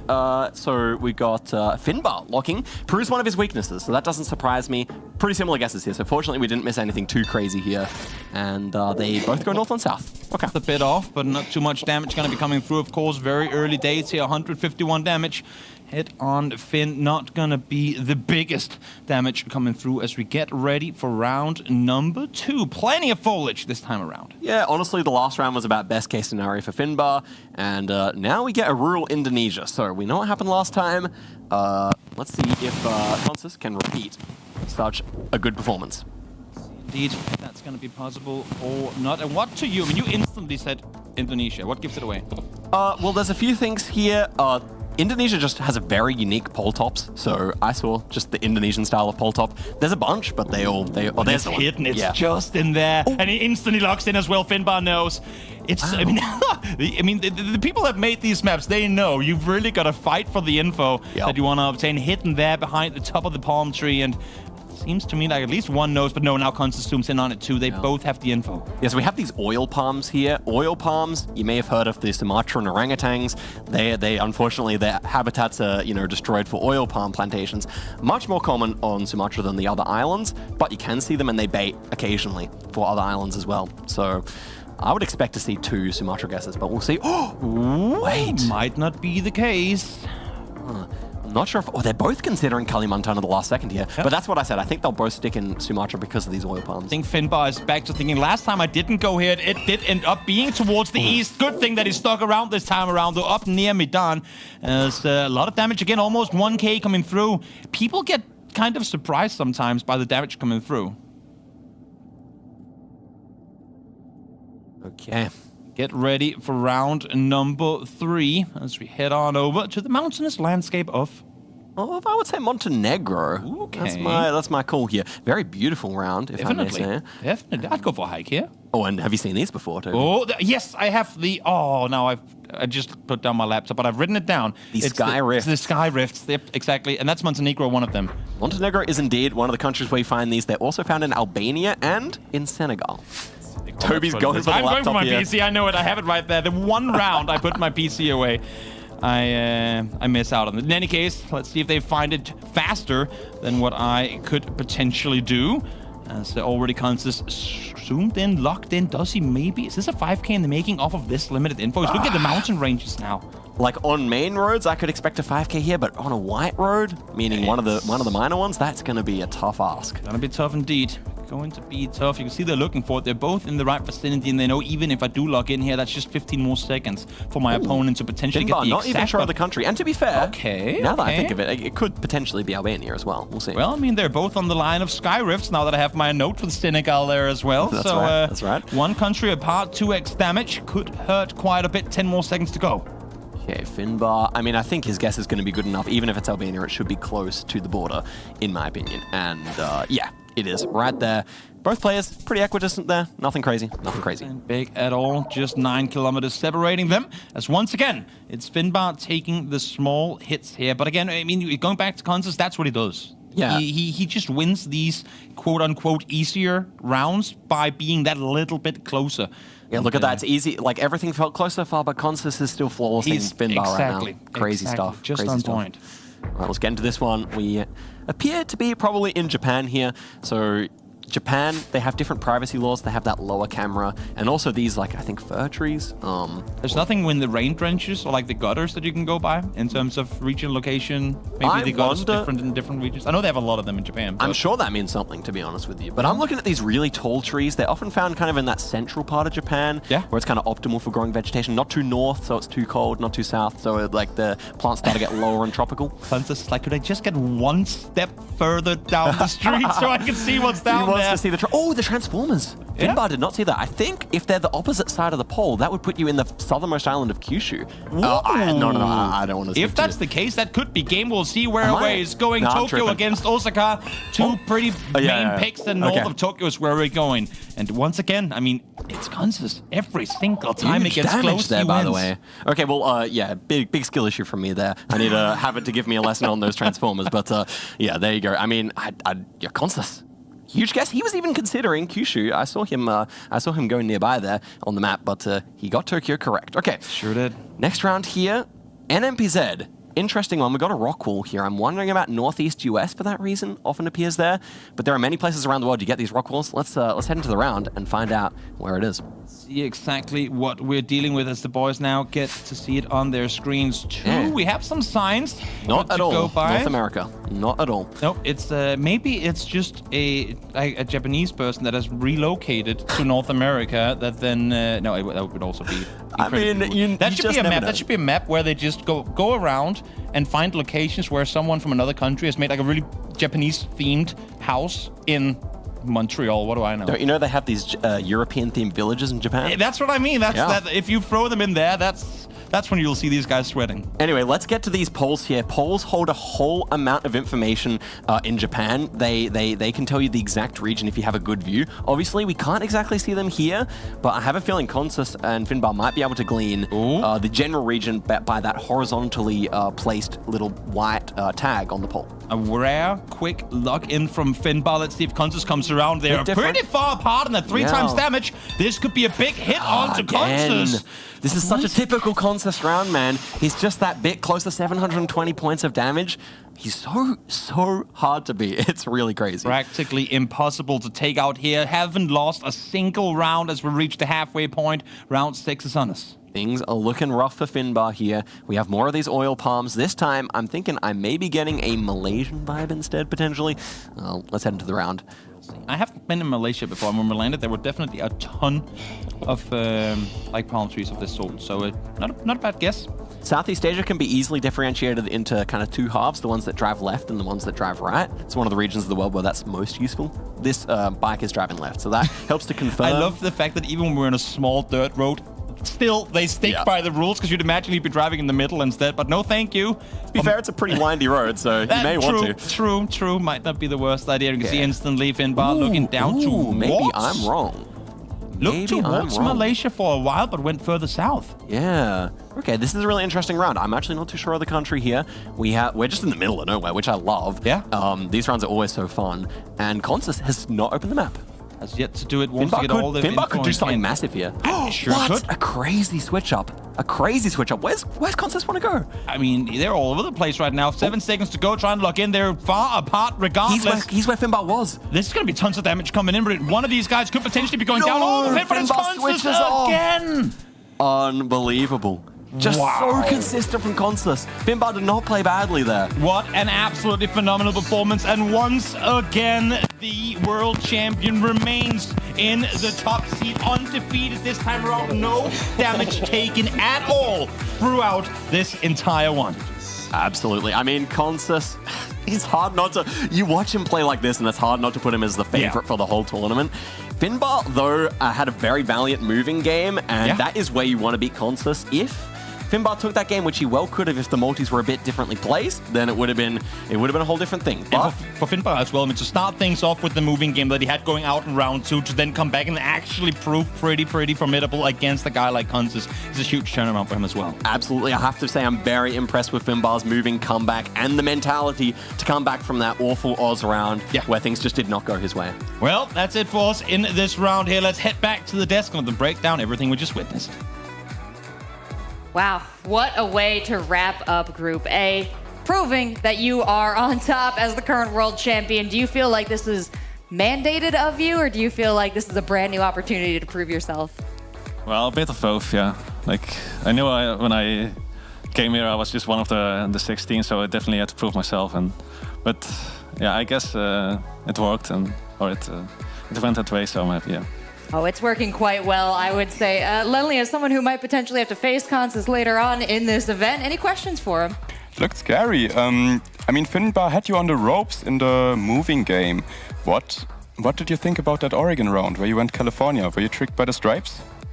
Yeah, so I wasn't imagining them. I was maybe thinking that after a round, but yeah, that's the first thing I saw. So yeah. I just Oscar was quite confused there that it ended up being Oregon. So you were not alone in thinking that. But I think Finnbar just recognized the highway shields and exactly. But 5K. I saw the highway shields too, but. Yeah, you still brought it back though. You still brought it back. What was your reaction after that to see Indo pop up? Well, it's definitely my favorite, so I was glad to see it. And then with Info nearby, it's pretty much, I'm never going to miss it. So yeah, thank you very much. Yeah, you played amazingly today, Consus. Undefeated here. And then in that no moving game, you flawless as well. Just truly impressive performance. I'm curious about that Georgia round where you got the city. Like, what clues did you know there to get the state? I'm curious.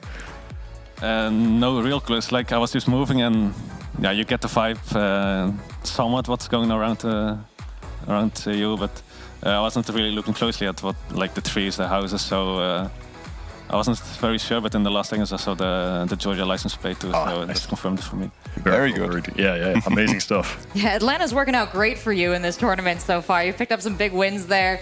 But, you've won several times, got to come up to the desk. I haven't yet invited you to address everyone at home. Say any shout-outs you'd like.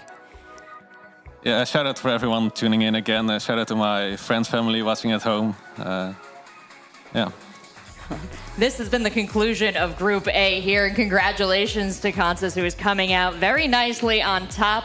You can take a look at Group B here, which will be coming up after a short 20-minute break, so we can start Group B on time. But hey, that's plenty of time to grab yourself a snack, refresh your drink, and get cozy on the couch all over again, because we've got lots more GeoGuessr yet to come.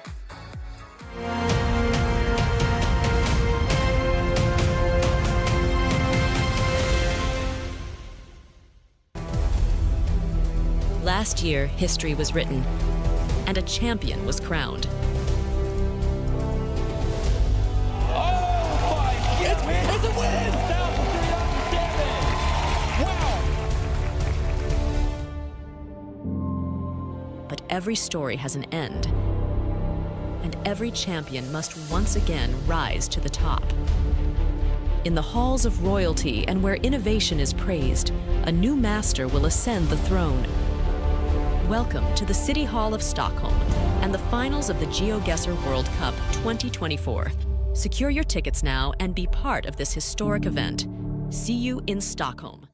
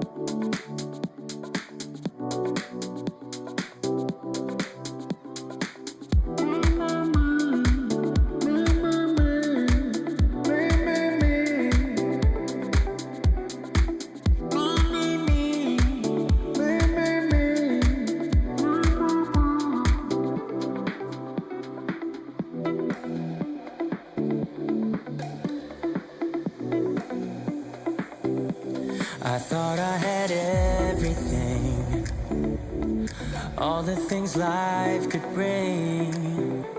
But now I do anything just to be together now.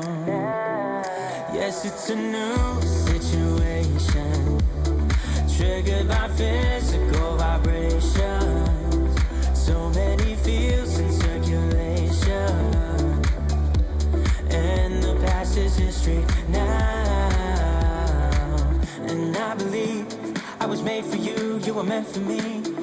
Now's the time, so I've got to tell you now.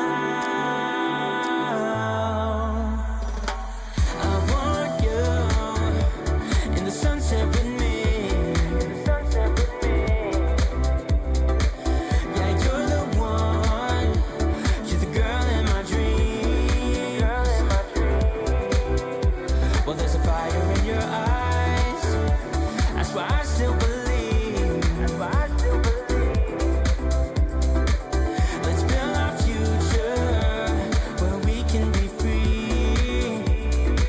You in the sunset next to me.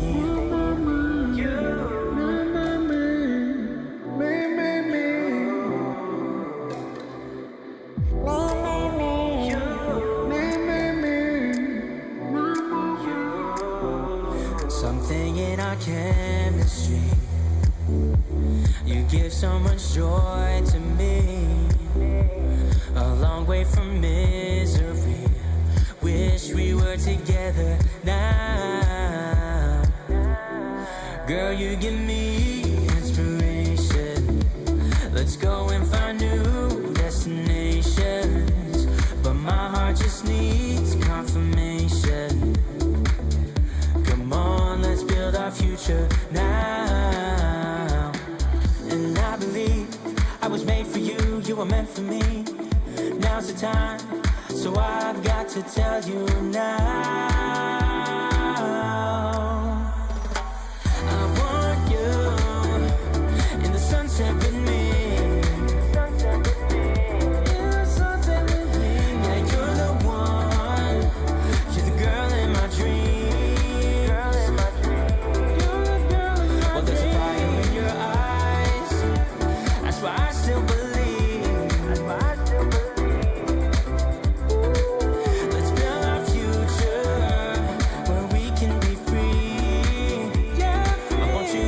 Sunset next to me.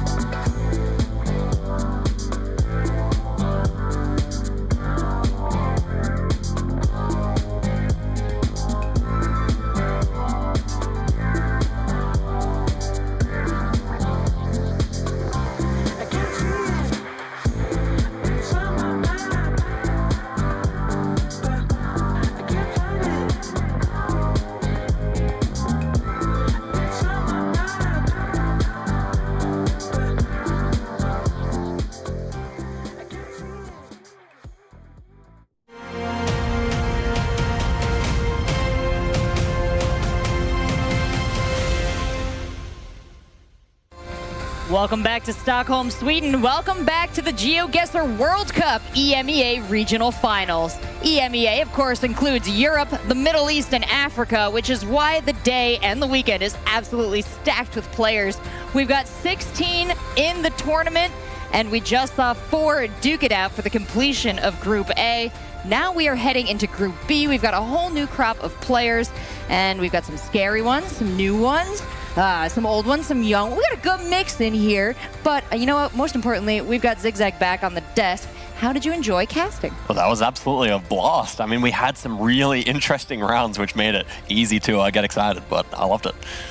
And what did you think of his casting? Oh, you did a great job, man. You're a natural. Thank you. Good stuff. Absolutely. Dude, we're gassing each other up here on the desk, and gassing each other up is not where it stops. Community, you get a little gas too. Let's talk about it. It's the Community Awards. It's time to celebrate you out there, and this is for 2024. We've got 2 categories up for grabs. We've got the Content Creator of the Year, and we've got the Community Champion of the Year.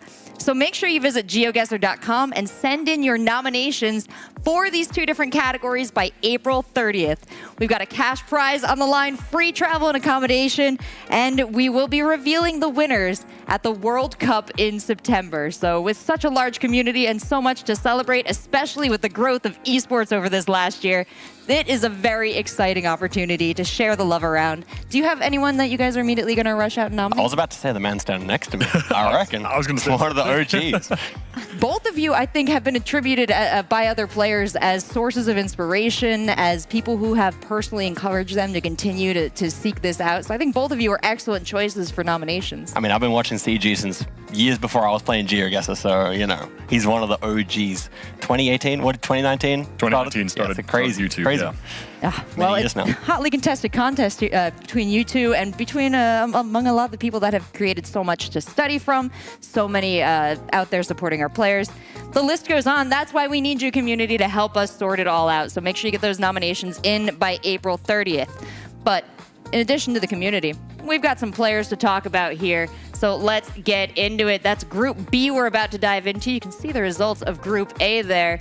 Chicago, Geographer, 4 players here. Pretty scary ones. What are you thinking? Yeah, this is another really great group. I think we mentioned it at the start of the stream, but this is a really well-balanced group. Probably one of the toughest ones that we've got. And again, we have 2 newcomers to the World Cup scene. We have Armani and Ricky Beast, but then we have 2 players who played last time as well, Deborah and Topotic, and both of those players are also sort of veterans of the community. They've been around many years, so it's going to be a really interesting group to watch as this unfolds. Players that you've perhaps run across in your contest online, Zigzag? Oh, absolutely. So as it happens, Deborah and Topotic were both in my group at the last World Cup. And then Armani is also someone I've spent a lot of time playing with as well. We train together sometimes. And then also, we have Ricky Beast, who is perhaps more the unknown quantity here, and also someone who has perhaps more moving skills compared to the rest of the people in this group. So, I don't know, it's pretty exciting. Well, very exciting to consider. And the unknown is becoming a known quantity here at our regional finals. We have gotten to know a lot of great players and seen some new stuff from some old players. But now we are heading into our first match of Group B, which is going to be Armani, Ricky Beast. Geographer, anything you want to shout out about this matchup that you think might tantalize the audience? Yeah, this is a really interesting matchup. We have Armani, who's a really strong no-moving player, and then Ricky Beast, who's a strong moving player. So these first 2 games between them going to be really interesting to see who's going to take that. And then if we go to the NMPZ tiebreaker, which I feel like we might happen, it's going to be a really exciting match. Yeah, this has to be like a great candidate for a 3-map or 3-game series. I reckon that's really could be on the cards here, given Ricky Beast's penchant for playing moving and Armani's for playing NMPZ. I'm going to hold you to that. It's been a while since we've gone the distance in this matchup, but sounds like we've got a lot of hope. So let's meet our first 2 players. My best mode for sure is NMPZ because I really like to guess rounds based off as little info as possible. So if it's just a dirt road with no info, I'm usually pretty good at getting the right region or sometimes even just the country.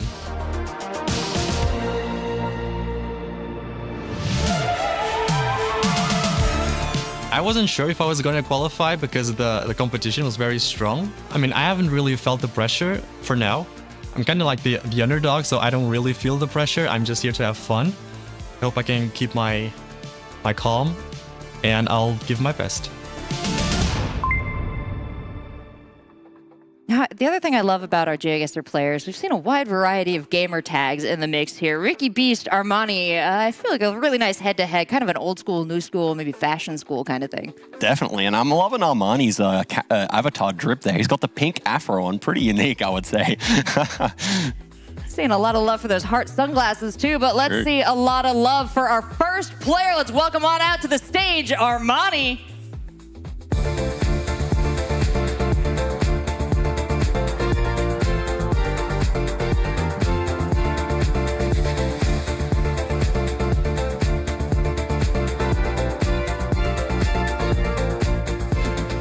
Okay, Armani, welcome to the stage. It's great to have you here in Stockholm.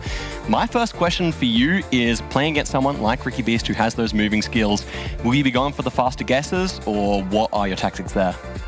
For sure, I will try to guess faster than, like, I won't let the timer run out, because I feel like I'm not as good with info as like Ricky Beast. So I want to just 5 guess most of the rounds. And then moving on, do you think that this, in your opinion, will this series go to the 3rd map? Will it go to no moving, panning, or zooming? I think if I'm able to win the no move game, because I feel like the moving game is going to be tough. But if I win the no move game, I think it can definitely go to distance for sure. Absolutely. Well, Armani, best of luck in the game. Good luck.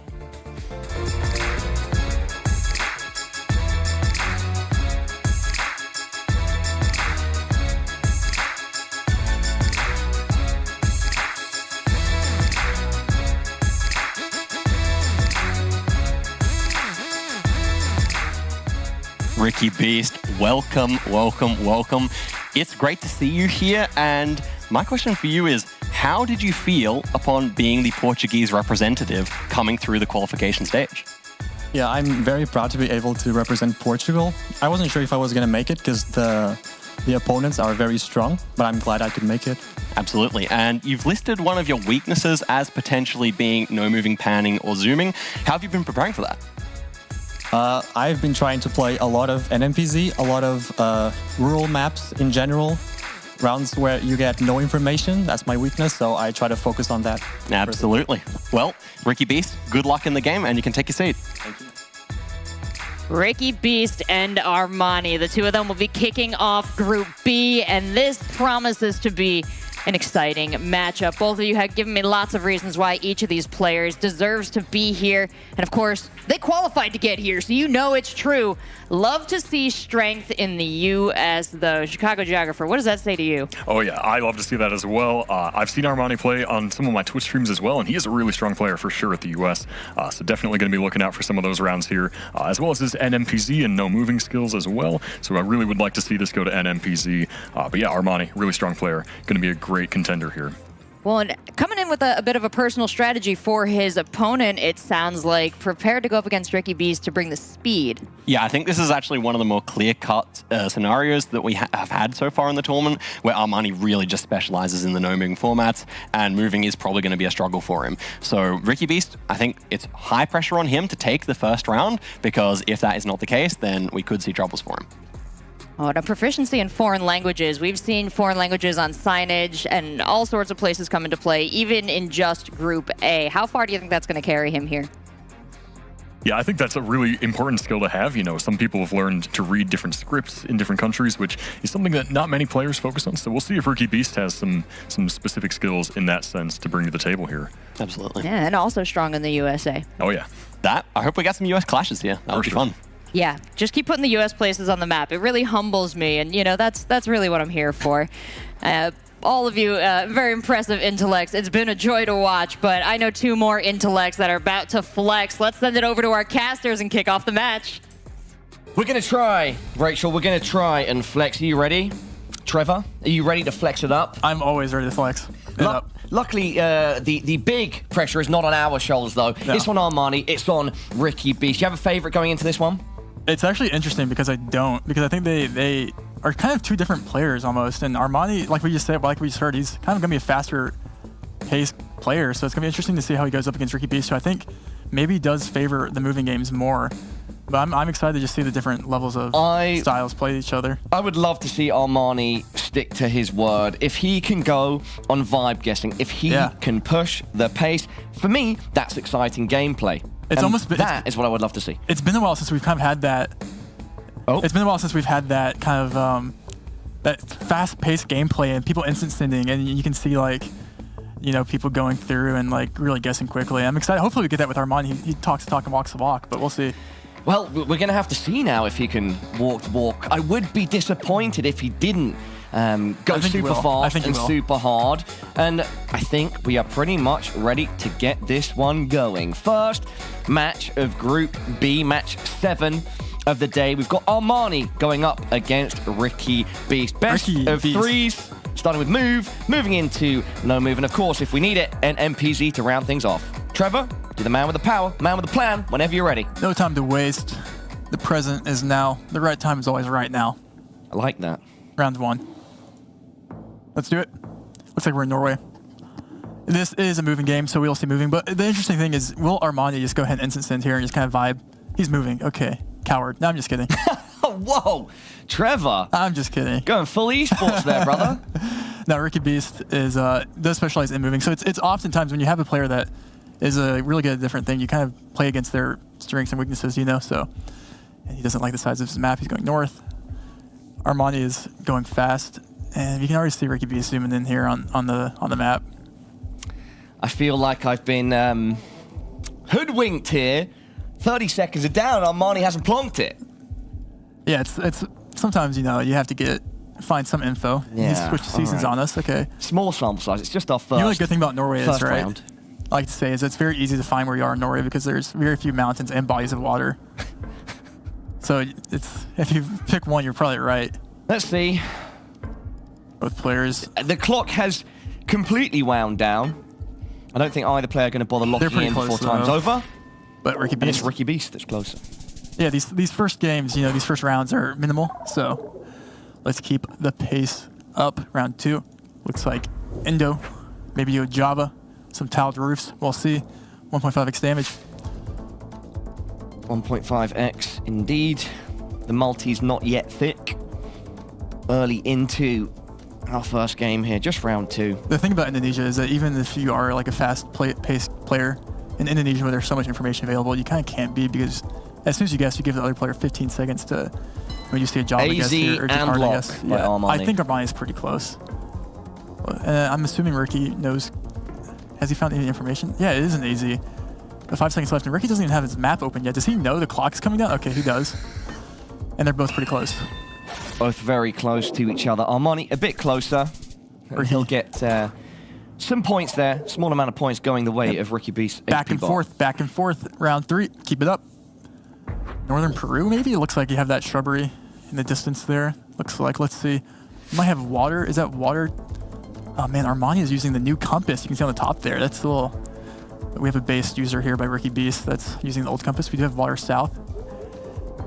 Let's see. What's more easy for you to read? The top compass on the left or the bottom left compass on the right? I like the one at the top. What chat thinks. It's more of that because that's more of like a video game type thing. You know, you're playing an RPG, like a Skyrim or something. Okay. You're looking from left to right, and it kind of floats above you. It's fair. But hey, I respect the old school too. Love an old school compass as well.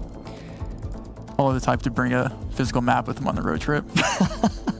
Hey, back in the younger days, you know, when we were going on road trips with the family stuff, it would be a paper map. No more needed, of course, because we have things like Google Maps. Shout out to Google Maps. Yeah. You're my guy. Google Maps, that's my guy. That's my guy. 5 seconds left in round 3. We just have 2. Whoa, we have a southern guest here, and a central, and it's south, and Ricky Beast. That's a big one. He said, hold big your horses. send by Ricky. Double damage. That is a significant blow now. Huge swing in momentum. Not even a swing because they were relatively close before. So it's it's just a big hit from the Beast to Armani. We heard Armani say in his pre-interview thing that he was going to play faster pace, and he hasn't really been doing that. No, he played fast in round 2, but 3 and 1, he let the clock wind down. Yep. Let's keep it going. Round 4. Looks like Canada, maybe like in Ontario, something like that. Let's see what we do have here. No area codes there, just Le Page. This looks nice, a little KFC. Ooh, is that a sign? Is that a sign? That sign might have said Thunder Bay on it. It could be. Ricky Beast is going towards it. Okay, maybe the sign did say Thunder Bay on it because he's zooming into Thunder Bay. Straight towards it. KFC. Once again, shouting out the local fast food chain. I think Rainbolt is hungry, but maybe Armani's going to be the one eating. Can he get the dub here in round 4? He's going to line the road up with 5 seconds left. That's kind of, you have to appreciate it. But both points. In Thunder Bay. Yeah, both in Thunder Bay. This will be going in around 5 3x damage. And he got the right road.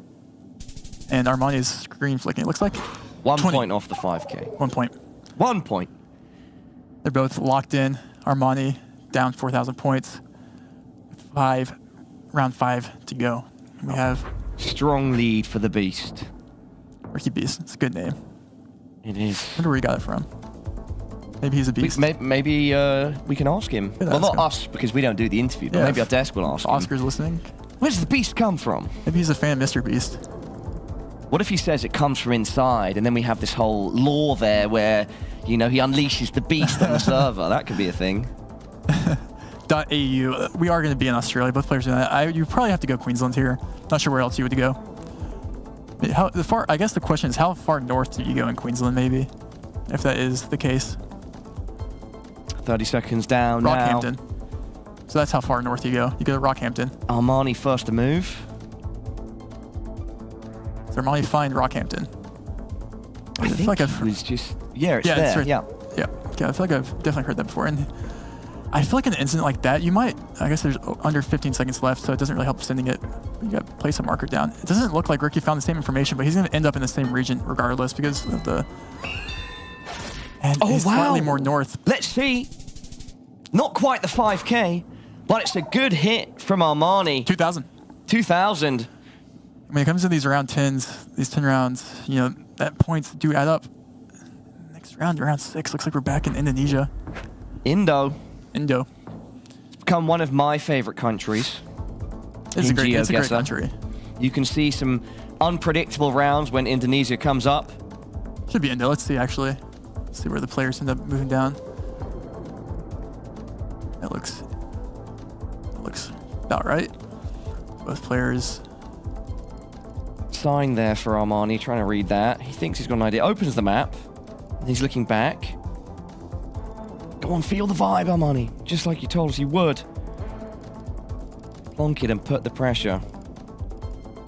Wait 6 seconds. Could perhaps pay off in a location like Indonesia. With all the islands and... Both players. I mean, you're not finding a road here. You're kind of on like a long stretch of no information. You have to make a guess just off the region. This is tough. And this is where vibes could count, Trevor. Yeah. No, I mean, this is kind of basically, you're playing no moving here. You just have a lot of panoramas with no info. 5 seconds left. You have to get a guess down someone. Dude, they're separate. We're in the Sula and the Sumatra guess. This is big points, Paulo. Big points now. That's big points. And it's Ricky Beast coming out on top. 3.5x. That is game, Trevor. Good call. Quick maths. Quick maths, my boy. Yeah, Ricky Beast moving up 1-0 in the series. It's one of those things, though, where Armani was kind of, I think, I don't know if he would admit it, but I feel like he was almost expecting to lose the moving games, and he's counting on having to win the no move and the NMPZ games. Yeah. And so you'll see him dial in here these next couple games if he does take the no move game from Ricky Beast. Portugal is on the map, though, with 1 win. Shout out to Ricky Beast. Shout out to everyone from Portugal watching. Hit the Sioux. You already know. Do it. Do the real one. If Ricky Beast wins, I'll do it. You'll do it? I'll do it. On the camera? On the camera. Oh my I will. God. Put that in the... Get your TikToks ready, everybody. Get TikToks ready. Get the reels ready. Volt is clip farming out here now. This is crazy. All right. Shall we keep it going? Keep the pace high. Yeah. According to our player cards, Armani actually prefers NMPZ. That's what he's told us, told our production staff. That's based. And yeah, Armani, you need to come back now and no move if you want to see your favorite game mode. Let's do it. Let's see. Can he do it? Game 2. Match 7, round 1. Let's do it. And this is where, you know, Armani hopefully thrives. If you're him, if you're Ricky Beast. You also are looking for good guesses here. Both players zoom in, see what they can find here. This will be an interesting round with not really that much information for the players, but you can make an educated region guess with, presumably, enough surroundings here. Ricky Beast active in track and field, but now, mate, you aren't able to move. You're going to be running on the spot for the next 10 rounds, unless, of course, it ends earlier. We saw so many 10-rounders earlier. We did, yeah, especially in the moving games. You saw a lot. Lots of rounds with information. Yeah. Both players looking. Yeah, this is kind of an interesting location with a very on no move. It's odd because you have a lot of info without not having much info in India, you know. So it's and you could pick up big points, but it is round 1, so you're kind of lucky. And Ricky keeps scaring me without getting a pin down until last second, and they're in separate regions of India. Quite a difference, though. And Ricky Beast. And it's Ricky that's closer. That's solid points in round 1. Yeah, that's like the second time he's kind of placed a marker last second, and it's kind of been super close. So maybe that's the strat. That's a really good guess for that lock. No move. Taking out 1,200 points round 1. Armani not happy with that. He looked a bit disgruntled. Disgruntled. That's a great word. Yeah? Yeah. Thank you. What is this? Looks like Colo. Am I tripping? Yeah, there's a Colo sign there. Yeah, or like the yellow-black paint there is Colombian. It looks super dry, so you have to go north, Armani. Both players are going to get this. We're going to see minimal points on the round 3 here. We're going into round 3. Lock it in, Armani. Yep. That's a faster move, faster play. But Ricky Beast is following hot on your heels. And just as rainbolt predicted, don't think there's going to be too much in this one. Nope. And he's going to maybe even move closer there. Yep, they're on the same road almost. It's slightly more north, but again, they're both in the same region, picking up very, very minimal points. Such is life. And we're moving on to round 3. On no move. Armani needs to win this game if he wants to take the win. If he does win this game, he can bring it to NMPZ. We haven't had an NMPZ game in a while, I feel like. Maybe that's not You and the case. Toby, how many did you see any in your 3? I'm trying to remember. I don't know, actually. Previous 3. Oscar was in. Maybe they had one. Wait, Armani's locking in. Yeah. Now Armani loading the clip. I mean, you have the Belgian pulls. So aiming his shot. Both players, yeah. It's one of those things where Armani's going to lock the answer in quicker when he knows it's like a small country with minimal points. Yeah. So, and it does make sense. It doesn't really matter. But he's just picking up 138 points, and maybe that does matter. You never know. I mean, we've seen it in the past where eventually these quote-unquote insignificant rounds end up adding up and making a difference when it comes down to the wire. But yeah, for now, just some small points. This is a fun location, From Armani. too. This is very, very fun. Ricky Beast. I don't know if we've had damage. Maybe the first Gen 4 turkey. Maybe I think we had European turkey earlier in the game, but this will be fun to see who's and we have Armani looking at copyright. Players zooming in. We have a guess here. This is really cool. Turkey Armani pavement. looking to Look at line that up a turkey road pavement. So speckled and cool. Both players. We have a slightly more Western guess here by Ricky. Which gen coverage is this? This is Gen 4. Yeah, I was gonna say this looks super sharp. I would bet if someone looked at this road, maybe one of the Twitch viewers looks at this road in Gen 3, if this is covered in Gen 3, I guarantee it looks completely different. And look, we have a completely different kind of hedge here. We have a Western and Central. With 2.5x. Yeah, it could be something. Could be something, Trevor. Let's see. 5 seconds left. Ricky, where are you going to stay? Just about there, and it is Armani that's closer. That's going to be some solid damage. 2.6k. Takes the lead. Takes the lead now, swinging the game back in his favor. No time to waste. Round 5. Looks like Hungary. Keep him locked in. Armani is happy with the no move performance so far, but he's still looking to take a win here. This will be interesting. It almost looks like a Croatia. Like how far, like, no. Both let's go central. hedging central.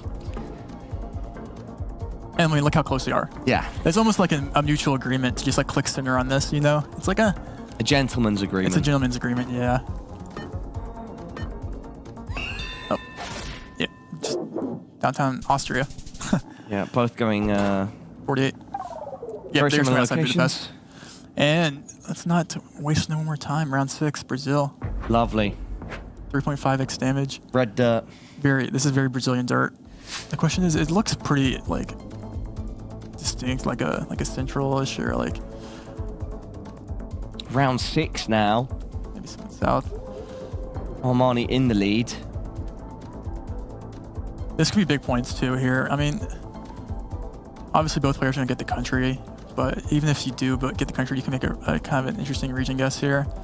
and blur some points. We do see, it looks like maybe he zoomed in close to Sao Paulo or Rio. These green hills does add up. There's a lot of information out there on different polls and things like that in Brazil and kind of distinct regions of what makes a poll different. But and is he even going to go to RGDS or? 15 seconds left. Armani has yet to open his map. That's a common trend here we've seen, where he really. No, he had it. Or not, I meant Ricky. Sorry. Oh, Ricky, yeah. And he's last minute going to Santa Catarina. And they're not that close. And is he want to go more north, Armani? No time remains, Armani. and Armani might have just taken the dub.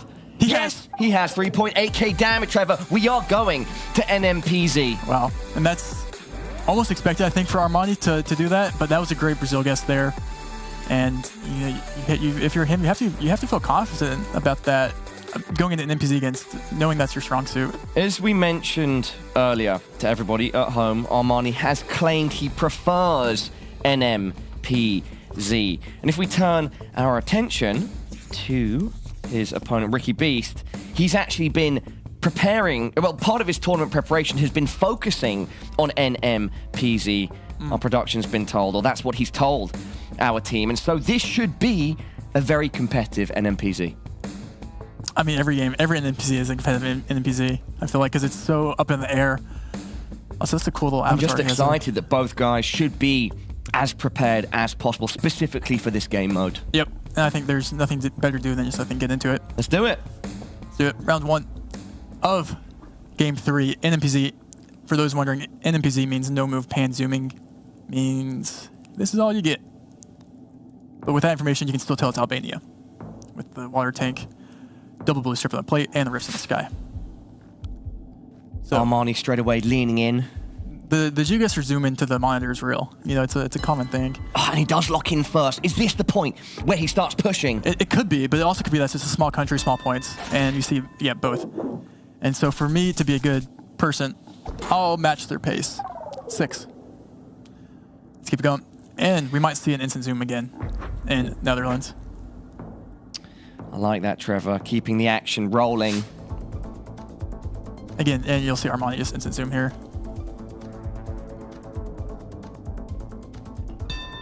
But it's actually Ricky Beast that locks in first, nonetheless. Armani, he has to take a region guess for his country, you know, he has to make it, and nope. It's just Ricky Beast being closer there. No points, we're gonna be seeing around 3 here. I wanna see a big country, Trevor. Can you summon a big country with your GeoGuessr wizarding experience, please? And before I just summon Singapore. This is not Singapore. Where are we, Trevor? It's Africa, let's see. Maybe Senegal is my best guess off the bat. Okay. We'll see. Oh, Armani's going straight in. Yep, he's going to Senegal. And just send it. Dakar is He's actually probably, going all the way to Dakar. I think he might have literally just 5K'd. Right on the coast. 10 seconds down, and he locks it in. Locks in. Ricky Beast doesn't look. He's taking his time. He has 12 seconds left. He's going Nigeria. Oh, wow. Oh, Paula. 2x damage. You know, it's not a bad guess. Difference in it's distance not a bad here. guess, but I think it is a wrong guess. Unless Ricky Beast is right. And it's oh, did he actually 5K? Armani, have you done it? Almost. Not quite, but it's 4997, and that is game. And that's where NMPZ pays off. I mean, that's not easy. Like Ricky Beast, that's not a bad Nigeria guess with the car blur in Africa. That's where kind of the practice with Armani and NMPZ really does pay off there, and you know, see the mutual respect there from both players. It felt like that game was, I mean, it was going at a slightly slower pace, and then we get into NMPZ, and all of a sudden, boom. Yeah, I mean, that's the thing about NMPZ. It comes down that one round. It comes out, you have those easy freebies of like Netherlands and Albania, but when you get those, that's where it all matters. Yeah. You just have to make the one good guess that one time, and the other player doesn't. That being said, Ricky Beast did play a good game of GeoGuessr. He was looking strong in both game modes, but yeah, when it comes down to NMPZ, it's really anyone's game. Yeah, I mean, he did take the moving game, but ultimately you have to win at least one moving and an NM or NMPZ, and unfortunately he only did like the moving, but he's still a beast, and he's not out of it quite yet. Yeah, and I mean, we were lamenting at the start and a bit in the middle with regards to Armani, because he said in that interview, I'm going to push the pace, I'm going to vibe guess and send it, and he was going at a slower pace than he suggested he would, but then in that NMPZ, he pushes it and it pays off. Pays off. I wouldn't be surprised if we see in the coming games from him faster paced games. Now he has the nerves out, and he's confident. We'll see, though. We'll see. We absolutely will see. And with that being said, Rainbolt, thank you. It's time to head back to Rachel and the desk. Thank you all so much. Now, Rainbolt says it seems like the nerves are off. Is that true, Armani? Because you look pretty confident out there. No, I was really nervous. Like, yeah, all the way throughout all the 3 games. You've got a great game face. You look cool, calm, and collected, and you're sitting pretty now with a nice win over a pretty tough opponent. So how you feeling? I'm feeling great. After that moving game, I was pretty like it was like I played pretty bad for what I'm used to, but after that, the moving game, I played pretty well. And in the NMPZ especially, I recognized the exact area, so I guessed really quickly to put on pressure. Tell me a little bit about the spectator experience. Yeah, that was a really, really fun series there. One thing I noticed is obviously in the pre-game interview, you were mentioning that you wanted to guess quite quickly on moving. And then in reality, occasionally you were doing that, but most rounds you were kind of letting it cook a little bit more. Do you regret that? Do you think it could have gone differently had you pushed the envelope a bit more? Yeah, on a couple of the later rounds where the multis were high, I was pretty unsure on especially the Indo. I wanted to guess fast, but I wasn't sure at all. So I didn't want to guess that fast. Definitely. But I probably would have been better if I did. Yeah. Absolutely, yeah. And then moving into the no-moving game, it seemed like it was a little bit closer in the gameplay, and then that Brazil round you took the W with. Do you think in those, after your moving and no-moving games, did you change anything up about your NMPZ gameplay, or you just went in feeling strong? I was just feeling really strong after that one, yeah, for awesome. sure. Yeah. All right, one last quick question there. I couldn't help but notice your avatar, as you guys said, drip to death. Tell me a little bit about the logo you chose. It's a cool logo. I found it somewhere, and then I think it's I think it's just pretty cool, what it represents, just an airplane in a plastic bag. I think it's pretty cool. I absolutely agree. I agree with you. It's a very cool drip, and I hope we see more of it and more of you. Of course, we're going to have more games from you shortly, but we got a quick break coming up first. Here's what the rest of Group B is going to look like. As I promised, lots more GeoGuessr to come. Stay tuned.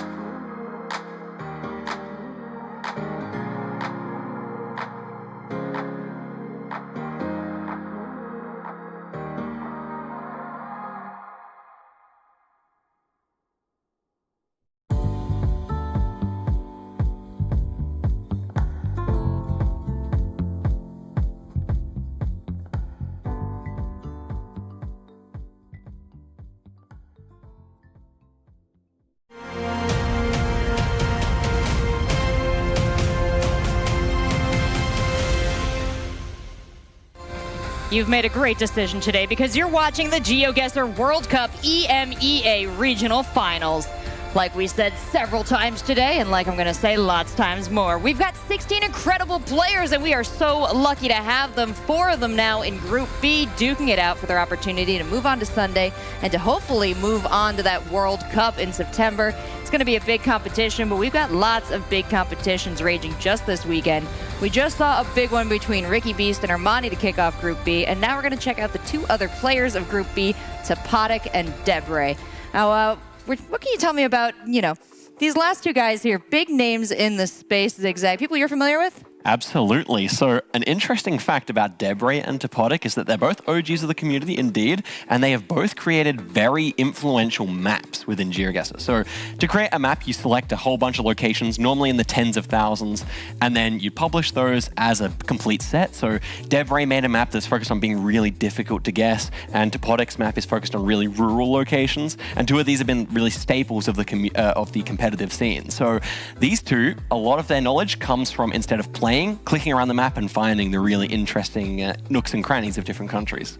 So they might have had a different way of learning and a different way that might give them an advantage in some of these matchups here. Now, Chicago Geographer is someone else who not only competes, but prepares a lot of content and contributes a lot to the education of the community. What can you say about what these players might have picked up along the way? Yeah, absolutely. They've been around for so many years now. They're both veterans of the game. I've known them for a long time as well. They're pretty good friends of mine. So yeah, they've contributed so much to the overall community knowledge base, and also just like, as Oscar has mentioned, the maps that they've created, people are playing those all the time, even to this day. So they've been really influential, and I'm sure they've picked up a lot of really good skills as they've been working on those maps. Fantastic. I'm excited to see a head-to-head of 2 storied players now coming up next. Let's get to know them a little bit better.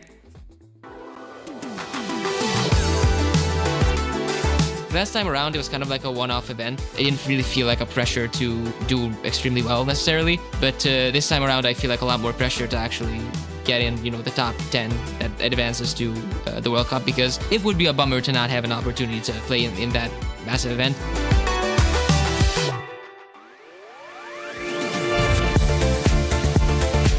Mostly no moving is my main strength. I don't have many specific countries that I'm good at. I'm more well-rounded in that sense, but I still prefer moving to NMPZ.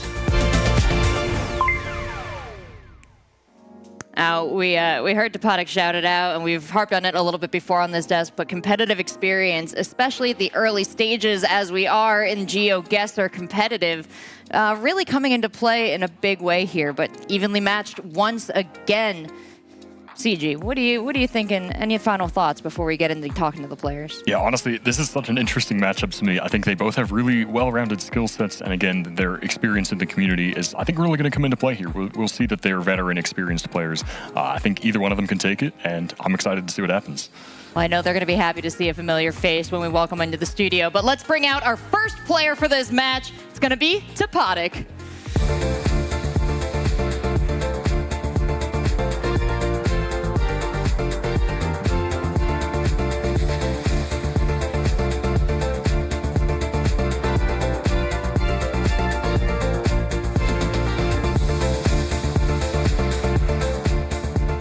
I'm joined by Topodic, everyone. Topodic, welcome to Stockholm.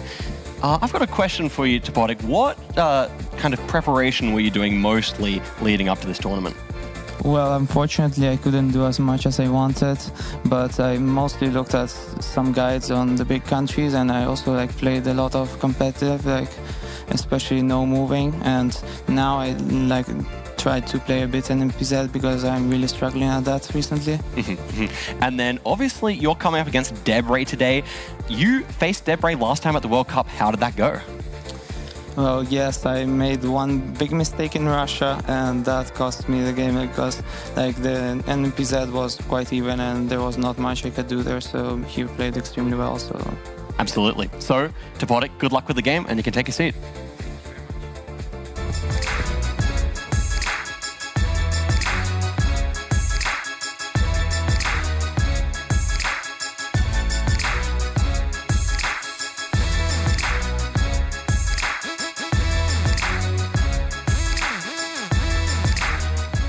I'm joined by Debre here. Debre, welcome as well to Stockholm. It's great to have you here. I've heard, and I don't know if this is true or not, but do you know all the United States area codes? I know most of them. I spent like about 2 hours just right now, just like going over as many of them as I could. I think that's like one area where I hope that if I get one, I would hope that I know all of them. Actually, I have like another topic. What did you have for breakfast? As for me, I had, what did I have for breakfast? I think I had some pancakes and I also had some bacon and eggs. There you go. Fantastic. Good choice. Okay, thank you. I'm curious about you. Well, he's flipping the script on me, guys. Debre, I would say very good luck in this game and you can take a seat. Flipping the script, no doubt. We love to see it from Debre. I was a little worried Zigzag was going to take a turn, walk to the desk, but I would have been happy to have Debre over here giving some insights. As you told us, CG, both of them very experienced, not only as players, but as map makers. They've seen this for all sides here. So as we look at Topodic's strengths, weaknesses, do we believe in the weaknesses? Do we think that's even real for these players? Yeah, you know, that's a great question. I'm not sure that Topodic is really weak at Canada and Brazil, but hey, we'll see if those countries come up here.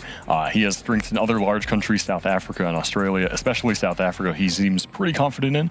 So yeah, but we'll be looking out for those big countries. And again, his veteran experience will definitely be a big factor here. Yeah, I'm super interested in that Australia as well because that is one of my strengths as well. So I hope we can see some interesting and you know, tough Australian rounds in this series, perhaps. Well, and as I understand it, there are some things we can infer about a player by the list of, you know, regions they say they're very good at, whether it's a detailed-oriented list or whether it's kind of a broad, you know, macro or meta list. We've seen so many different ways that these players prepare. Deborah, though, you told me, was looking at zip codes, area codes that we're going to see on signs for phone numbers. Do you memorize numbers like that? I have almost none memorized. Maybe CG has a few more than me, but these can be super useful on the moving rounds because they divide up the United States. Even sometimes they divide up states. So you can actually get extremely close guesses if you commit those to memory, especially in urban settings. A fascinating way to do things. How many would you estimate that you could remember from the US? Honestly, not that many. Like, it's super hard to memorize them. There's no real pattern to them. So I'm impressed that Debre knows like almost all of them. He's done a lot of work. Well, our casters are ready, so I think I want to ask Paula too. Paula, how many area codes have you memorized in your quest to become great at GeoGuessr? Rachel, I'm still working on it. And right now, my mind is in other places. I'm looking at Trevor. Trevor, I'm looking at you. Huge mug of coffee. Yeah. And a boiled egg. That's what you had for breakfast. Am I right? No. Why would you think I like coffee? That's crazy. Anyway, everybody, Debre versus Topodic, big one here. Trevor, you told me when we were off air, you're all particularly excited about this one. You described it as a matchup for content. Why is that? It's quite literally like the most hype match of the day. Maybe I'm biased because they're both just very like charismatic, emotional people towards the game, and I think that'll show in this game. Is Debre staring Topodic down? What's happening here? Is he giving a death stare? He's mocking his competition right now. That's crazy. Is he actually? Wait, he's actually staring him down. Oh my! I mean, Debre's playing the mind games. I love it. I don't think Topodic even knew though, so I don't even know if it is a mind game. Yeah, no, but then still, we use the expression a lot in esports, but Debre's locking in. He's as serious and dialed as it gets, Trevor. I love it. Yeah, he's a character. He's a character. Topodic. I think Oscar mentioned earlier, this is a rematch from the World Cup back in October in Stockholm. So it'll be cool to see this. I'm standing for this one, Trevor. No, I'm quite literally not sitting down either. I recommend everyone at home posture check, stand up, drink some water, and let's lock in and get this game going. Yep. This is the best game Trevor, of the day, probably. whenever you are ready, let's do it. Get it going. I'm not one to waste good content. Game 1, round 1, South Africa. Moving, Debre versus Topodic. This is going to be a matchup over the ages. Everyone get your clips ready. A little wave there outside the car. Both players going north. It's moving. We are in South Africa. This looks like Debre does not know how to move. He is moving. And he's doing the trick where you can move and open up the map at the same time to be more efficient, which is not something I actually don't think I've seen someone use today. It's kind of a flex. Very distinctive region of South Africa, it looks like. Downtown bots border, and Debre's locking in. He doesn't think he's gonna find any more info, and he's locking it in based off his clues there. Debre to lock in first. Topodic has to respond. Victoria here. Round 1, no big multi. It could be big points though, because it could still be big points. Quite a distance. It's not just kind of north of Eswatini there, and that's going to be 400 points for Debray. I've got it, Trevor. I've got it. Yeah. Chat, we have to get your opinion. But what about Death Stare Debray? Could that be the nickname? Can we get it trending in the It sounds chat? like a good like emote, you know, like there has to be a Death Stare Debray Death emote. Stare Debray. But he is pretty locked in now. You can see that. But this will be probably another minimal points. Players moving especially. We might even see Debray just lock in soon. So we've got Like Death Stare Paz, yeah. Debray once again going in first on La Paz. Let's see if Topotic's Optics You know we can haven't follow had today. suit. Yeah. We haven't had South Korea today. Not going to be anything significant here in this round. Both players honing in. Where you round up. Sharp. Effective. Round 3. Maybe even the first Kenya of the day too. Maybe not. Debray. He's locked in. He's not here for any shenanigans right now. This looks like northern Kenya or something maybe. Debray's zooming into Kenya. Topolic is going to try and find information, but I doubt anything will be usable. Both players now looking for something. We're on the safari. Maybe you're just right looking now, for Trevor. a main road to find the road direction to see what off-road you're going off of, but yeah, this is a little safari. Maybe we see some lions. Maybe we see some elephants. That'd be pretty cool. Nope, just There's a some elephant Toyota Land coverage. Cruiser there. Not too much information for either of our players. 20 seconds left Debray's on turning around. the clock. In the opposite direction. He did not like the direction he's going. Topotic yet to open his map. True, 14 seconds left too, but both players are going to make a pretty similar guess here, you have to imagine. And that's exactly what we do see here. Look, they're quite literally in the same, 2-mile radius. That's more north. Minimal points. Round 3 of 10 down, and yes, just as Trevor pointed out, very minimal points. Even Stevens going into round number 4. Even Stevens, throwback. Round 4. Oh, you know the TV show? Is that what you meant? Yeah. I just was using the expression, but that was a great kids TV show. Shout to that. Round 4, 2.5x. This is actually a weird location. It looks, and if you're playing Blink mode, you might go Europe here, but this looks like Canada. Question is where in Canada? Well, we're going to start off in a parking lot. There's trash cans here. We probably see someone zoom into a trash can. We have Debray AZ. Is it going to be a lock as well? Yeah, going straight to Winnipeg, and he wants it. It's probably Winnipeg. That was a confident zoom. Maybe he saw Winnipeg on a trash can. I think we did. So this will be, yep. And it remains even Stevens.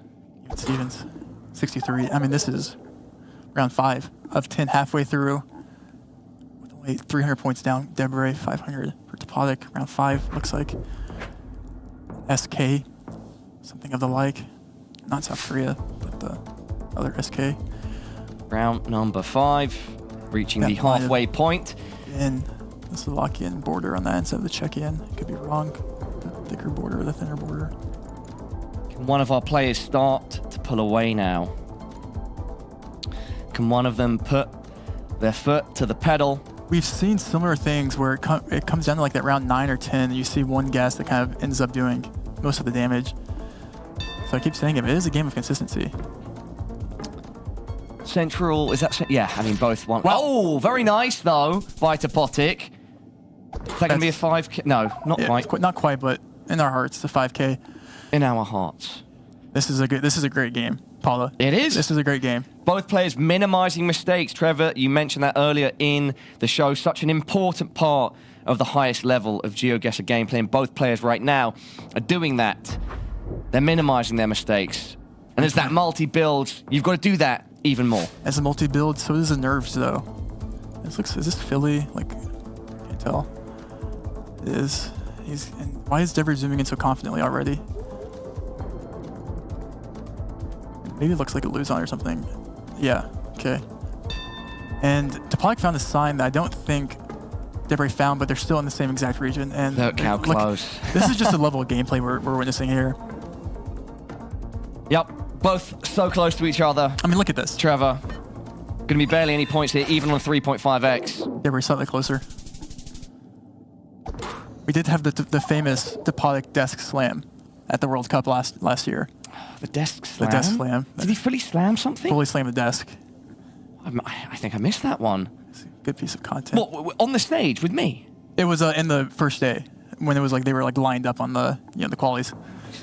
Speaking of, someone get the clip. Someone get the clip. Find it. A little UK action here. Let's do it. Quadruple damage now in round number 7. Some UK action. The United Kingdom. Got the Aaron Bruce. Yeah, Debray enjoying the Aaron Bruce. You know Aaron Bruce? And I don't know Jim Robertson either. I know neither of our working men's trucks there. You know, Topotic is living in the UK right now, so maybe he might have an advantage here. Aberdeen, so Scotland. Like, yeah, that's where we're zooming in right here. And hopefully, oh no, Debray has not found the same information. Debray's not found the same sign. This could be big points, This could be a difference by the length of the UK. No, he's getting north, he's getting north, he's getting there. There we go. He's scanning for something. I don't think he has the same information though, so it's interesting to see what he's... He needs to keep moving to find something. 20 seconds left. Still a chance for a mistake here. We were just talking about minimizing mistakes. And that's good. Both and Montrose. Is that enough? Yep. I think it is. Yeah, Topotic basically just 5K'd, but Debray is right there with him. He's going to get even closer. Going to go a bit more north. 4x damage. It's going to be some points, though, for Topotic down. Oh, bro, you got to put your marker down. Oh! Yeah. Oh, he just. He had his marker down. That's I missed it. I missed when he had his mark down. Apologies. No, all good. That's 1,000 points. Could have been worse for Debray. He started a little more south. I thought we'd just seen a big blunder. Luckily not for Debray. Round 8 now, Trevor. Too composed for that. Round 8. Looks like Turkey. Great, beautiful sea to our north. So close in round number 8. Yeah, it's actually really... If we get to a... Well, we could see big points here, because when you have water north like this, it's kind of hard to region guess in northern Turkey. Assuming it is.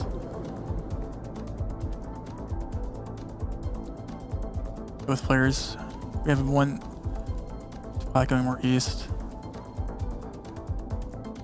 Both players. Again, this is kind of when we get into this territory of round 8. Debray's got a lot of information. 1,100 points really adds up, and Debray needs to chip away as much as he can these next 2 rounds to make sure round 10 isn't a small country. And he's guessing.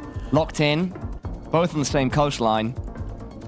With 4.5x though, if one is closer than the other, we could see some substantial damage for the first time in this matchup. They're still pretty close. It's not going to be game, but we could see someone pick up some points. Yep. And it's Debray that's closer. Oh, Debray, and that's actually right so on points, the money.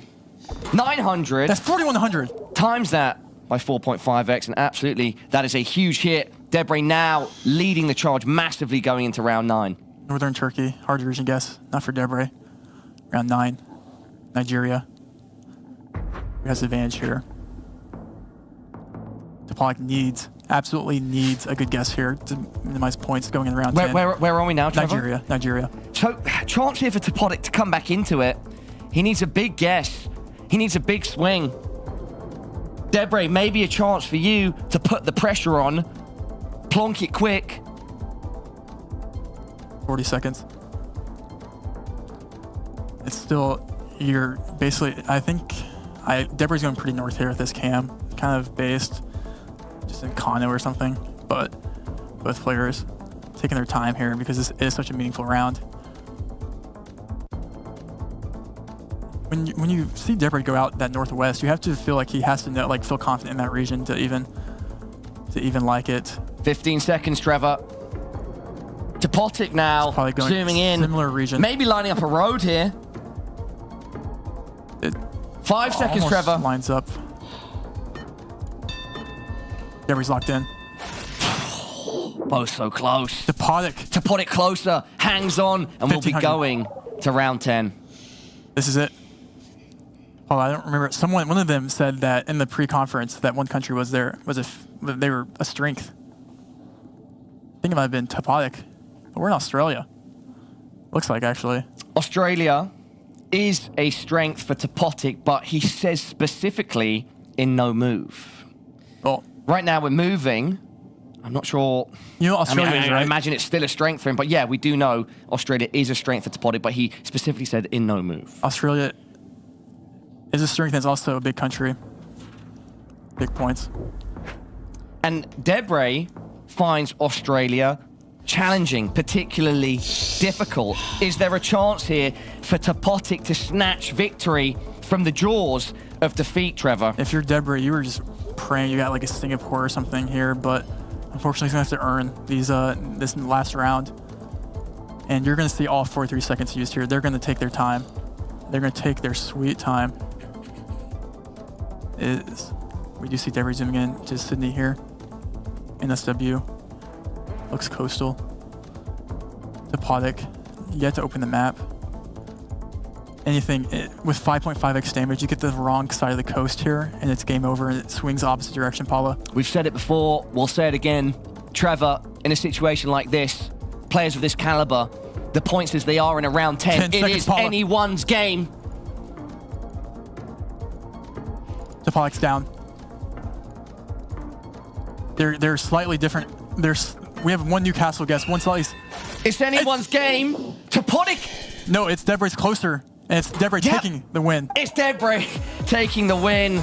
Misread the colors there for a second, but that one truly down to the wire. Look how close they were, even in round 10. Yeah, it came down. Neither were right on the mark, but again, their guesses, even when they're off the mark, they're still within the same range of each other. Yeah. And so that meant that was so close, quite literally down to the final plonks. Yep. Yeah, and that was a game that was back and forth for both players, and it was earned last minute there by Debris. Just one better guess there, but it's no move time. That could have been our tightest game yet. Yeah, we've seen a lot of round 10s, but that was a pretty tight, especially with the stakes for both these players and what this means for both of them. It's I remember talking to Debris. He was pretty nervous. He thought he was washed, but we'll see if that's looks like he maybe isn't. Definitely not washed yet. We move into no move now for game 2 of 3. If Debris wins this, he wins the series. If Topodic wins it, we go to NMPZ. Trevor, you're the man with the power. Oh, you've already kicked. Oh, nice. You've kicked it off already. Listen, They're straight into the action. I'm here to watch. You know, this is a great game. I'm here to consume just as much as everyone else. So we have a white car here. Usually you would think like Peru with this landscape, but we'll see where the players end up going. Bolivia also makes sense with those things. I wonder who knows, like, Bolivia is one of those things where if you learn, like, you can almost learn everywhere in Bolivia since there's not that much dense coverage. And so, you know, it's kind of a toss-up sometimes. Both players taking their time here. Is Debris looking for an antenna there on the car, or what was he specifically there? What was he zooming in on? Maybe copyright. Not quite sure if there's like a specific. He's going literally on the border here, hedging, presumably. Oh, he looks away, shows some emotion. Topodic, where are you going, buddy? He's going to Lima. Nope, he's going. Oh, I mean, round 1, but it's a big difference. That's great. That's a great guess there by Debris. I think he was hedging, but he literally guessed Lake, but 1,000 points down goes to Topodic in game 2. In a later round, that would have been devastating. For sure. All right, round 2.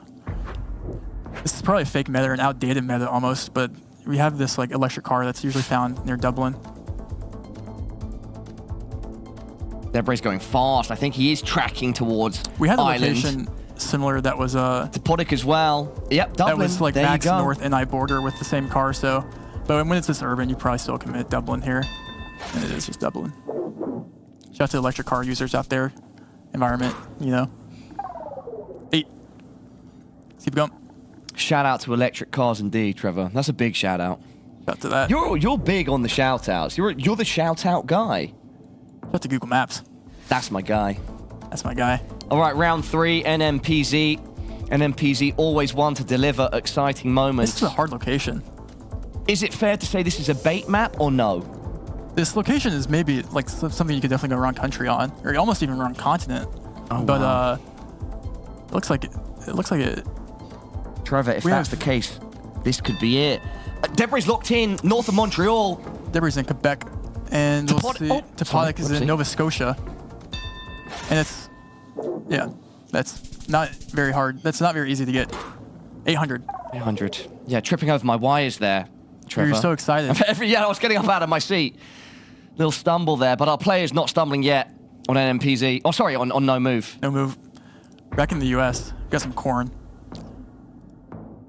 I suddenly thought we were in game 3.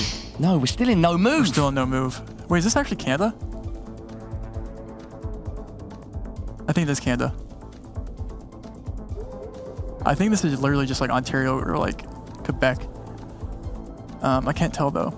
Ooh, Topodic looking at the transformers on the pole. It's not. I like where Debris is right now. I could see someone going US on this, but I don't think Topodic will. But it looks kind of these polls don't really feel US. Topodic using that last bit of time as the pressure is on. Yeah, both going to be in similar areas. He switched to New Brunswick last second. That's big points for Debray. Oh, it ends up being big points with a 2.5x. It's huge. I mean, Debray wins this, and he 2-0s Topodic, which would be massive. It would be a quick game too. Quick, not over yet. The pace has been fast here. We're already in round 5, Trevor. Triple damage now.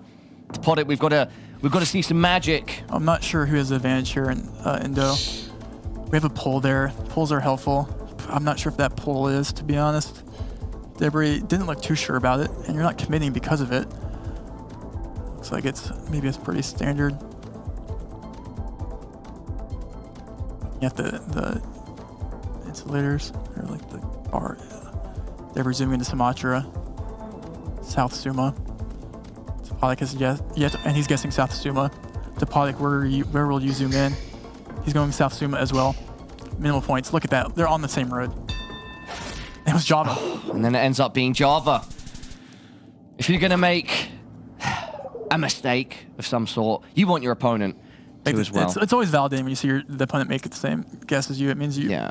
I don't even want to call something like that a mistake, but I don't know the best word to describe it, you know? Silly goose moment. Round 6 of 10 in France. This is... We have the French bollards there. Debray. That's an AZ. No, not quite. We're scanning. Still scanning. He's going outside Paris right now. Southwest of Paris. Topodic zooming in on the horizon, trying to find any information that he can. Topodic needs points here. He's down like 2,000. Just a Paris hedge? Is that what he's going for here? Debray is full on 2 pixels away from his monitor. And he's clicking Paris. He is. 10 seconds now for Topodic to respond. He's actually going east of Paris, and it pays off. Wow. He's a bit closer, and with 3.5x, that's going to be a reasonable 861, Trevor.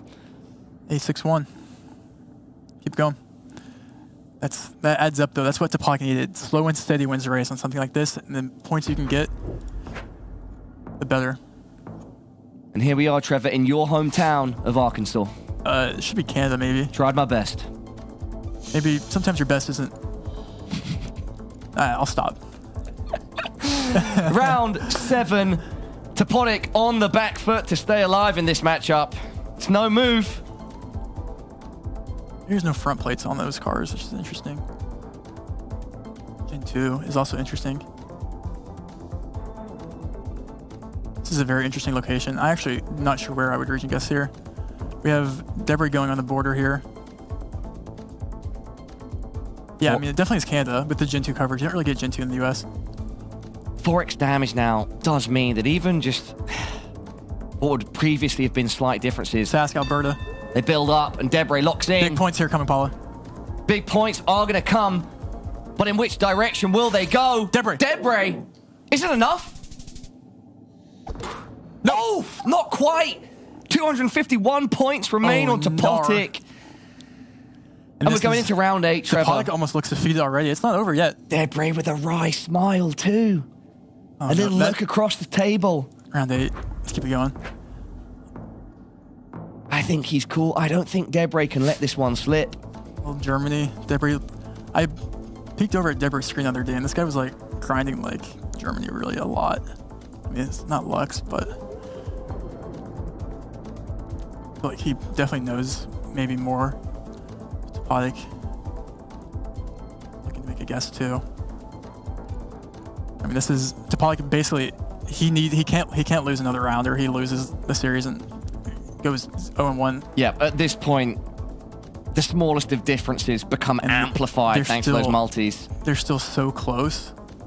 So even if Debray, there might be a world even where like, no, they're still far enough apart. If Debray's even slightly closer here. Locked in first and straight after. Topodic's closer. Topodic is closer. He stays alive. We will be at least seeing a round 9. And a round 9 is a round with a small country of Lithuania, it looks like. which is good for Debray, not good for Topodic. Let's see what... Yeah, Topodic does not like that. Does not like it. Shakes his head. Estonia. It's one of the Baltics. Don't know. Poles. Never see the A-frame pole. I just instantly send Lith. Hills in the distance. I mean, we have a Lith guess here. I mean... Topodic hovering over Lith. You low-key just free send Eastern Lith. We'll see. Topodic. And Debray's in Latvia, and Debray's in Estonia, Debray's in Lithuania, Debray's in Estonia, Debray's in Lithuania. Debray's showing us exactly what he's weighing up in his mind. And where will he finish? Where will he finish? That is the question, Trevor, and it's Topodic to act first. Now you've got to make your choice, Debray. It's all on the line, and Topodic makes it work. 5x damage, it's only 1.1k. We will see round 10 of no move. It comes down to this. And it comes down to this. Look, let's say they're close in round 10. Debray will win on points. Yep. So Topodic needs to make a play, and he needs a country where he can make a play. Trevor, do we have a country like that? Move that bus. Turkey. You remember, yeah, they probably didn't make it to the UK, did that show? Anyways, round 10. Yeah, I have no idea what that reference was. This is gonna be. This is good. This is. Is there a chance here Topodic can bounce back? Oh, Debray biting his nails as he zooms on his map for the first time. Topodic can win here. It won't be easy, but it will be possible. Paula. Looking to the sky, looking to the heavens, saying, please, tell me where I am. He opens his map. Everyone stand up. This is... I've been standing. True. Oh, he knows the road. Topodic has found water or river, but I mean, you can't ever really tell. They're in a similar region, so even if Debray's, they're so close, like I don't even think it's possible. Yeah. He's closer. Topodic is closer. Is it enough distance with a 5.5x? No. Oh, no, it's not. It is Debray that comes out on top. Wow. He does it in 2. We do not need to see NMPZ, and it's death there, Debray, reigning supreme. I'm just kind of happy we get a Debray interview. Or maybe not happy, depends on the person. But yeah, this is I mean, that was really close. Both games came down to the wire there, and Oh, there we go. Oh, and Topodic goes to grab the hand as Debray tries to play some games. That was a little bit of him trying a little cheeky. Even mind games after the match. It's crazy. Great performance by both players, but yeah, Debray just did a great job of consolidating his positions, not making mistakes. It was solid to see, especially considering he was very confident in that pre-match interview, and he held it down on the server too. Yeah, and Topodic also played really well too, but this is a slight guess. I mean, even the last NMPZ game there, Topodic probably had the closer guess like 3 times in a row. On no move. On no move, yeah. No move. All right, well, Trevor, thank you for your thoughts. Enough from us for now. Let's head back to Rachel and the desk. Thank you guys so much. Excellent cast. Debray, you joined us on the desk. You had something to say right off the bat. Yeah, Take it away. I want to clarify something real quick. I did actually, because I did say to Topodic that I was going to let him choose whether he wanted to shake my hand or do a fist bump. And I did actually intend to be honest with that, but then I accidentally tried to do a handshake with the left hand, and I realized I don't want to do that, so I wanted to switch it up, but then by that time he's already going in, so it is what it is. That's what we call a certified GeoGuessr player.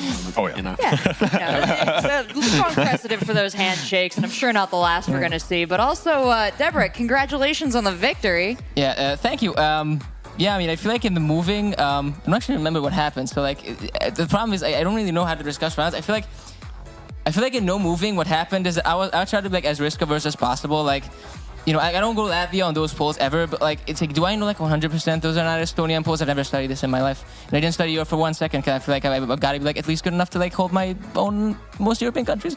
So I have no idea if that can be in Estonia, probably not. But I wasn't going to take any chances, so just my Riga.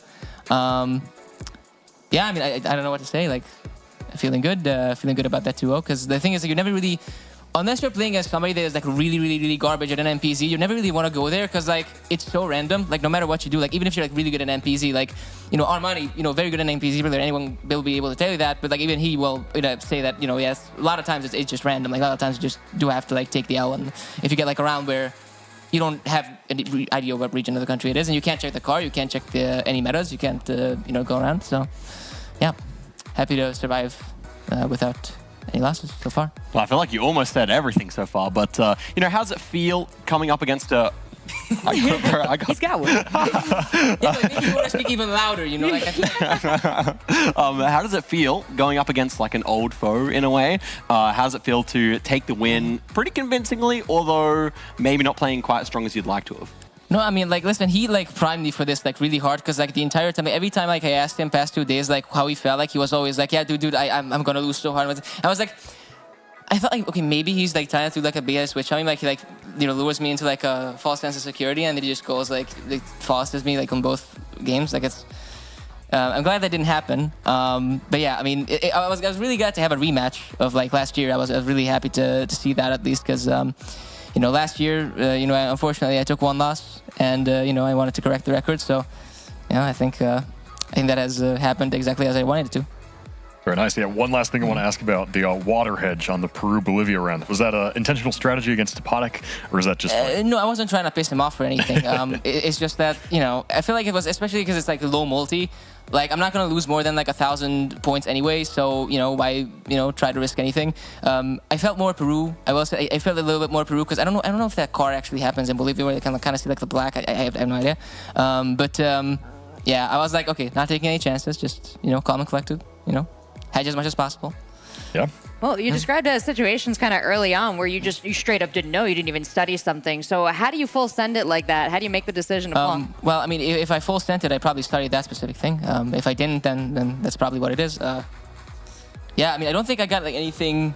I don't remember. Like sometimes I forget, but like I don't remember if I don't think I got like anything that I like specifically studied like really hard for. But like I couldn't have gotten this like half a year ago or something. But to be fair, I don't actually know that. Like I don't. Sometimes you forget what you've actually studied, what you like, where you remember something from. Well, it's in there somewhere, right? It comes out as vibes sometimes. Because like the thing, like, while you're playing, like, you're not thinking like, okay, like when specifically did I practice this? Either you know or you don't know. But yeah, I don't think. Yeah. Anyway. Definitely. We so appreciate your insights. Congratulations on picking up the win here. I'm glad you righted that wrong of your your rematch from last World Cup. But we have more to see from you today. We have more from all of our competitors in Group B as we continue onward. We've got Topotic and Ricky Beast coming up next right after this break, so stay tuned.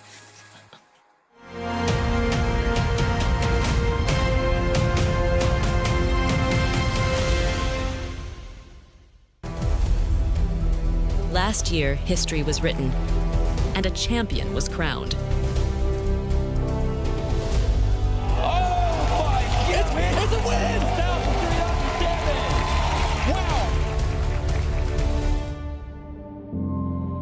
But every story has an end, and every champion must once again rise to the top.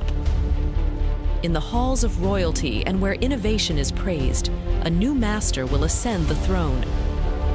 Welcome to the City Hall of Stockholm and the finals of the GeoGuessr World Cup 2024. Secure your tickets now and be part of this historic event. See you in Stockholm.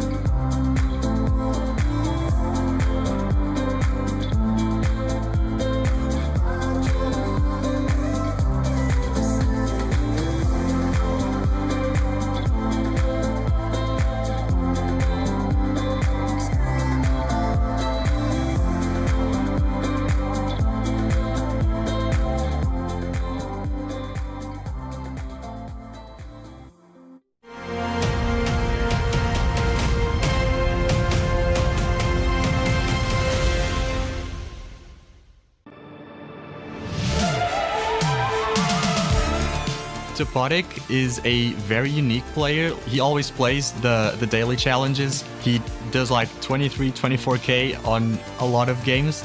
He knows a lot of roads, knows a lot of meta. He's definitely one of the strongest players in the group.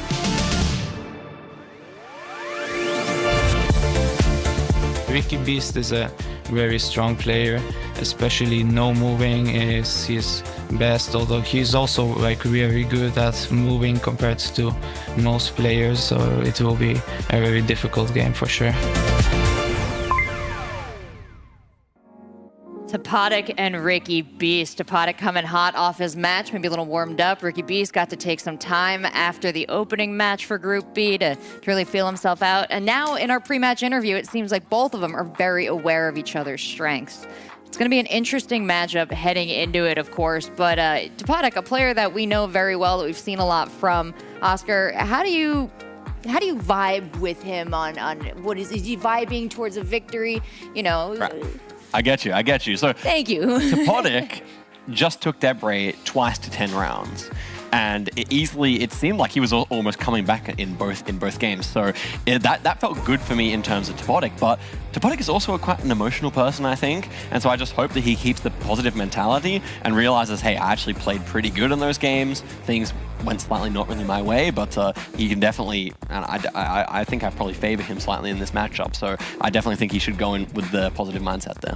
Yeah, was there anything you saw in his last matchup that, gave you some concerns about it? It seems like he's bringing genius, calls. He's still got, top level play. There's nothing to be worried about here, right? No, I didn't see anything that I thought was a concern. I think Debray just played really nicely. I did maybe see a couple of times where he switched off a more correct guess. So perhaps it's in line for him to actually just go with his first gut feeling, but that doesn't always work, of course. Oh, great lesson to pick up from that matchup, though. If he can feel more certain in his choices throughout. Chicago Geographer looking at his opponent, Ricky Beast. We know a little from his games. We know a little from his interviews. What do you know? Yeah, so I've seen Ricky, he's played really well in the moving games, I think. He had that great performance against Armani. So I'll be looking to see how he does against Topotic. I think Topotic has said he's maybe not preferring a moving game. So again, maybe Ricky can take that moving game and give him a good showdown here. So I think these guys are pretty evenly matched in any sense, though. Yeah, how scary are the preferred mode move players in this tournament right now? Everyone who has declared themselves pretty confident in it has, seemed to have shaken their opponents a bit. Yeah, definitely. I think moving is a slightly less common thing to be strong at, especially in this high-level competitive play. So when you have that strength, definitely something people are going to be watching out for and trying to avoid taking losses in those games. I did notice he managed to take his match all 3 rounds. That's what we love to see here at GeoGuessr. We love to get to that no-move pan zoom. What do you think our odds are of seeing it in this matchup, Oscar? I think they're pretty good because I consider Ricky Beast perhaps a bit stronger on the moving and then Topotic a bit stronger on the no-moving. Whenever that happens, you're much more likely to end up with the third game happening. And yeah, so I think there's at least above a 50% chance that we see that. Absolutely, and yeah, as we're diving into that, he's dividing lines along these players a little bit more too. We did have conversations about breakfast. I think very important to someone's ability to play here. But have you noticed any other X factors as far as traveling, getting to the studio, the comforts, some people don't even like to eat when they're away from home. So the players here, varied situation. Is it impacting them? I would say so, definitely a little bit. Yeah, when you're taken out of your comfort zone, maybe playing on these sort of setups in a studio like this, definitely maybe takes players out of what they're used to, and you have to get sort of adapted to a new environment. Absolutely. And I think Ricky B seems like quite a calm customer, quite a cool customer. So I feel like maybe for him it isn't such a big thing. This is his first time competing, but maybe sometimes the surface doesn't show everything. He looked pretty good in the first game. I think we should see both players relatively comfortable here. Well, there's another X factor that we haven't really discussed too much of yet, but that is the community X factor. When the community gets behind a player and sends their energy, we know they can feel it and we can see that performance. And community, we've got something very special for you as well. We've got our community awards, so don't forget to head on over to the GeoGuessr.com website. We have April 30th as the deadline, but for now, let's give it back to the casters and start this match. Thank you, Rachel. Up next, Ricky Beast versus Topotic. Before we break it down, though, Trevor, I have to say, I have to shout out CG. That voice on a broadcast, it's money. You sound amazing, CG. Keep it up. Thanks. Yeah, so this matchup, Ricky Beast versus Topotic, you got a favorite going into it? I don't, actually. I think that's the beauty of this group is that it's so even. that every single matchup is almost it could go either way, and one would say Topodic is probably the favorite, but also you only have to be the best for 3 games. You do, Trevor. I'm excited for this one because Topodic's got to instantly bounce back from the loss he just suffered to Debray, and then we've got Ricky Beast coming in from earlier, and we're going to find out now if he can unleash the beast later in the day. That's a good one. I'll give you props on that one. I really hope that Ricky Beast... That's why I'm basically here just because I want the rainbolt props, Yeah. Every time I speak, I've crossed my fingers. I hope Trevor approves, Please, give me the validation I need. No, I really do think that... I hope Ricky doesn't, take that first game. I saw him in the room, where all the players are after they are at the matches, and he looked pretty defeated already, so I hope he can, put that in the past and play well. But Topodic is also pretty... It's emotional when you play these games and you want to do well. All right, game 1, round 1, moving. Shall we do it? I'm ready when you are, Trevor. Let's get it rolling. We had a lot of turkey today, kind of based. Hopefully, a certain player tomorrow is hoping we get the same result. What haven't we seen that you'd like to see? I don't think we've seen South Korea. No. I don't think we've seen... I think that's, beautiful locations. All right, both players.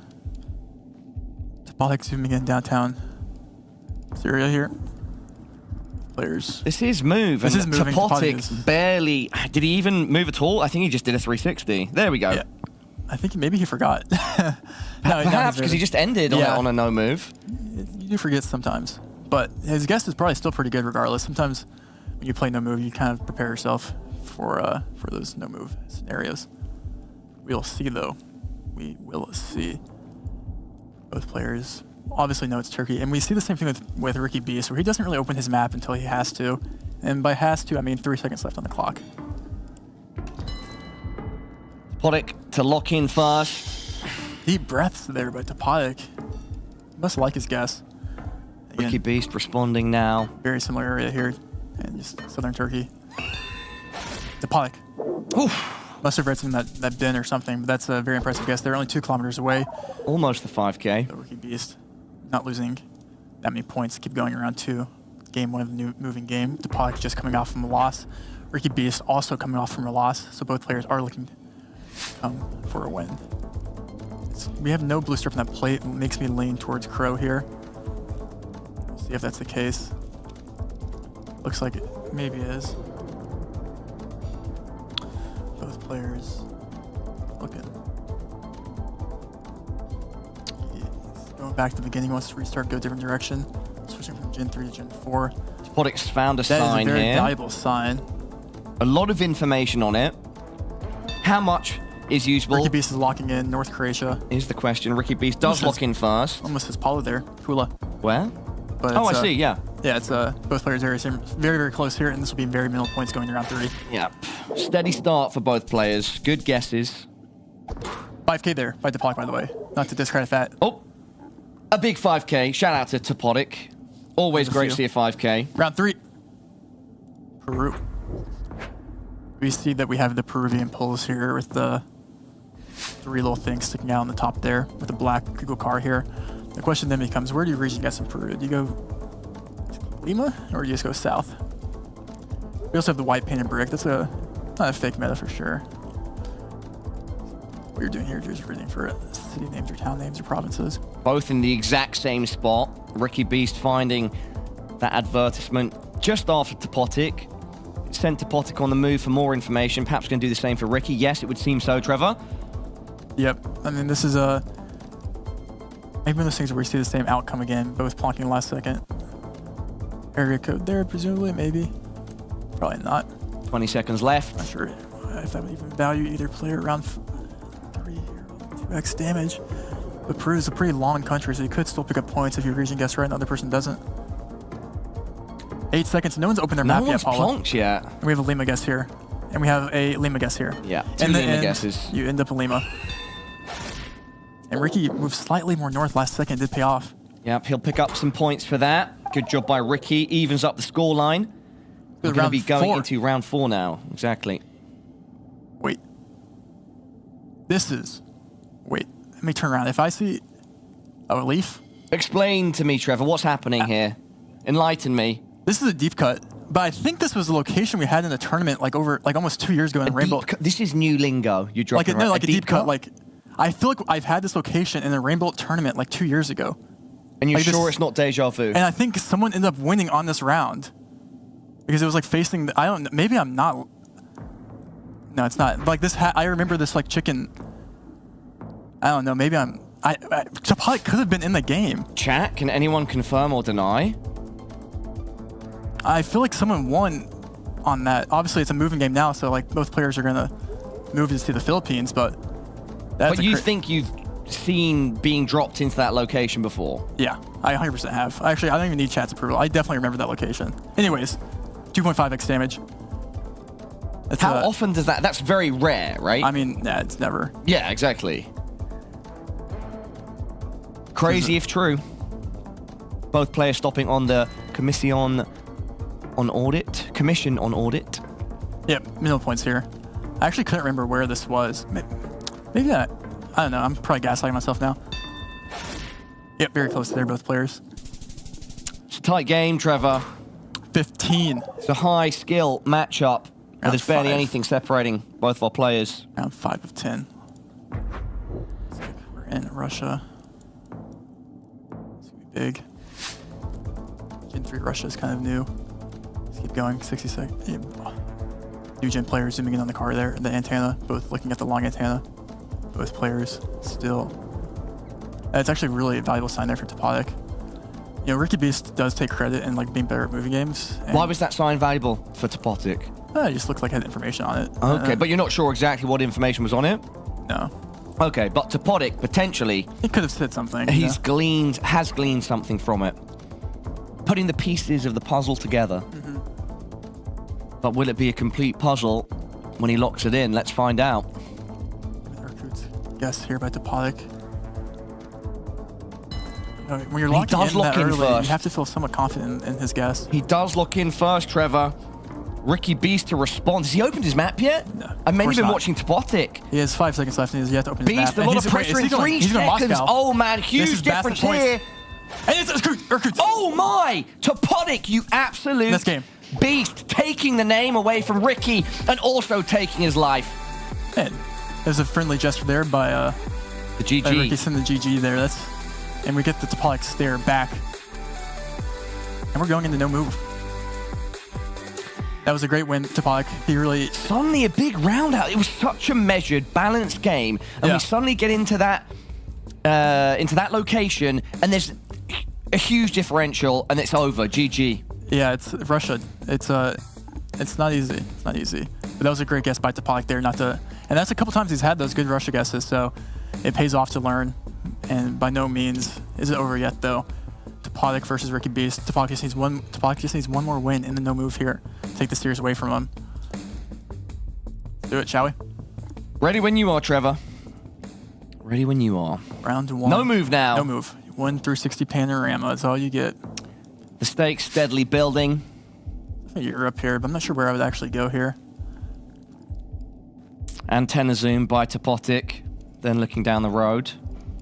I wonder if you go like a... Actually, don't even know. There is Eastern very Europe, little like information here. We have a Romania guess here by Topodic. Ricky is unsure, which is very fair in something like this. It's kind of nondescript, and he's going Croatia.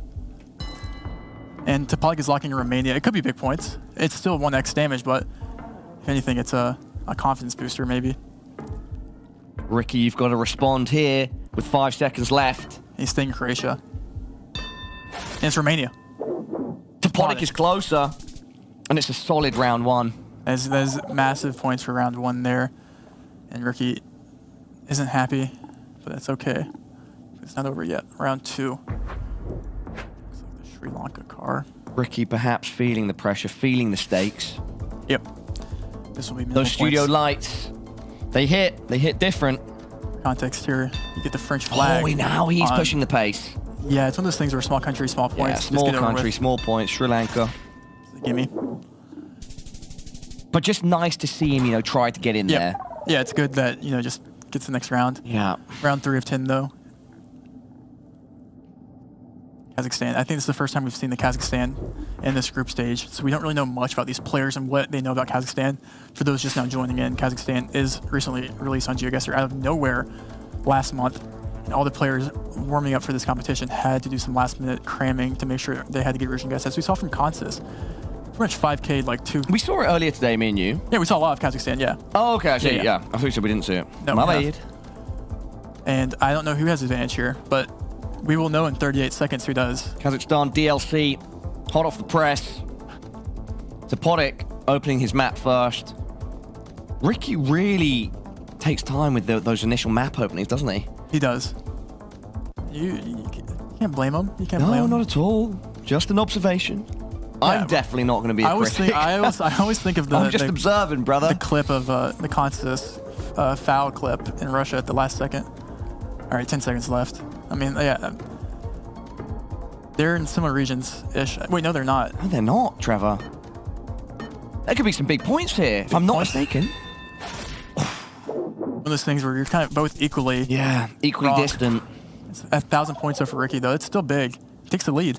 Does take the lead from that. Let's keep it moving. And to round 4. Like Southern Brazil here. Lots of information here. Lots of information. Like looking for an area code there. Maybe the Portuguese influence maybe helps here. We'll see. Could do. Speaks the language. Like cannot find his map. Oh no, admin. He is guessing off a blank map. He said, "Listen, I want to use a blank map." All right. Obviously something going on there with the Topodic setup. We'll, I'm sure, have an update from production for everybody at home. So he's filming a TikTok. We'll let you guessing know as around we on know. Google Maps, but without a map. That's his. That would be something. That would be something else, And mate. Ricky Beast has just said, "I don't care that you don't have a map. I'm gonna guess." All right, everyone at home is currently being looked into. Oh, he's in Antarctica. Oh, wow. What's happening here? Oh, he's going to Eiffel Tower. What? Okay, so... Yeah, I mean, that would be GG. But the thing... That being... Okay. All right, everybody at home, we're going to hop back on screen right now, me and Trevor. Predicament there. And figure out the situation and keep you all informed. So, for now, Trevor, I think it's going to be podcast mode. We should start a podcast. Is this the first time that you've ever had to do a fill? No. Have you done one? Yeah, right now. No, but before now. Probably. This Probably is eventually. like this is like a crucial part of like esports training and life, and it's your first time now doing a fill. So Trevor, over to you in the studio. You're on your own, all right? Just everyone. I want everyone to sit back and relax as Paula takes it away here. No, okay, no, but in all honesty, that was actually a very interesting predicament because it almost looked like that was I've almost had that happen before in the game of GeoGuessr where I scroll up too fast and the map almost disappears and you lose the map. And then he tried going... So that's something that can be a genuine player mistake? I don't know. I don't speak for him. I actually don't know. No, absolutely. And to everybody at home, it's being looked into and we'll update you when we get the facts. But I'm just and the reason positing with you. For context, why Topodic went Eiffel Tower, he did not think that was France. In tournaments, usually if you don't know or like something happens, you just kind of click Eiffel Tower.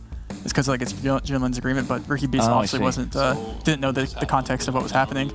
As we work on figuring it out now. Should be about. Listen. Oh yeah, let's peekaboo. I heard entire match, so we're gonna do moving again. That's probably not the case. Probably just gonna redo the no move, but we'll see if we get final word here. Yeah, it should be a couple minutes before we have a decision on what's happening. We get a Topodic stare in this time. I like the fact that Topodic is just trying to zone in. He said his piece and. What's your favorite place in the UK? Waiting to see what happens next. Favorite place in the UK, London. Really? Yeah, where I'm from. All right, Trevor. This just. I mean, do you want to deliver the news to everybody at home? Did you hear it? I didn't. So it's. Oh, okay. I thought it was going to both of us. Yeah, everybody at home. So we'll be replaying the no move from the start. Not the entire match, but that game. Just the no game move. 2. We'll be kicking off no move once again. Yeah, bro, London. I mean, what kind of a betrayal to my home city and culture would that be if I said anywhere else? There's many lovely places that I love in the UK, but London, my favourite place, brother, of course. Great place. What's your thoughts on having like 30 degrees Celsius without AC? Yeah, that's definitely not when it's nice. Yeah. If we get a really hot London summer, then nowhere's built for it. Yeah, that's tough. But that's just how it be sometimes, mate. It do be like that sometimes. Yeah. Well, not if you live in the US where everyone has air conditioning. So AC privilege is a thing. AC privilege. Yeah. So you grew up with AC privilege. I did. What was it like where you grew up in Arkansas? I know nothing about Arkansas. Yeah, it's boring, honestly. It's pretty boring. Well, it molded you into the absolute dynamite person you are today, so... Here we are. Here we are. Waiting for the match to kick off once again. This is esports, ladies and gentlemen, everyone at home. You know, we work with PCs. Sometimes they're unpredictable. Programs, sometimes they're unpredictable. And that means a spanner is sometimes in the proverbial machine. And they create drama, they create moments, and it means that the players have to be ready for these situations. Exactly. They have to do their best to not let it affect their mental. Yeah. Who was in the lead there in that no move? Before the error, of course. Yes. Oh, you don't remember? I don't remember. No, so, but I don't think there was a massive leader. We were pretty early in. So. Yeah, it was like round 2 or 3. Yeah. I hope I'm not wrong with that though, but yeah. Yeah, misinformation. Hopefully neither player feels hard done. No, but again, you know, it's part of the game sometimes. Things happen and you have to take the punches to move on, but if that is the case, but you know, this even happened at the World Cup last year. Some things happen. You know, you have to adapt and overcome. Well, I'm excited to keep seeing. You know, the game isn't over yet. We're back to no move. Yeah. So I mean, it'll be about a minute until we are live once again. Maybe this is a good mental reset for Ricky too, to just kind of lock in again and kind of compose. But oh, no, we're ready to go. Everybody going in game. Just to recap, all of you at home, this is match 9. We've moved on to Group B. Now we're in the second half of the day. It's Topodic versus Ricky Beast. Topodic is up 1-0 in this best of 3. No move now. All right, we're back to no move then. Let's do it. Let's do it. Round 1. Let's keep it going. This is no move. You do get 1-3-6 panorama. We are not redoing the first match. Topodic is still up 1-0. I wonder if this is ever new coverage. Topodic looking for copyright. Let me actually look for copyright on my screen. It's 2023 copyright, somewhat new. Not 24, we have Black Gen 4. Both players are looking around here. Not Descript. I could see Topodic making a good guess here. This is I mean, from my perspective, this seems like a tough location. There's not very much it's not easy. Information here beyond the flora, the ground, etc. We've got a sign teasing us where we can only see the back of it. Yeah, if you were just right down that road, this would be a way different game with the language. Both players taking all 20 seconds here. And it looks like Topodic is zooming in on Greece now. We'll see if he commits Greece. But not too sure. He's not. Ricky Beast has to open his map. He has 10 seconds left. 10 seconds left. Actual Ricky, 10 seconds. You're leaving it down to the wire again, I don't even know how. Does he even? He's going Mexico. Oh no. Oh, this is game. huge. This is game. Dude, this is actually game. This is game. And it's going to be in favor of Topodic. Yes. Oh no, it's not game. Yeah. It's round 1, but like it's game in theory. Like, oh wow, yeah. I just thought it'd be enough difference to be over 6. If it was on the same game we just were on, yeah. That's not, yeah. But a huge start, and that was almost like an NMPZ. Yeah, those locations are very hard. Yeah. But if that was 1 round later, it would have been definitely game with that 1,000. But it's now 6,000, 1,000, so it's not theoretically game, but in theory it's going to be hard for Ricky to come back from this. I want to say that age-old expression, we've seen crazier things, but I don't know if we've seen a comeback like that. Yeah. Where a player goes down 5k points in the first round and then comes back to win. I don't know if we've seen that in all the events that we've done together. I don't know. I don't think we have. For sure. Yeah. This is going to be Peru, it looks like. Because, I mean, if we talk about meta, right, if Topodic just does his best, the classic minimizing mistakes. Yeah, I mean, at this point, hedging well, it will be hard for him to lose. We're going to be going into round 3 here with how close they are. But again, it's like one of those things, Topodic might benefit from playing faster and just trying to catch Topodic or Ricky off guard here. And Ricky Beast is slow and steady. He'll take those points. He will take those points. But with barely a multi, it's not much damage going the way of Topodic. Round 3. Let's keep it going. What do we have here is a question. This is not an easy location either. This is zooming in the copyright automatically. Is there no antenna on the back of the car? That was interesting. Part of me thought like maybe. What would that mean if there's no antenna on the back of the car? It could mean that's just a random like frame without antenna, but usually when you don't get antenna, it's like a Serbia or North Mass, but I don't think this is that. This does not look like that. Like I would almost go, actually, ironically enough, I would almost go Spain. Spain, okay, yeah. That's fair. I actually think you almost have to commit Spain. I'm not sure where else you would go. Maybe Portugal, no, probably just Spain. We'll see though. Topodic is pretty good at Spain, and the fact that he hasn't zoomed in yet. Okay, now he is. 15 seconds. When I'm watching, like, studying, and you don't realize suddenly the time is slipping away. Ricky's yet to open his own. No, Yeah. I thought he hadn't opened his map. Perhaps he had. It would have been a very on-brand thing. And yeah, Topodic, that might. Is that game? No. No, it's not. 800 points. Oh, Ricky. Ricky seems a sad song defeated. being played for the Beast right now Round as he 4. limps into our next round number 4.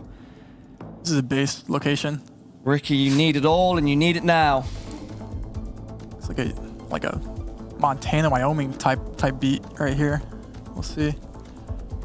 We have a Colorado zoom in by Ricky, and he's locking in. Ricky locks in first. In Colorado, I like the Colorado guess. We have 2 Colorado guesses here.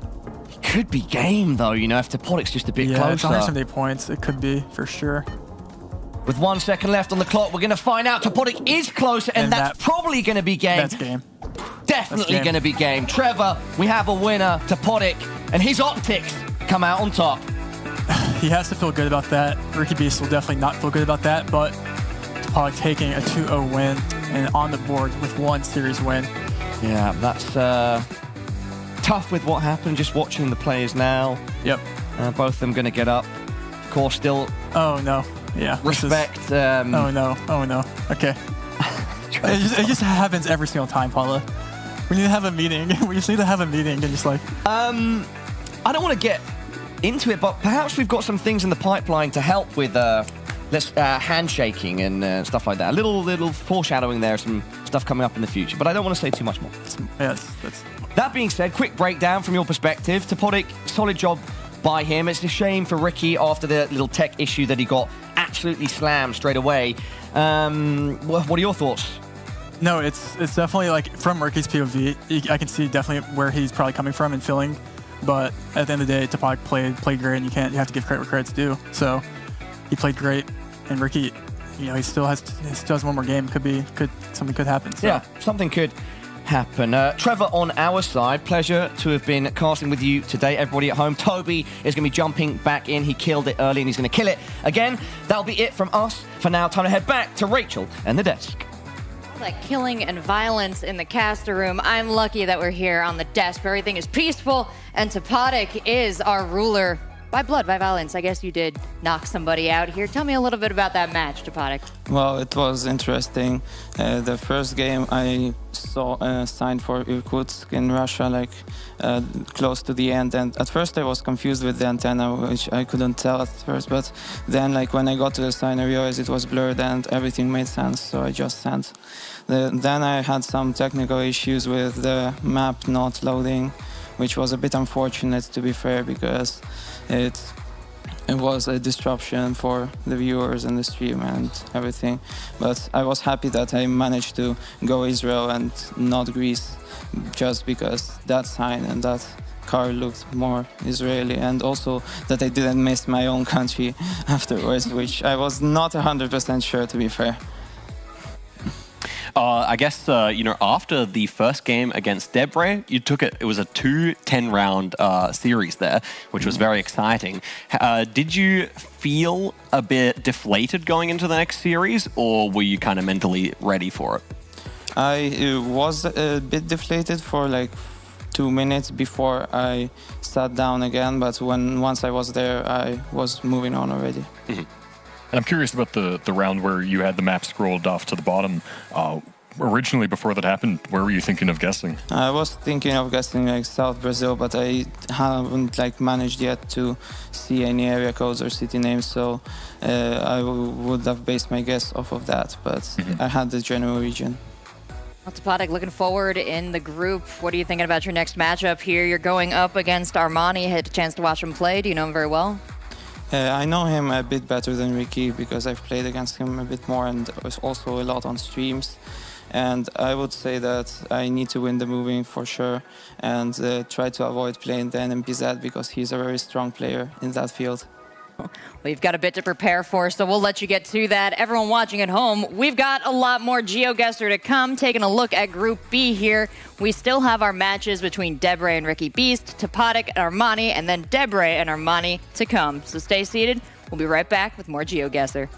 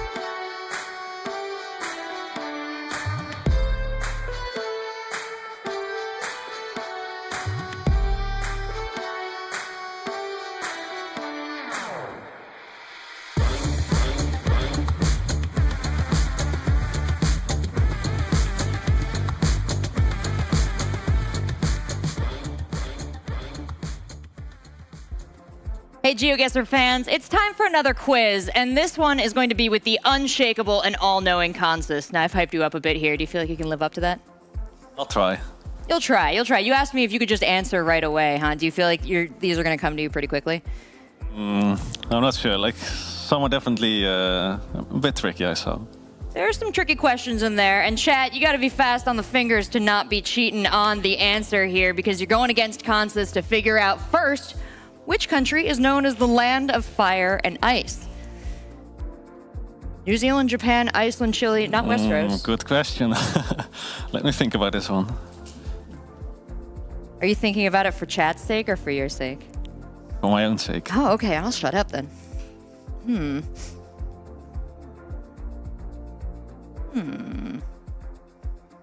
Is it Iceland? Is it Iceland? I was going to guess that too. That's what I flew over. As I understand it, both made of ice and currently on fire. Nice job. Check this with me. Consus, you picked it. And chat, you picked it. I'm proud of you all. It is called the land of ice and fire due to its glaciers and volcanoes. That makes vague sense, yeah? Well, that was my idea, so I got there in the end. Nice. What would you nickname it if you had a blank slate?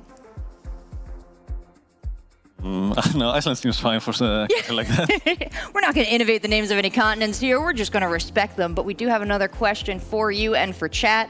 Let's check it out. What is the national animal of Scotland? Huh.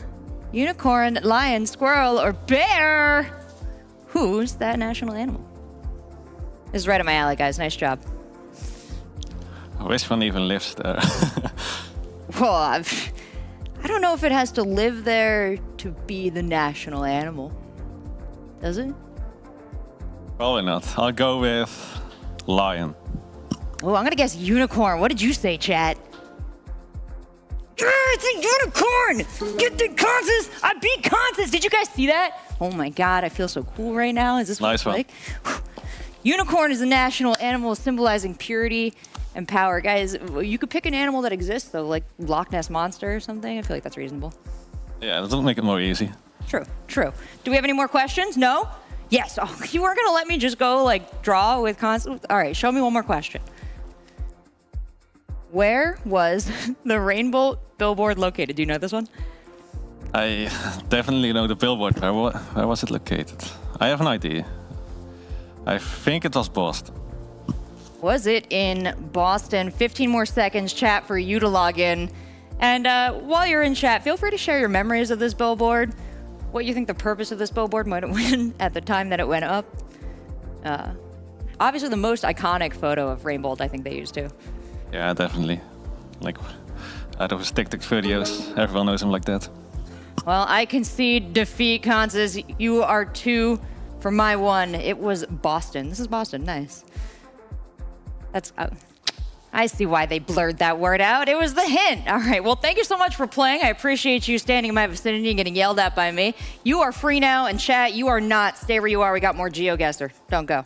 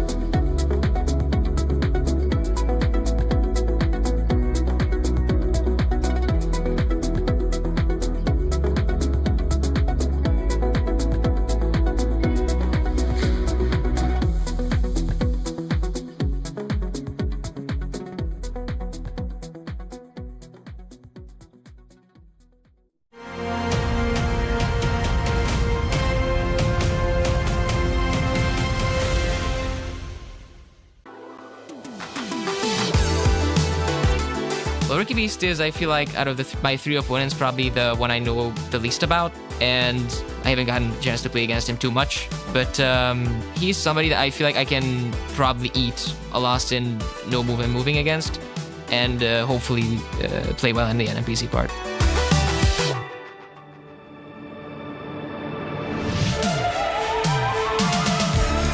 Debray is a very balanced player. Like, he's good in moving, no move, and an NMPZ. I definitely think I need to win the moving, maybe the no move as well, because I don't want it to go to NMPZ, because that's my weakest mode, but I will definitely give a fight. Ricky Beast going to be fighting not to go the distance to NMPZ. Me wishing they go the distance, but Debray, what do you think he wants here? Oscar? Well, obviously, Debray wants to win. That's a given. But, you know, Debray, I think he probably wants to play more consistently this time. We saw a couple of times where he was a bit frazzled in the last game. I wouldn't say nerves got to him, but instead, he just wasn't quite clear on his decision-making. For example, in the Baltics, he went Latvia on what I think many people would consider an easier Lithuania. Then again, he made lots of nice guesses as well. So that's why I say it's about getting that consistency back a little bit, which I think he's definitely capable of possessing. Now, when it comes to getting that consistency back for Debray, when we're watching him here on the camera, do you think there's going to be a moment that we're going to notice, like, he's back, he's locked in, he's good to go? Yeah, I think so. He's been pretty emotionally representative on the camera. We've seen him, you know, struggling with some rounds, but feeling more confident in others. So, yeah, I think he'll let the camera know when he's feeling ready and locked in. Oh, we do love that from our players here. The emotionality is a huge part of what drives the in-person competitive nature of esports. So we'd love to see how sitting next to their opponents has affected them. But yeah, Debray doesn't seem like he's not intimidated at all. He's not put off at all. He's just, I think, drawing energy from this situation. I think that's definitely the case. Debray tends to do that. Well, he's going up against Ricky Beast here, who is looking for a big win. He's brought a lot of great decisions to the matches that he's played in here. What do you think is stopping him from getting all the way to the end? Nothing, I think. Nothing. Like, Ricky Beast is definitely someone who can beat anyone in this group, and that's what we've been saying about the even nature of this group. I do feel a bit bad for him after the tech in the last game. That was unfortunate. I really hope he can bounce back here and take a win. That would be great to see, given that, you know, he has already taken one game, not a series yet, but if he takes this series, then he's still a fighting chance. Yep. Any thoughts on that, Chicago Geographer? Yeah, absolutely. If Ricky wins this, each of these 4 players will have 1 win under their belts, so making this group a lot closer. So we'll see. Maybe he can pull off a victory and shake things up in the group. That could be exciting. We love to see that big group thought, but let's send it on over to the casters and see how this match plays out. Boys, take it away. Thank you so much, Rachel, and everyone on the desk. We're back ready for more action as Debray and Ricky Beast kicks off against one another. I'm Toby, joined by Mr. Rainbolt himself. And what are you seeing in this fight coming up? It's an interesting dynamic because you can see Ricky Beast is coming off of quite a couple losses there. So he's definitely in, you know, he needs to win here in order to even have a chance at 3rd place. And Debray is Debray. So. And there's a lot that goes into it, right? Especially with how he came to the loss. Things went against him. Finally started going a little bit better. And then, of course, again, the issues that came through. But hopefully, he won't let it get to his head too much. But as you said, he's up against a pretty formidable opponent. Yeah, Debray is not giving him the stare yet. Yet. Maybe he feels bad of it. He doesn't want to go too mental warfare Debray on having him. feelings is maybe not. But no, I'm kidding. All right. Let's see. We're kicking things off right off the gates with a moving game, which I think both these two should be pretty decent. And I mean, while I know that it's for the most part people don't favor it, I also feel like they've been both pretty decent at it already. Yeah, I mean, Ricky definitely, I think his stronger suit is moving, and Debray plays a lot of comp, so that automatically makes him better at moving, and especially in this format. So we'll see, but. It's gonna be a fun game regardless of the outcome. So let's just get into it. Let's get right into it. Match number 1, round number 1, and we are in Argentina. There we go. Let's see how quickly they figure this one out. Should be able to do so quite easily as we kick things off. The black dot on the license plate there. That's day 1 things you learn, and yeah, it's pretty dry. Gen 4. Let's see. Ooh, little interesting zoom there on the side of Ricky Beast's camera. Able to get out and about, though. No big main infrastructures, no big roads for them to get clear signs off of. Looks like yeah, I was gonna say down into a parking lot, not where you want to be going.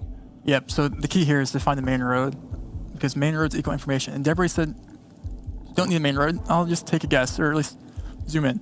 At least get the exactly. Maybe find a region. Having said that, though, do you feel like this is enough info what they have seen already now to get the region down? Debray can definitely make an educated guess. Yeah. Ricky probably as well. At least get within, but you want to get the extra, 1,000 points potentially, especially in Argentina. It does add up. 10 seconds to go. Neither one of these two locked in just yet. As I say, the Dipper does look towards the map. Has a pretty good location locked in. Now here comes Ricky Beast. Zooms in as well. They're in somewhat nearby vicinities. Let's see. Debray. It's going to be Debray with the early punch here of this fight. And actually a pretty decent one at that. Almost 1,000 damage in round 1. Exactly. And with how dry that is, the guess there by Debray does make sense. Yeah. Usually, the closer you get to Chile, the more it looks like Chile. Believe it or not. Surprise. Round 2. Could have fooled me. Let's see where are we heading. We're kicking straight into it. 1.5 damage. Not going to be the biggest, but of course could be plenty of it. This is an interesting location. We have red Gen 4 there. Says some things. It looks Swedish Norwegian to me, but tell me if I'm wrong. Yeah, it should be ish. Ricky needs to get over the border there, but he jump across somehow. Oh, there he goes. A little sidestep as he jumps and across. Locked street. in northern Sweden. When you Lock. get red Gen 4, this card should be Sweden. I'm not sure if you get red Gen 4 in Norway or we do see a main road here with a short dash wire lines. Oh, there's an airport right there. That should be in for Fed across. Ricky, a little time spent trying to get the angle right. Wait, he didn't get the lock in. He didn't get it all. Oh no, that's game. You could see his reaction instantly. He didn't get it in time. Oh no. He was taking it down to the last second. Debray was confused as well. I think he just didn't get to click. I'm not sure if it was what happened there, Toby, but what? I mean, they both looked as surprised as you as I do right now. Two games in a row now where I think in order to fill the time, we should just get Debris on the mic. I mean, he did. I mean, he took over the interview with Zigzag. He almost stole the desk from Rage. I think if he comes up here at some point, he's going to steal the entire cast as well. I would pay for that not to happen. This will be the Debris show if we don't watch out. We can't unleash him fully yet. You know what? If he wins the whole thing, he can do the entire finaling segment for me. It's you know, then he deserves it. Then he gets to do it. That's fair. That's fair. Earned, not given. I mean, a tough one here. Is it okay? Well, your experience with this game is obviously much deeper than mine. Is this something that happens ever? Do people fail to lock in all the time? Okay, so it's not completely unheard of. No. Even if in the last World Cup itself, I think we had like 3 or 4 people forgetting to guess, and like, especially in the different, it's hard. It's hard, especially when we saw with Ricky Beast. We are getting confirmation now from production that something did go wrong, so the round will in fact be reset. Okay. Because I feel like I did see him click in initially as well, and then it just his mark kind of just disappeared. So good thing that the admins are on it, making sure everything is working exactly as supposed to. Of course, making sure the players are being formed as well. Yep. Exactly what happened and how things are gonna go down. But once again for Ricky Beast, man, he is not having an easy day at all. No, and you have to almost feel for him. Definitely. It's a true test of his mental fortitude here. It's not something you wish on anyone, and you can see what was smiles and memes before on the face of Debris. Of course, frustration in what he hoped to maybe be a 1 round, but also... Hey, Debris, he did have quite a good guess there too, but yeah, luckily it was only round 2 and not, round 10, 2x multi, both on 3 health. True. Could be a worse circumstances there. Everyone's waiting for the final confirm. They're ready to go in the next round again. Of course, Debris looking to get a win there. Yeah, of course. I mean, it's frustrating. You hope that you get by with a player mistake on the other side, but not to be. It has been confirmed that it was indeed a tech issue and not so much a player issue as we reset this one and hop straight back into round number 1 once more. Let's do it.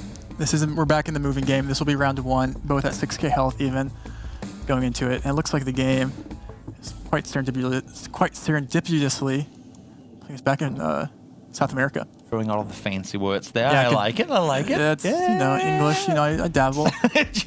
you use it every now and again. Yeah, fair enough. Yeah, we have a Peru here, but the question is, region guessing Peru is not the easiest, but... Ricky spent the first 10 seconds not moving at all. Only now starts heading up the street. Does he get any early info? You can see Debris looking towards what looks like a vehicle salesman. Maybe able to get a region down or something similar, but now at least out on some of the bigger streets. Yep, and you can see Debris zooming again. South, we have Peruvian poles there. Both players obviously know it's Peru. Ricky has 30 seconds left to open his map. He's reading here. Ricky can read Spanish. That is an advantage he does have. That does help a lot.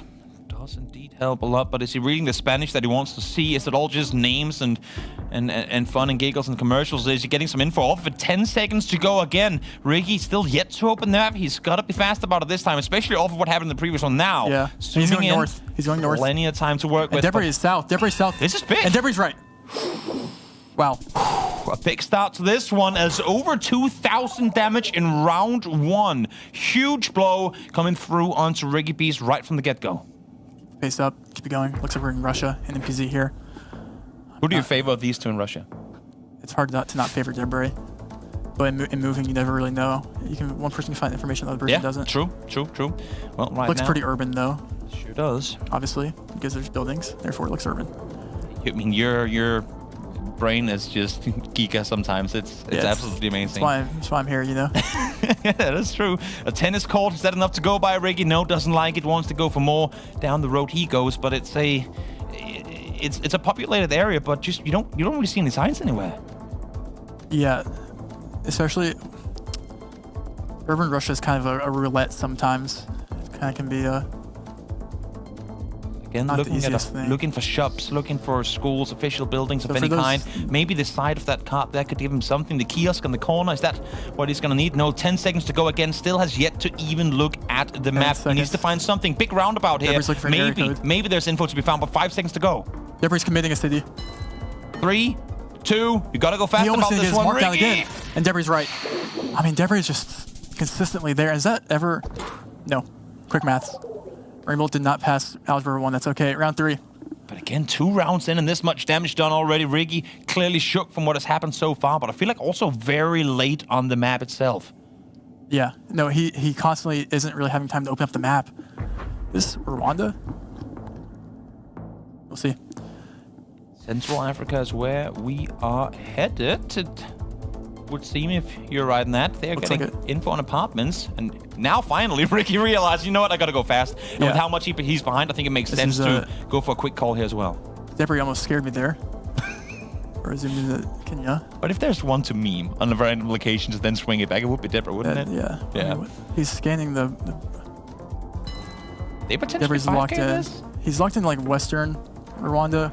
If it is, he could potentially win at Rwanda, which I don't think I've seen before. Ricky went off the coastline. He's in Kigali. Yep, further towards the side. Did Deborah just 5k it? Deborah just 5k'd it. Close there too, but not enough to take out Ricky. He lives on a sliver of health. Round 4 to come with just 646 health left to work with. And Deborah is untouched, still sat at 6k. Yeah, I mean, this is a dominant performance, Deborah. Absolutely dominant. Round 4 in Canada here. Let's keep it going. Deborah's locked in. Ricky's locked in. I mean, if you're Ricky right now, you kind of want the bigger countries, right? You definitely need bigger countries. You don't want the small chunks. You need to hit hard if you want to be able to take out Deborah. But massive lake or just open river here. That's early info found. On the side of one, does Ricky get the same info to go? We can see already now. With he ducks it in. Both players are going to be right there with the water north there, and it's going to be minimal points. You can see the coast lined up there. So we're going around 5, and Ricky will come away unscathed. A little bit of damage, though. Might be too much for Ricky to handle, depending on now. Okay, now he gets closer. Should be all right. As I say that, though. Nah, it's okay. He's going to survive. Yep. At least for a little while longer. But Ricky, you need to hit a big one. It has to come soon. It has to. Can it come here, though, is the question. Let's take a look. It could. Looks like we have an Australia here in round 5. Okay. Australia, big country, but also I feel like one of the more, of the big countries, easier to reach, even just off of foliage alone, right? Yeah, especially the soil here. You can see Deborah immediately zoom into WA because of maybe the red soil. That is, and we do have the yellow pole here, so both players will go WA with that information. But Deborah is very confident in the region here in the south, and I think he's exactly right. I think that is that region, and Ricky could easily lose here.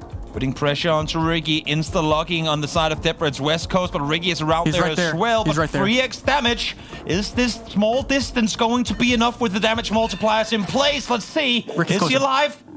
He gets it. Stays alive, at least for a little while longer. A little bit of damage coming through onto Deborah for the first time in this entire game. That last second, that's why it's risky to guess first there, because Deborah gave him 15 seconds, and in that 15 seconds, Ricky found the sign. They got him closer. Exactly what he needed as we now head to Bangladesh. Is that the dash? The Is that what dash. people are calling it? Yeah, they call it the dash. Getting the lingo down, you know, the dash. Well, let's see how fast these guys find it. There's plenty of info to go by, but do you read the local language? This is 2024 copyright. That is kind of crazy. I guess it's just Dhaka then? I mean, yeah. That is a fast lock from Ricky, obviously. I mean, Deborah, you can see now starting to look more intensely. He knows that he could potentially bring it home with a well-placed They're both pin going to right guess here. Dhaka here, so it's going to be minimal points. He could have guessed more north than 1, but he's not. And he's losing points, actually. They're only 14. Doable. He'll take that. He'll take that any day of the week again. I mean, worst case, it goes to round 10, and he's going to be fine with it. So let's see now. I just opened up the next location. It's kind of funny. I'm not going to lie. You have a guy that's in pain. I don't know. Maybe he leaned over and he was mowing the lawn there and he stretched his... Oh, that looks painful, man. I'm sorry for you. Yeah, you don't want to be that guy. No, I mean, those lawnmowers can be pretty heavy. Sometimes you just catch you. Yeah. Sometimes in pain. Yep. We are all getting older. You got to lean with your... lift with your legs and not your back, and he learned the hard way. Exactly. Sometimes you're getting a kebab. Sometimes you're mowing grass. Yeah, I mean, it's each to our own in that regard. As the players now take to the field once more, 4 times damage. Ricky shaking his head, not liking what he's seeing. He needs something, and he needs something big to happen right now in order to make it back into this game. Players, we have a southern Poland lock in here, and it does make sense to the mountains, but it could be anywhere along this kind of Slovakia, Czechia border here. A little hand thrown in the air there by Deborah as well. Maybe after the luck, he realized, wait, that was off. That wasn't what I wanted. 1 second. Ricky, is he closer? He's not. That's game. It is going to be Deborah. He is going to bring it home, and plenty of damage coming through, but it doesn't matter. He was only sat at 450. That is Ricky B's losing the moving game to Deborah. Deborah needs 1 more no-move win to be up 2-0 in this series, which is a very, very nice place to be sitting. Oh, yeah. Definitely. Phenomenal performance so far from Debris. Ricky, I mean, just doing everything he possibly can to stay afloat here, but some very early, I mean, he had like a 2K into a 2K as well in the very start of the game. It just really limits you to how wide you can go with your guesses.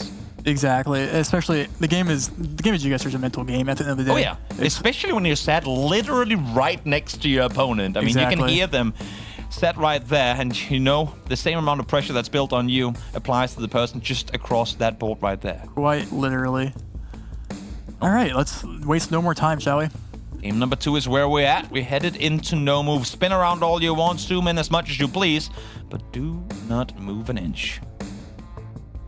I've said it better myself. Round 1, no move. This is the only 360 panorama. It's beautiful. It's a very flat field. It is very flat. Very Baltic looking, potentially. Yeah. We'll see what the consensus is. Should be Baltic. The question is... So flat. Where I don't go Latvia here. I go Estonia, I think. If you were to be a professional kite flyer, you'd want to go there. That's a good point, yeah. Just run around with your kite, have fun all day long. I feel like... But what do they have to go off of? You have a sign with a back turned? Is that enough to go by? He's hedging Latvia, Lithuania. I mean, it's kind of just a vibe. We do see both going Latvia here. Lithuania. Close enough. Right on the border. Close enough for both of them. 48 damage, not something to write home about. But again, I feel like even with the small text coming in, every time it goes onto Riggy Beast, it just applies more pressure. You know, it's the, just give me a win, come on. Yeah, it's a mental win. Yeah, definitely. Yep. Round 2. And by golly, we have it. The first beautiful location of the day. Oh, is that whenever you go South Korea? Quite literally. I'm learning. Yep, this guy did his research. Whenever you call something beautiful, I mean, and I can't even take it away from you. It is pretty darn pretty. Step locks it in instantly. That seems to be a very center position by Riggy, but wants to spend the last 10 seconds to get as much info as he possibly can. Could he maybe get closer? 4 more seconds to go. Nope. South Korea, you know, as beautiful as it is, it's not the best if you want big points. Yeah, true. Small win for Riggy, but a win nonetheless. Let's see if we can find more. So we're back in Bangladesh, or as one would call it, the Dash. The Dash. There you go. To Bangladesh we go. Limited what they can go off of here. Looking at the copyright here, the Dash is known for being helpful for region guessing with copyright. And we see Debris just into Dhaka. Fast. They're turning on the speed now. Yeah. You have to no move. You know, the information you have is the information you have. True. So gotta go with your gut feeling. Or you don't. Round 4, let's see if they know.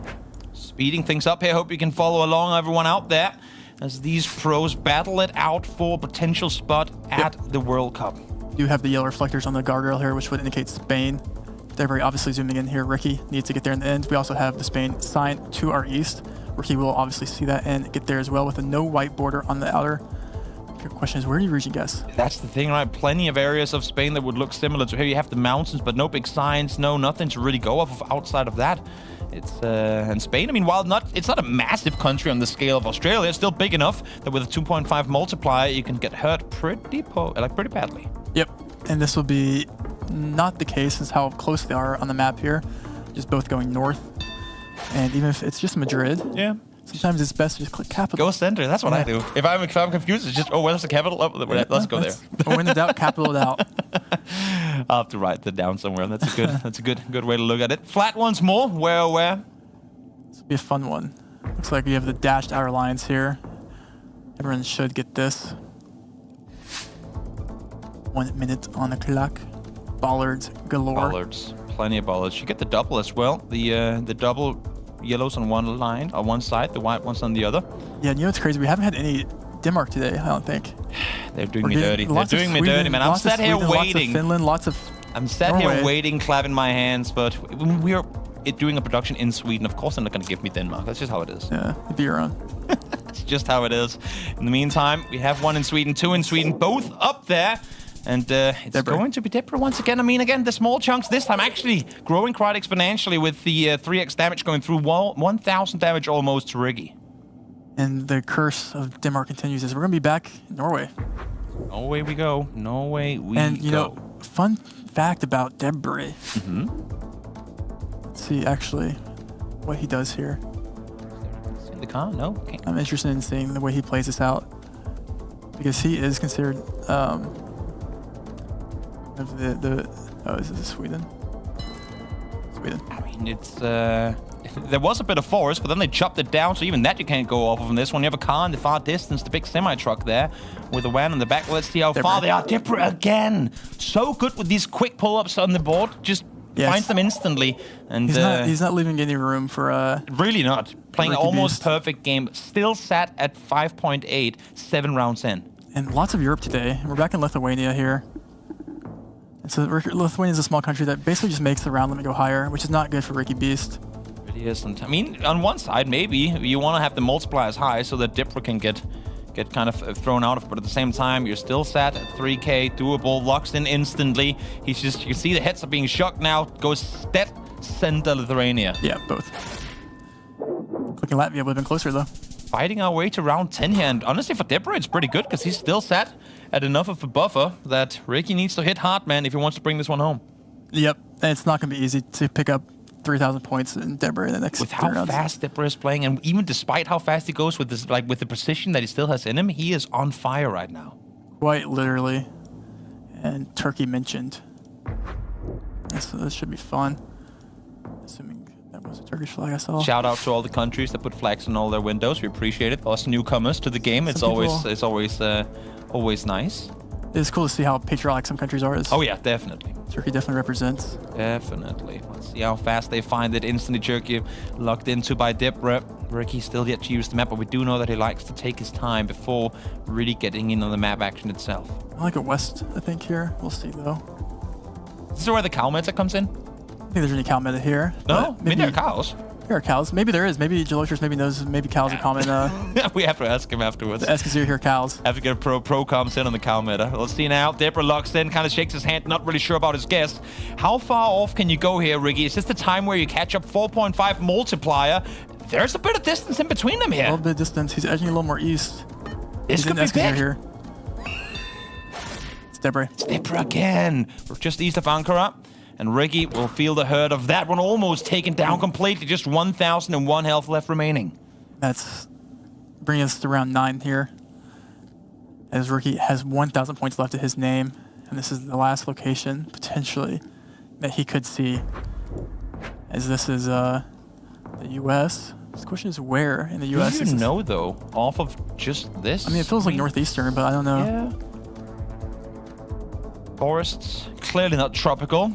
Because brain, I can do that. Yep, I can do those. See, Debra the sign. You only see the backside of the sign, though. This is a hard call. I feel could potentially be the coin flip that Ricky's been hoping for. Could be. Debra's. I mean, it could potentially be even Canada here, but like I lean towards U.S. because I don't know, it feels American to me. Ricky kind of sitting up in the chair now, leaning forward. We got a lock in already just south of Toronto by Debra. I think he water hedged again, if that looks like. Maybe not. I mean, reasonable. He's fine off ahead of points than he could. But this could be big points, actually, for someone. This could potentially be game in favor for Ricky if he gets it. It's New York. Both of them quite a bit apart there, but because they're equally far apart, Debra will feel the sting, but it's not really a big one of that. And now, into the final round we go. Ricky Beast, you need to hit home here if you want to take it against Debra.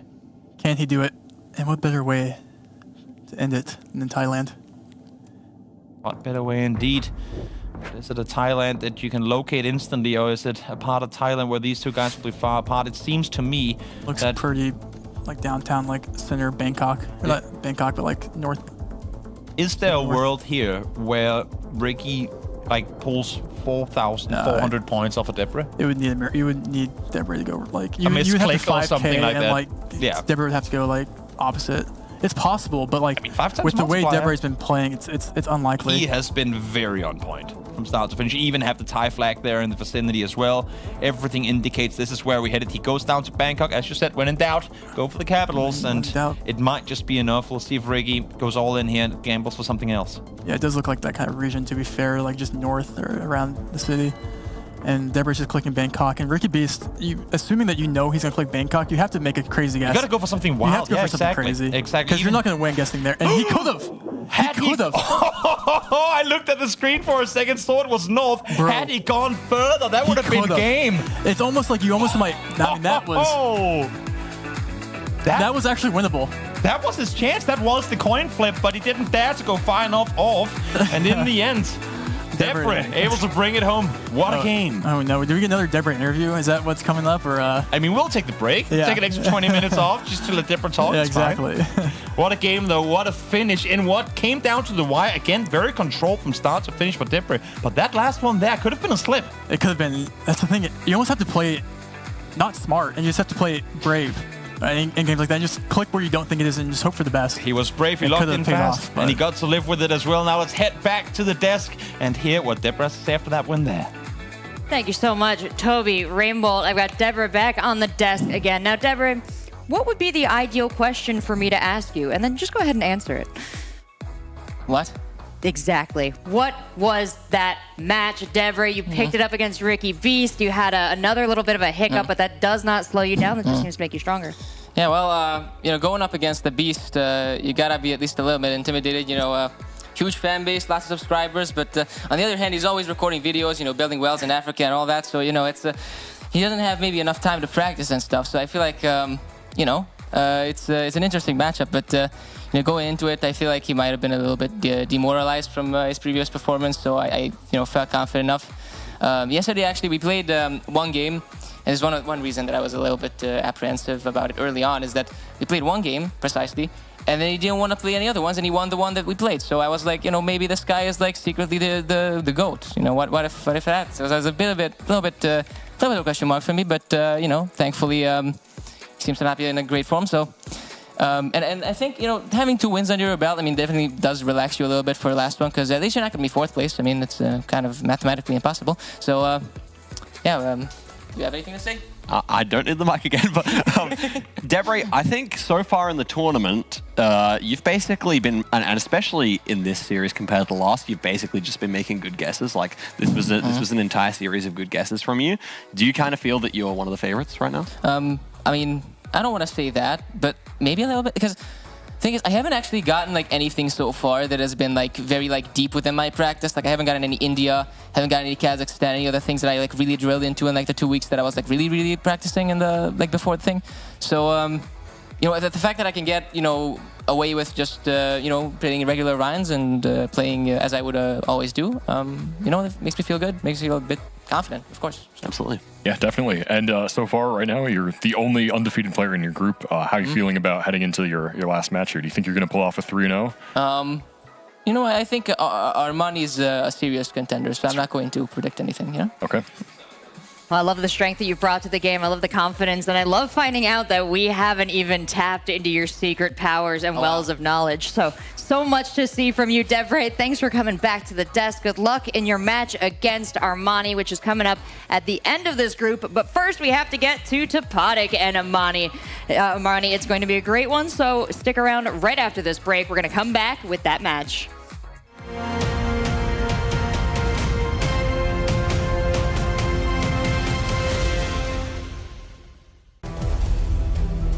Last year, history was written, and a champion was crowned.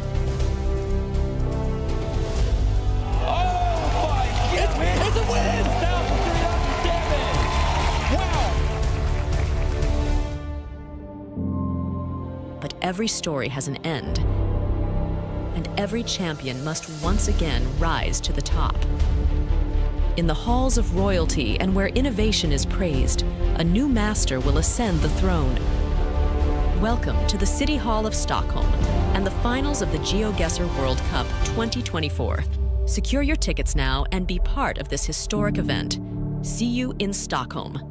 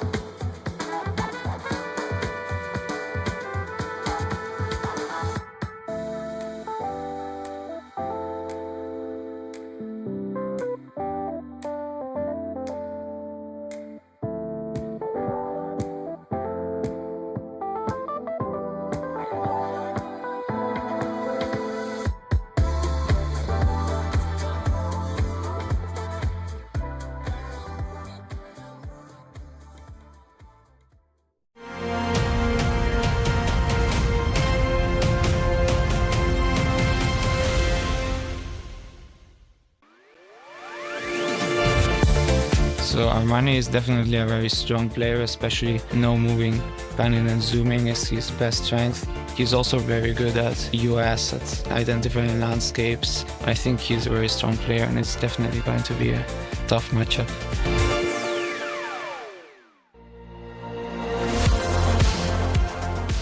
Playing against Topodic, I feel he's a really strong no-move player. He has like a lot of experience because he's been playing the game for so long. So he just knows like for every country there is like how to region guess them so well. So he's like someone to look out for sure. Topodic, Armani, our next matchup. I'm hiding my drink. You guys caught me. It's fine. But this next matchup here, it's been a long day. Let's take a look at the groups again to remind ourselves where we were at, what we are doing, because every match so important to each one of these players. They want to be in the top 2. They want to go on. But Gavin, what is happening? Yeah, this is shaping up to be a really competitive group, as we sort of expected to see. Right now, we have Debray with 2 wins. He hasn't lost yet. But we're also looking at Armani, who has only played 1 match, but he's won that match. So we're looking to keep up his undefeated record as well. Looking like possibly a Debray versus Armani competition here for the first place or second place slot. Looking like Topodic maybe will clinch 3rd or 2nd. We'll see. But yeah, shaping up to be a really, really interesting final couple matches here. Absolutely, and something to keep in mind too is every match, every round counts. So sometimes a player will win 2-0, sometimes a player will win 2-1. All of that comes into play when we're deciding 1st, 2nd, 3rd, and 4th in group, and something Topodic might want to keep in mind here as he aims for one of those sweet spots into Sunday. But taking a closer look at Topodic, he comes well equipped to make this happen, Oscar. Absolutely. I mean, Topodic is just a world-class player, and so far in the tournament, we've just pretty much seen strength from him. Even though he didn't come out on top of Debray, he did have quite a convincing performance against Ricky Beast. So yeah, he's coming off pretty hot into his 3rd game here. And taking a look at that preferred mode, we see it, the no move. Everyone's trying to get to that 2nd round. But do you think that if a player is identifying themselves as no move expertise, Chicago Geographer, what are their odds they're going to be able to pick up their moving play maybe over the course of the weekend, or any quick tips that would make them better? Yeah, that's a great idea. Like, honestly, like, try to pick up some good practice games. You know, I think moving games are really important, as you said. Like, if you can win that, you have a great shot at taking it to at least the NMPZ tiebreaker. So, yeah, focusing on that a little bit, definitely a good idea. And are the players here kind of the type to share information? You know, if Armani heads back into the player room, potential competitors, but good friends as well. Do you think they're sharing? Yeah, you know, it's hard to say. I feel like some people always have their like secret metas that they keep in the back of their head, you know, just for themselves. But definitely a community that likes to share information and really relies on each other to build expertise across the world. I'll definitely say, like, since the World Cup happened, the first World Cup, I think everyone was kind of very much happy to share. And now that it's becoming a circuit, now that everyone's like, okay, this is happening again. Now I think people are starting to bring it back a little, but still, for the most part, people are pretty happy to share most of what they know, and they maybe have a couple of things which they hide in the back pocket, which are their particular strengths, I would say. Well, these players just get better and better as we narrow them down. Of course, what they're all playing for is a chance to head to the World Cup in September. Fortunately, if you're watching, you have a much easier path to the World Cup. All you got to do is head on into your browser, punch in geoguessr.com/world-cup, and grab yourself some tickets. And let me tell you why you're getting a hot tip right now and why you might want to action on it pretty quick.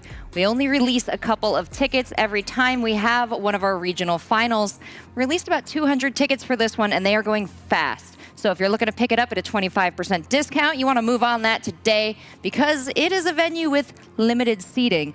But, you know, if your butt wants to be there, make it so.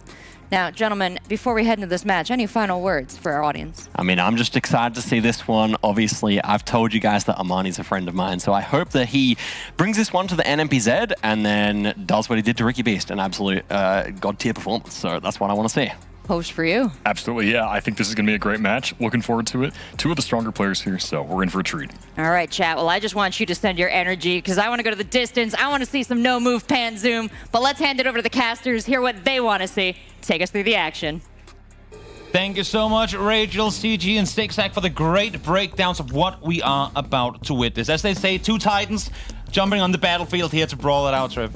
Yeah, I mean, like they said, I'm excited to see an NMPZ against this. I want to see Armani again. He 3-rounded an NMPZ earlier with the great last-second guess in Senegal. And I think, against Topog, I think that would be even more exciting here. Definitely. But we will see. But yeah, Topog versus Armani. This will be very interesting. Definitely would be. Definitely would be. We will see. There's also some, yeah. It would definitely be interesting as we take a look here at Topodic, at Armani. They're getting ready. I was talking to Armani coming into the first game he played today. Obviously, having to kick off the day wasn't going to be easy for him. But we'll see now how ready he is as we get on our screens, Topodic and Armani ready for the game to kick off. But yeah, so this is going to be a very interesting game with Armani and Topodic moving. Armani still has a chance to win here with a 2 wins in the last 2 games. It's also quite interesting that he has he had the first game and then the last 3 or last 2. So this will be quite interesting to see if Armani. Also, that is a pretty drippy outfit. It is. It's super nice. Really, really nice. Both of them getting ready for it. But yet again, to go back to what he said, he was nervous coming into the first game, then he won it. And I was like, bro, now you're not nervous anymore, right? Toby, I'm still nervous, man. He still has some big guys in Topodic and different to go. Yeah, you can tell the nerves are there. Oh, yeah, of course. And like even for Topodic, who's been here before and he's done this time and time before, he's still, the nerves are always going to be in there here.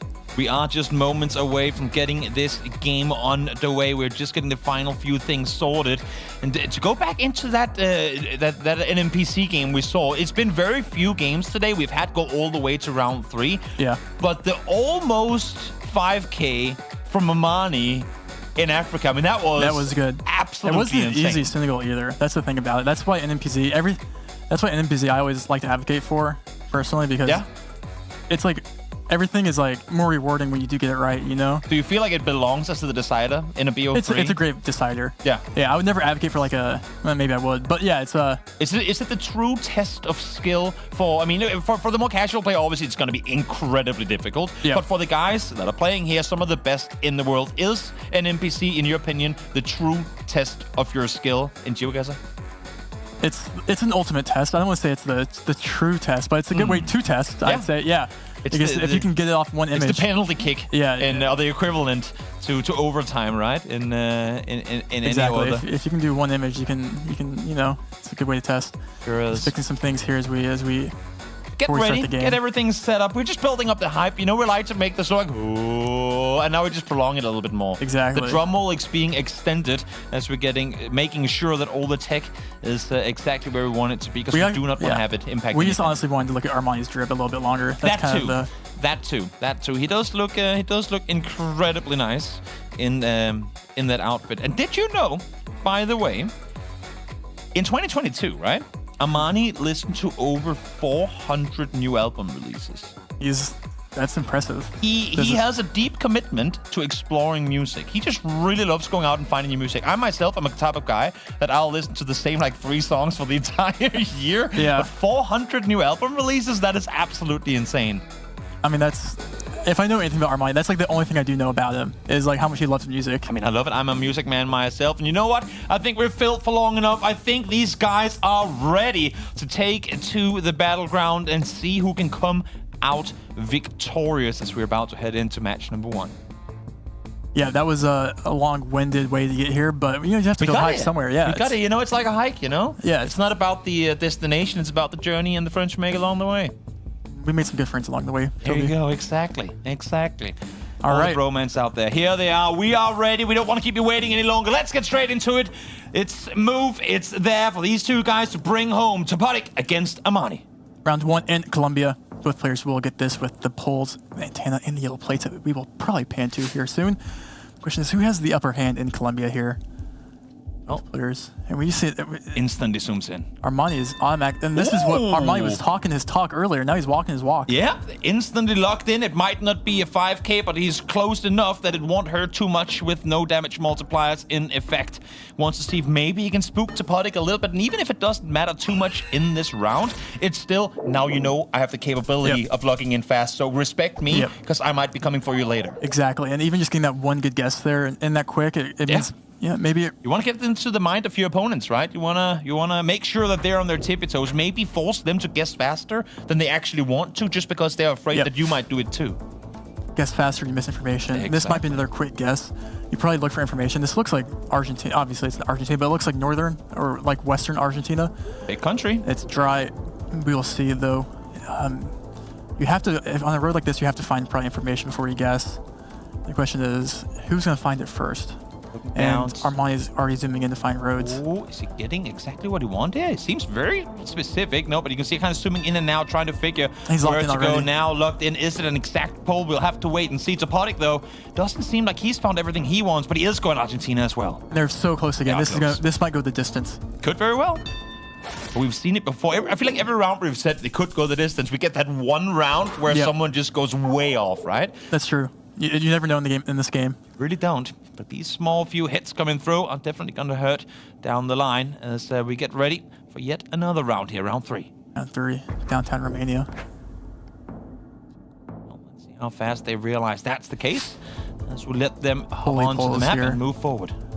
This is moving, therefore you get to move. Both players quickly looking very urban city here. Sure is. Plenty of info to go by. You have the train station there. Maslin, is that what you want? Is that what you're going for? .ro. Even I could have gotten that one correct. That's just saying, casual, humble brag. Going out there to all the .ro fans in the chat. Domain enjoy reserve. That's what I do. That's all I got going for me, which is nice. And Armani's locking in for the 3rd time in a row first. It's fast. He's very fast about it. We do see. And they're both in the same city. Nice roundabout, plenty of info to go by, and they are going to be, as you said, very, very close indeed. No real damage coming through. We'll take 4. We'll take casual 4 damage. Yeah, 4 damage. It's all right. And what's least dangerous than a slip on the wrist? It's like me blowing wind at you. Yeah. That's 4 damage. Yeah. Right. Fall damage. Round 4 of 10. Let's keep going. This is a bait. I want to go Denmark, but I feel like it isn't. It's not Denmark. I can't get it, man. I can't get it. We're saving it for the grand finals. I respect it. Yeah, it's going to come down. There eventually. Come down to downtown Bornholm. Yeah, true. We'll get there eventually. We'll be Belgium. And Armani is skipping through the neighborhood here. He might just, he sees a flag. He's just going to send it. Is it a bait flag, though? One of those where you have the embassy in the nearby vicinity? Maybe that house is there instantly. Hidden embassy. There instantly. Residenzhof could be Belgium. Could be He's in Germany right now, but he's not going to lose many points in Germany, even if there he is wrong. On the border. Yeah. Oh. Ashen. Close enough. Close enough. Neither of them really going to feel a hurt. But having said that, 500 still could be a difference maker. He's closer in Germany. It's the wrong country, but good guess. True. Always hurts a little to be on the other side of that, but it happens. On the border, as we head to Round 5. Looks like, is this ever an Arge panhandle? We'll see what. We have red dirt. Looks like Argentina. That would make sense to me. Let's see what Armani and Topodic think as they move here. Let them do the talking. I'll do the walking, quite literally, as they make their way down the streets. Try and see where they can find a lot of dirt roads here. Not too much to go by in terms of street signs. They're flying through it as quickly as possible can be. Is it often that when you see them go at this pace, they miss crucial information? Like where had they slowed down just a bit? Usually if you've done it, you know where to stop. You know what to But you definitely do miss information. We do see an Arge, at least outside panhandle here, by Topodic locking in. And for the first time, Armani is not locked in first. And Topodic is actually up 900 points, even though it seems like Armani has been in control. It's been close, and they're both going similar regions again. Quick on the trigger this time around is Topodic. Let's see if it pays off. It does indeed. Closer down alongside the river, and Armani will feel the hurt once more. And that will, slow and steady here. Every single round, Armani has also been close, but it's just adding up, and he's down 1,600 points going into... It's been Armani trying to really quickly kind of get him up, but he gives him those extra 15 seconds, and that's been allowing for Topodic to get the final guess. And, look at that! They're walking the dog, and the cameraman is happy too. Well, look at how happy they are. Thumbs up. Thumbs up for that. Thumbs up in the chat. Seems good in the chat, everyone. Let's get some thumbs up going as we head to... California. Looks like we have the standard... hike in California. No, but you have the black line in the middle of the road there. In the middle of the yellow is a California road line. Very specific to California? I don't want to say very... I think it's very specific. I think it's... you see the black in the middle, you go California. They're instantly there as well. And we have an LA guest here, and we have a NorCal guest here, a Bay Area guest here by Armani. I do lean towards Southern, I think. But it's always nice when you get the high ground there. You can kind of see over the sea. High ground. You gotta respect the high ground, High ground always wins. Exactly. You get good vision of what's happening down below. You see the entire coastline. You can almost see the entire bay down below. This should be a good one for both of them. He's in Thousand Oaks, and he wants to go back to Bay, but... 499. As close as can be. A little bit of damage coming through to Armani. Again, 6 rounds in, and Topodic still unhurt. And props to that. He actually got the right hike right there. He did. Yeah, on point. Don't let that go to waste there. That was an impressive little... He was respecting the mountain lions too much. Didn't want to go too close. Exactly. It's fair. I respect it too. He knew the dog. Yeah, He knew. It's a dog meta. It's coming in. The Thousand Oaks dog coming meta. in full speed forward. Here we go. Round 7, 4 times damage. Any single mistake here from either of these two could be game over. This will be Northeast Brazil here. With how dry it looks, presumably. With the ladder poles here. You have the Brazilian ladder poles looking for error codes on the sign here. We're Armani Ciani. He has information that even probably gives him city here. And he's zooming in, and that is going to be close. I know trabajo in Spanish means work, but those secretary of trabajo. They both found different signs, but they found the same. They ended up in the same place in the end. Who comes out victorious off of this one? Again, Zapodic so far still hasn't taken any damage whatsoever, but he can't really commit to one position, and it's down on the coastline itself. It's going to be once again small hits coming through, but those small hits have sent Armani down over 2,000 health. It's tough because like Armani has played a really good game too. It's just he's just slightly getting out-hedged every single time, and it's adding up. It is the every single drop, man. It does fill that glass eventually, and now you got to start hitting home, Armani, if you want to bring it home. Speaking of home, it's not Denmark. You can't do me like this. Not it's again. not. It's not. It's Sweden. Same thing, right? No, I'm just kidding. Whoa. I'm sorry. Whoa. Let's hold your horses. Let's not get personal, man. Let's not get personal. personal. I do like my sweets. It's a good time. Let's see now, Armani instantly. Okay, quick jump on that one.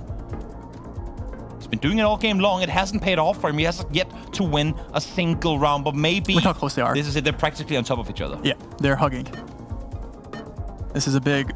The GeoGuessr equivalent of a hug. Let's see who comes out victorious. And once again, it's the inches. And you can see Armani's face. He really, every single time he goes for the quick pick, he's like, no, I got it. This is the time. I catch him off guard. But every single time, the body goes, bro, give me 15 seconds again, man. I'm just waiting for them. And he wins every time. He's taking it. And, you know, in round 9, this is the one round after this. And he has, 3,400 points to pick up pace. It's not the thing is, the damage is so small that yes, it's significant, but we're also just one good hit now that the multipliers are up at 5. One good hit away from Zapodic just instantly losing out on the whole thing. So yes, it's been Armani that's been taking the damage, but he's still very much in the race. Exactly. I mean, I haven't looked at round 10. Round 10 could be the craziest location of all time. And Armani could know the street as he did in NMPZ. But also important to remember that Armani lost the first moving game he had. True. And he ended up winning back-to-back no move in NMPZ.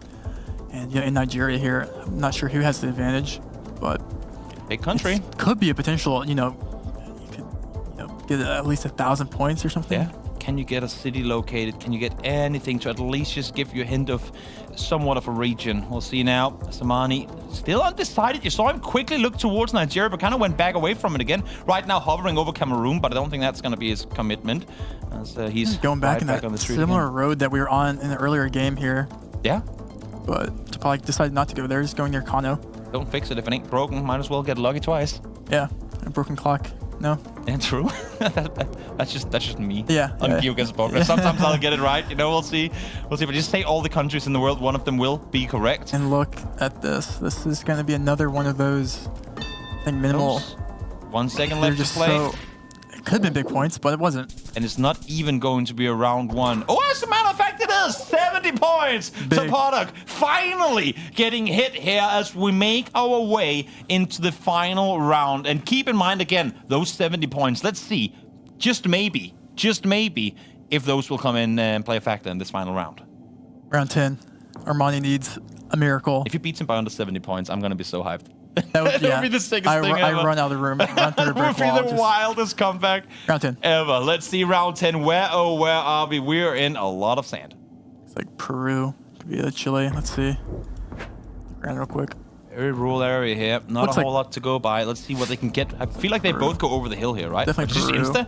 Oh, he's scoping in fast. Max North Peru, yeah. Does he know something? It's just free. He does. I think it's just a free North Peru, and both players will get this. Okay. Yeah, and that'll be that'll be game. That's gonna be game. Zapodic's gonna take away the game 1. Yeah. It's simply not challenging enough for either of them. And while Armani does get the final one, it's not gonna hurt enough. 600 ain't gonna cut it. Zapodic stays alive. Armani was the one on the trigger, Trev, but Zapodic stayed in. Zapodic was there, and it was He had an answer to all the questions. I mean, if you looked at the average guess between the two, it's probably within kilometers. I mean, they were so close. It was so close every single round. Yeah. I mean, these guys could have played this one best of 20, and it still wouldn't have been over. Yeah, they were so close all the way literally. through. That was, you couldn't really do much with your Armani besides. Oh. Yeah. Again, a case of people playing what you would consider in all other circumstances a pretty phenomenal game. You're just up against some of the best in the world, and I mean, it's a Topodic with the pedigree that he has in this game, so hard to beat. Yep, but again, we're moving back into kind of where Armani likes to think he thrives, and where he did thrive in game 1 in no move, and we will be moving back to no move here. Let's I think what better way to see what players can do than actually just get them to play. Let's kick it right off as we see a lovely vignette there. Ryan Stocks. Well, hopefully they'll produce something amazing. As we take our way to where exactly right now? I would like to guess France here. It's hard to say always, but when you see a random field like this, your immediate thought's probably just France. Well, let's see. Plenty of view out into the fields. Again, high ground prevails. You want to have as much info as you possibly can. Can see pretty far. Plenty of fields all over. A couple of towns in the distance too. But no, not near enough a sign for you to really lock anything in. We got some cornfields there as well. Maybe that's the commitment. France guess here. Early guess. He's definitely right, I think. The question is like, does Topodic just slowly hedge away again? But this time Armani takes the lead. I mean, imagine this being in round 10 of the last one. That would have been GG for Armani. Yeah, no, quite literally. Yep, 5,000 in first round. That's a lot of damage. It might not seem like a lot in the grand scheme of things, but that's a huge distance between them in that round. Yeah, that's more points than he got. Yeah. Quite literally. Yeah, exactly. Round 2, no move. Promising things for Armani. This is an interesting location. Very, very... What, you go Bulgaria here, I guess? Do you go off the boards on the side? Like, what gives it away? I feel like you don't even have proper bullets here. No, you don't really have much. You kind of just go off the pavement and then kind of like the guardrails and the foliage. Yeah. Probably go Bulgaria. We'll see though. Sky meta coming into play. If you see a cloud that looks like a rabbit, you know where you are. Maybe. Yeah, that's It's coming next year. I've been talking to the Google Street View people. Yeah, it's on its way. They'll only be recording all the funny clouds. That's cloud meta is going to be coming next year. But of course, looking at the copyright here, trying to see if they can lock things down based on that. Armani does, just guess Bulgaria here, which I do think will be right. And we'll see another very similar guess here by Topodic. And it's just downtown Bulgaria border on Greece. Both of them close to one another, neither close to the target, but it's not going to matter too much. Armani shaking his head a bit there, of course, vibing with the music, but also not too satisfied, it seems, with where he's putting these markers. Yeah. I mean, it's kind of almost the opposite story as we saw in game 1, where he's kind of taking some points. And this is beautiful. This is beautiful. And it's probably a beautiful thing if you're Topodic as well, because it looks like it could be Spain here.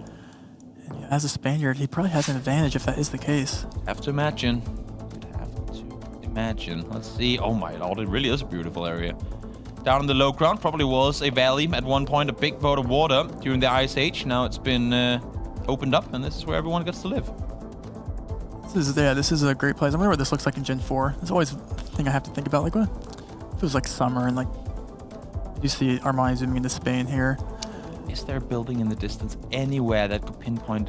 Just, I feel like if it's not the white building there in the front, everything's just too far away to get you're definitely using landscape. You're not going to see the Eiffel Tower in the background. So I'm going to go, oh wait, now I know where it is. You actually probably too far away. Yeah, these hills, these mountains, everything like that is what you're using here. The landscape, less of the architecture. We have a Sardinia guess here by Topodic, and the fact that he's going Italy and not Spain makes me think he's probably right. And Armani's in Spain, in Madrid. This is big points for someone. 2K as well. It might not be enough to take one out, but it's going to be a huge blow. That's for sure it is. What a pick. Armani thought he had it. He was hovering the same area forever. 3,600 damage. What a hit. Yeah, when you see the Spaniard not go Spain, you have to presume he's right. It would feel wrong at least not to. And this time around, Topodic knew exactly where he was going. Armani's still in it though. 2,200 points going to round 4.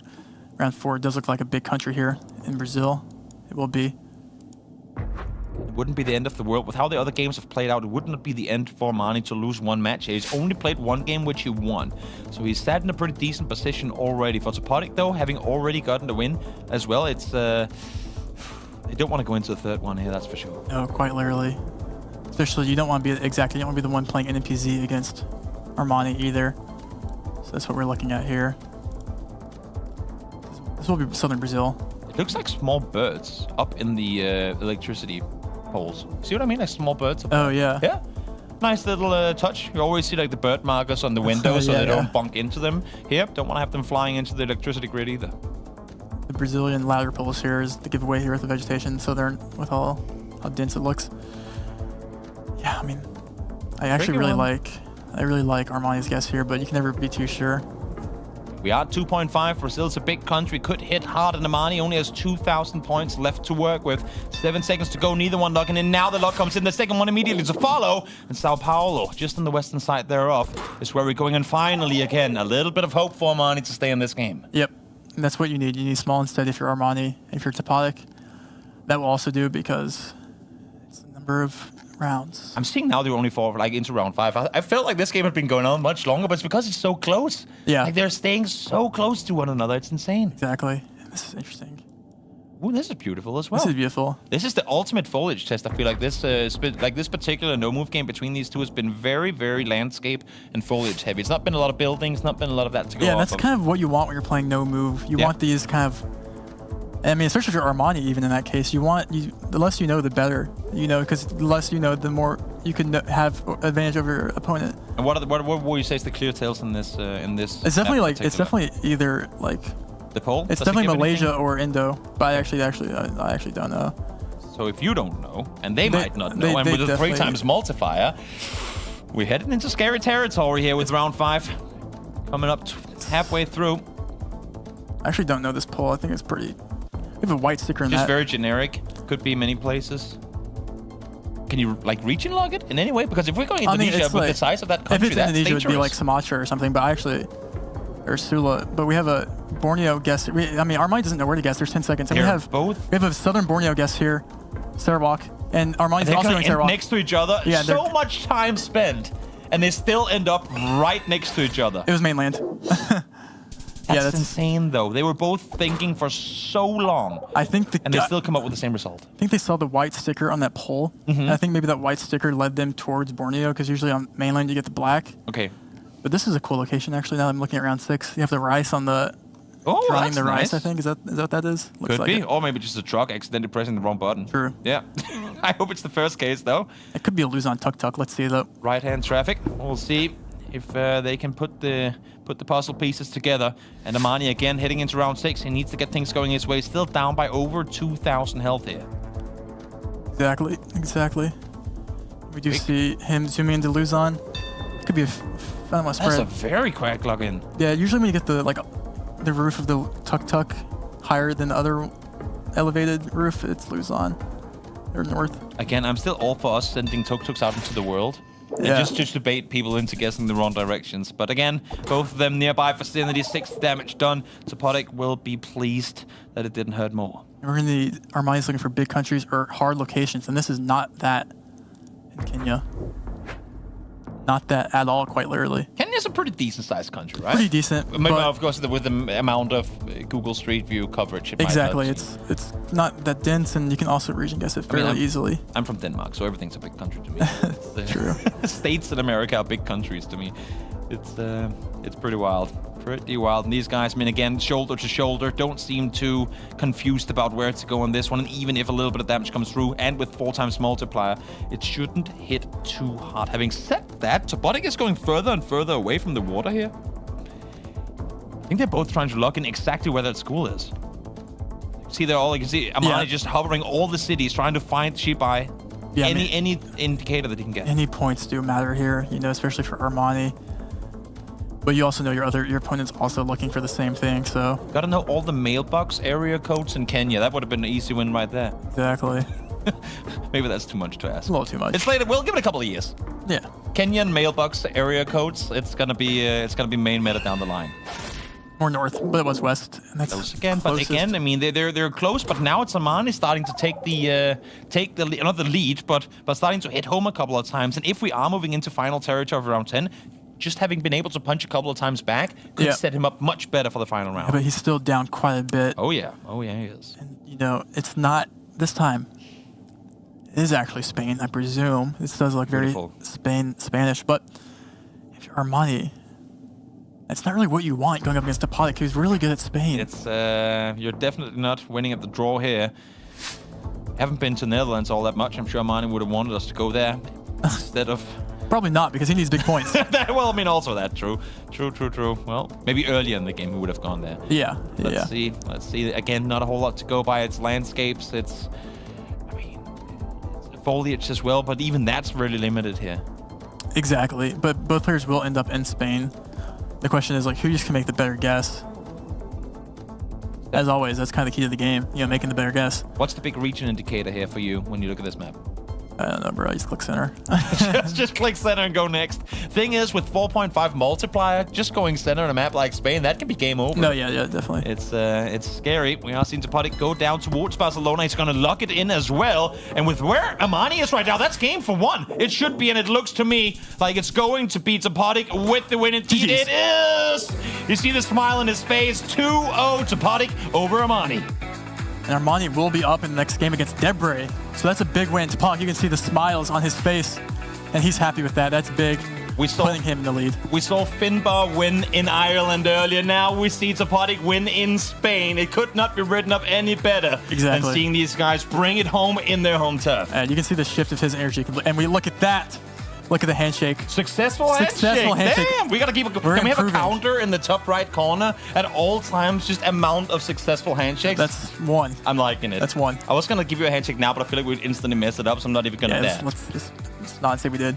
Yeah. Let's just say we did it before we came on camera. That's a good play. But what a game. Again, Topodic didn't fall for the pushes, for the kind of hasted playing style that Armani was trying to put happening, because he was locking in fast all the time. But Topodic kept his cool, played it smart, locked in at a good time, and just kept on winning. Exactly. And on paper, the game looked it's a lot closer than it looked. Yeah. Armani was right there the whole entire game. And he really didn't, we keep saying this, but he didn't make any bad guesses. And that's kind of the name of the game right now is you can play the best you can, and it's not enough. She really isn't. Against another opponent, maybe that could have been a win for Armani, but it wasn't to be. Now let's head back to the desk and hear what Topodic has to say after that win there. Toby, Rainbolt, thank you so much for the casting. Topodic, thank you for the excellent game. Congratulations on the win there. Now, I saw a very confident GG after that first moving round was complete. Is that, we would call that in StarCraft like a Manor Nexus, a Manor GG, perhaps? Yeah, I have to mention that it was Armani that started it, not me. But that game, I was really happy to have won it, because I thought that I should have utilized my advantage in the moving against him, because I thought that in NMPZ he would be stronger, and in moving I have the advantage in theory. So I'm really happy to have won it 2-0. Well, congratulations there. A lot to get into. Who wants to start us off? Oscar? Absolutely. Well, back in the moving game, I think, bar 2 rounds, I think you were close to 8. So that was a really impressive performance. Do you actually think that, given the fact that there are so many no-moving players, that moving actually could be considered one of your strengths going forward in the tournament?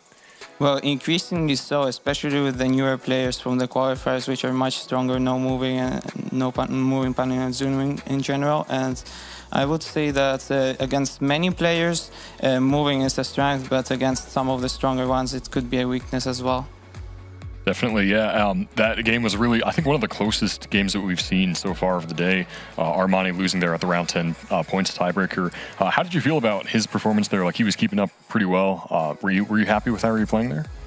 Myself or him? Both of you, honestly, yeah. I think that I was happy, especially the moving in Brazil, because I was a bit scared at first that he was going to send fast and I was not going to be able to find something. But fortunately, I did find a sign for the state, for Rio Grande do Norte, although I didn't find the city, but it was still fine.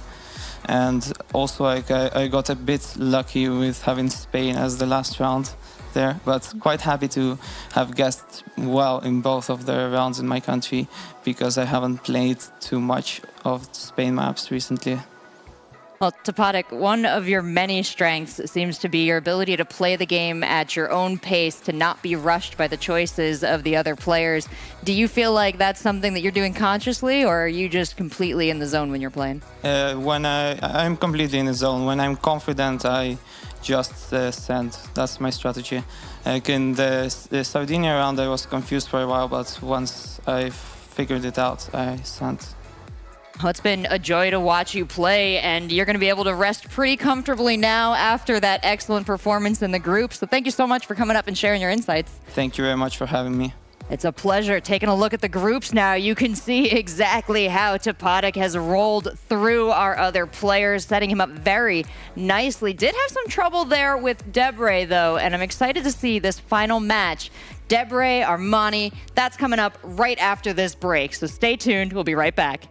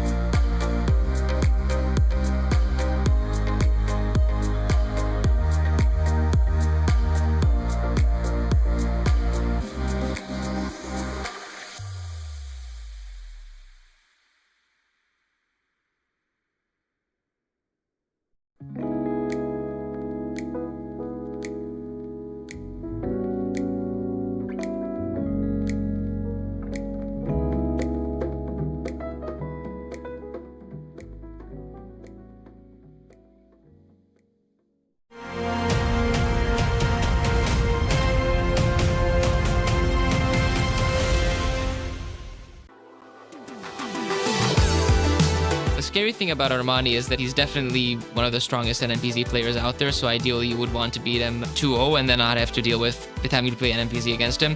For my part, I feel like I'm mainly just going to try to, you know, think through the rounds as much as I can and use as much time as possible, and I think if I do that, I have the upper hand against him.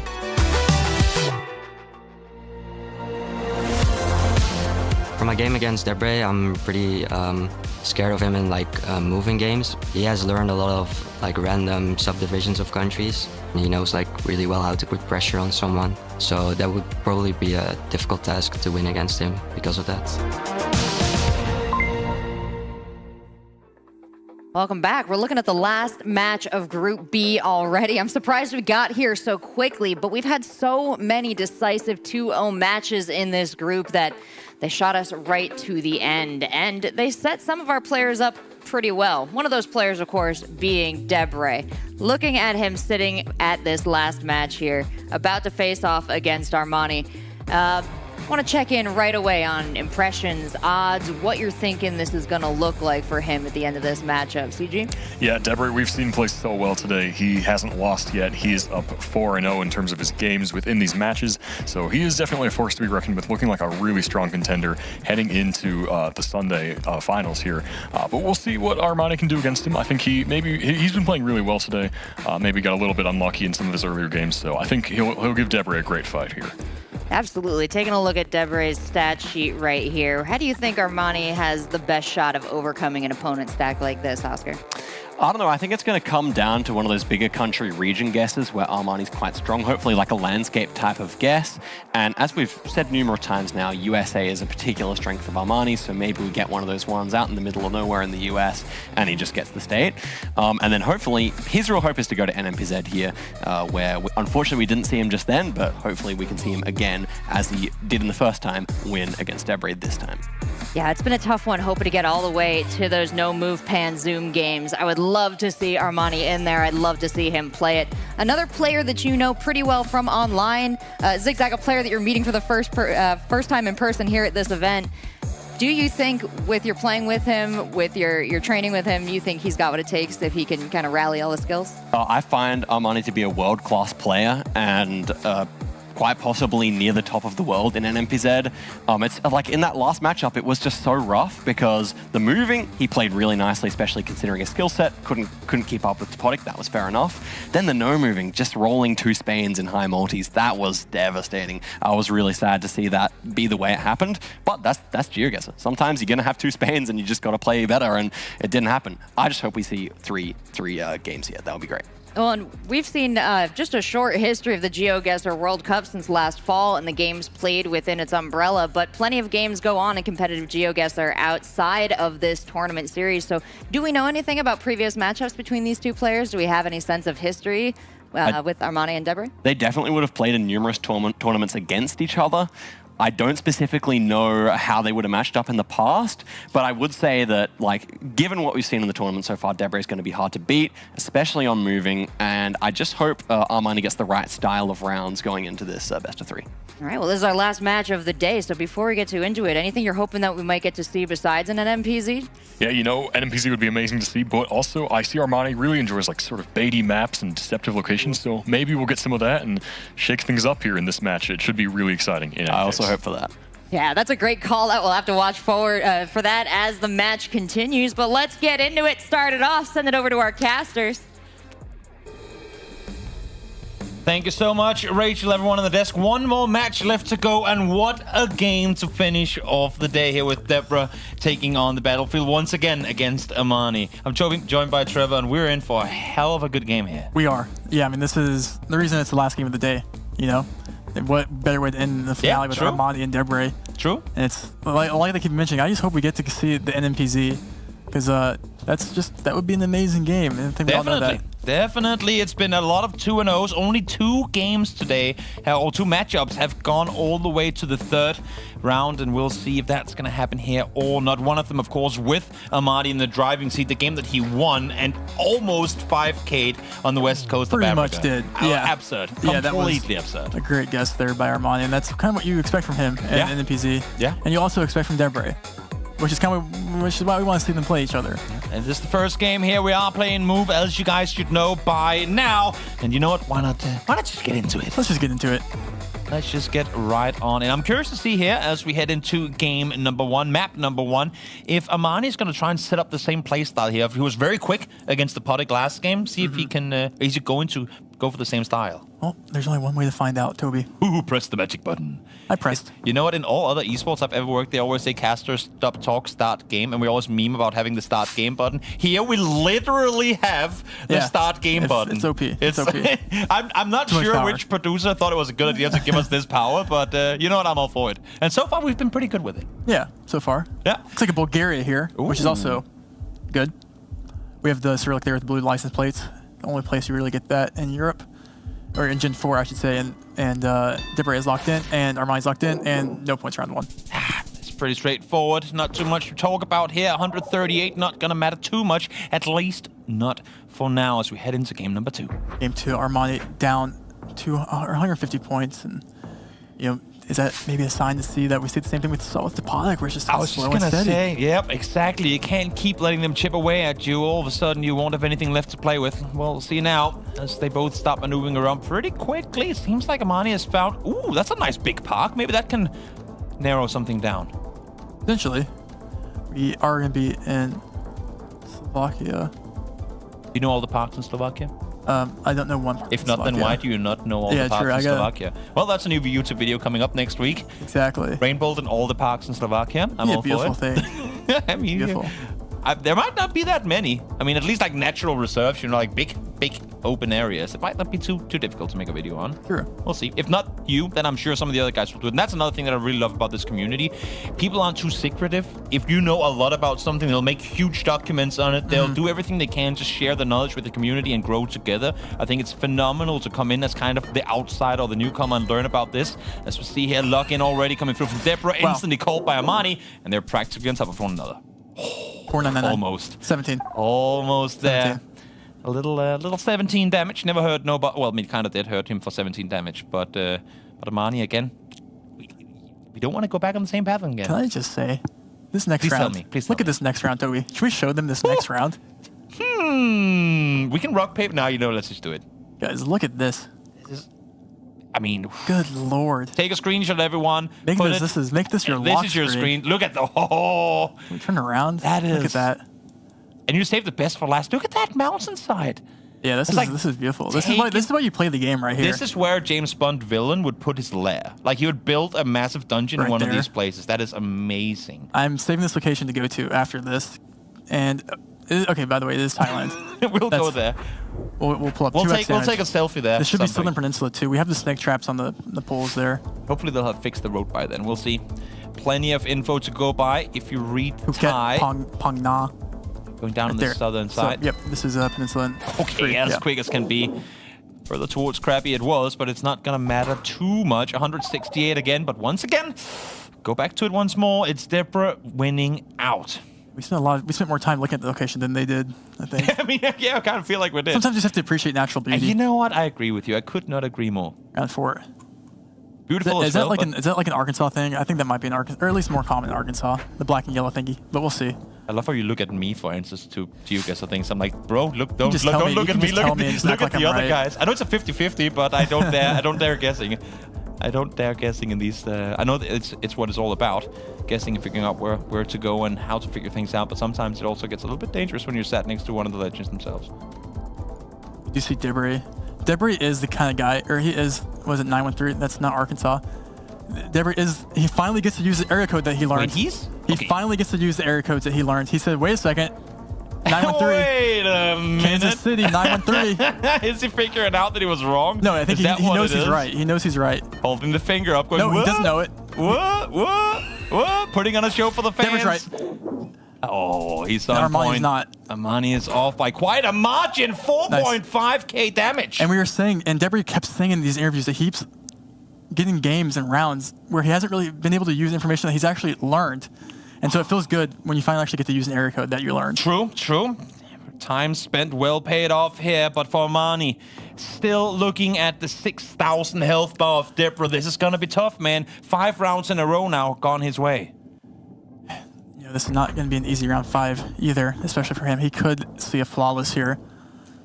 They are rare. Game 1. Few and far between at this level of play, but let's see if somehow Armani can turn this ship around.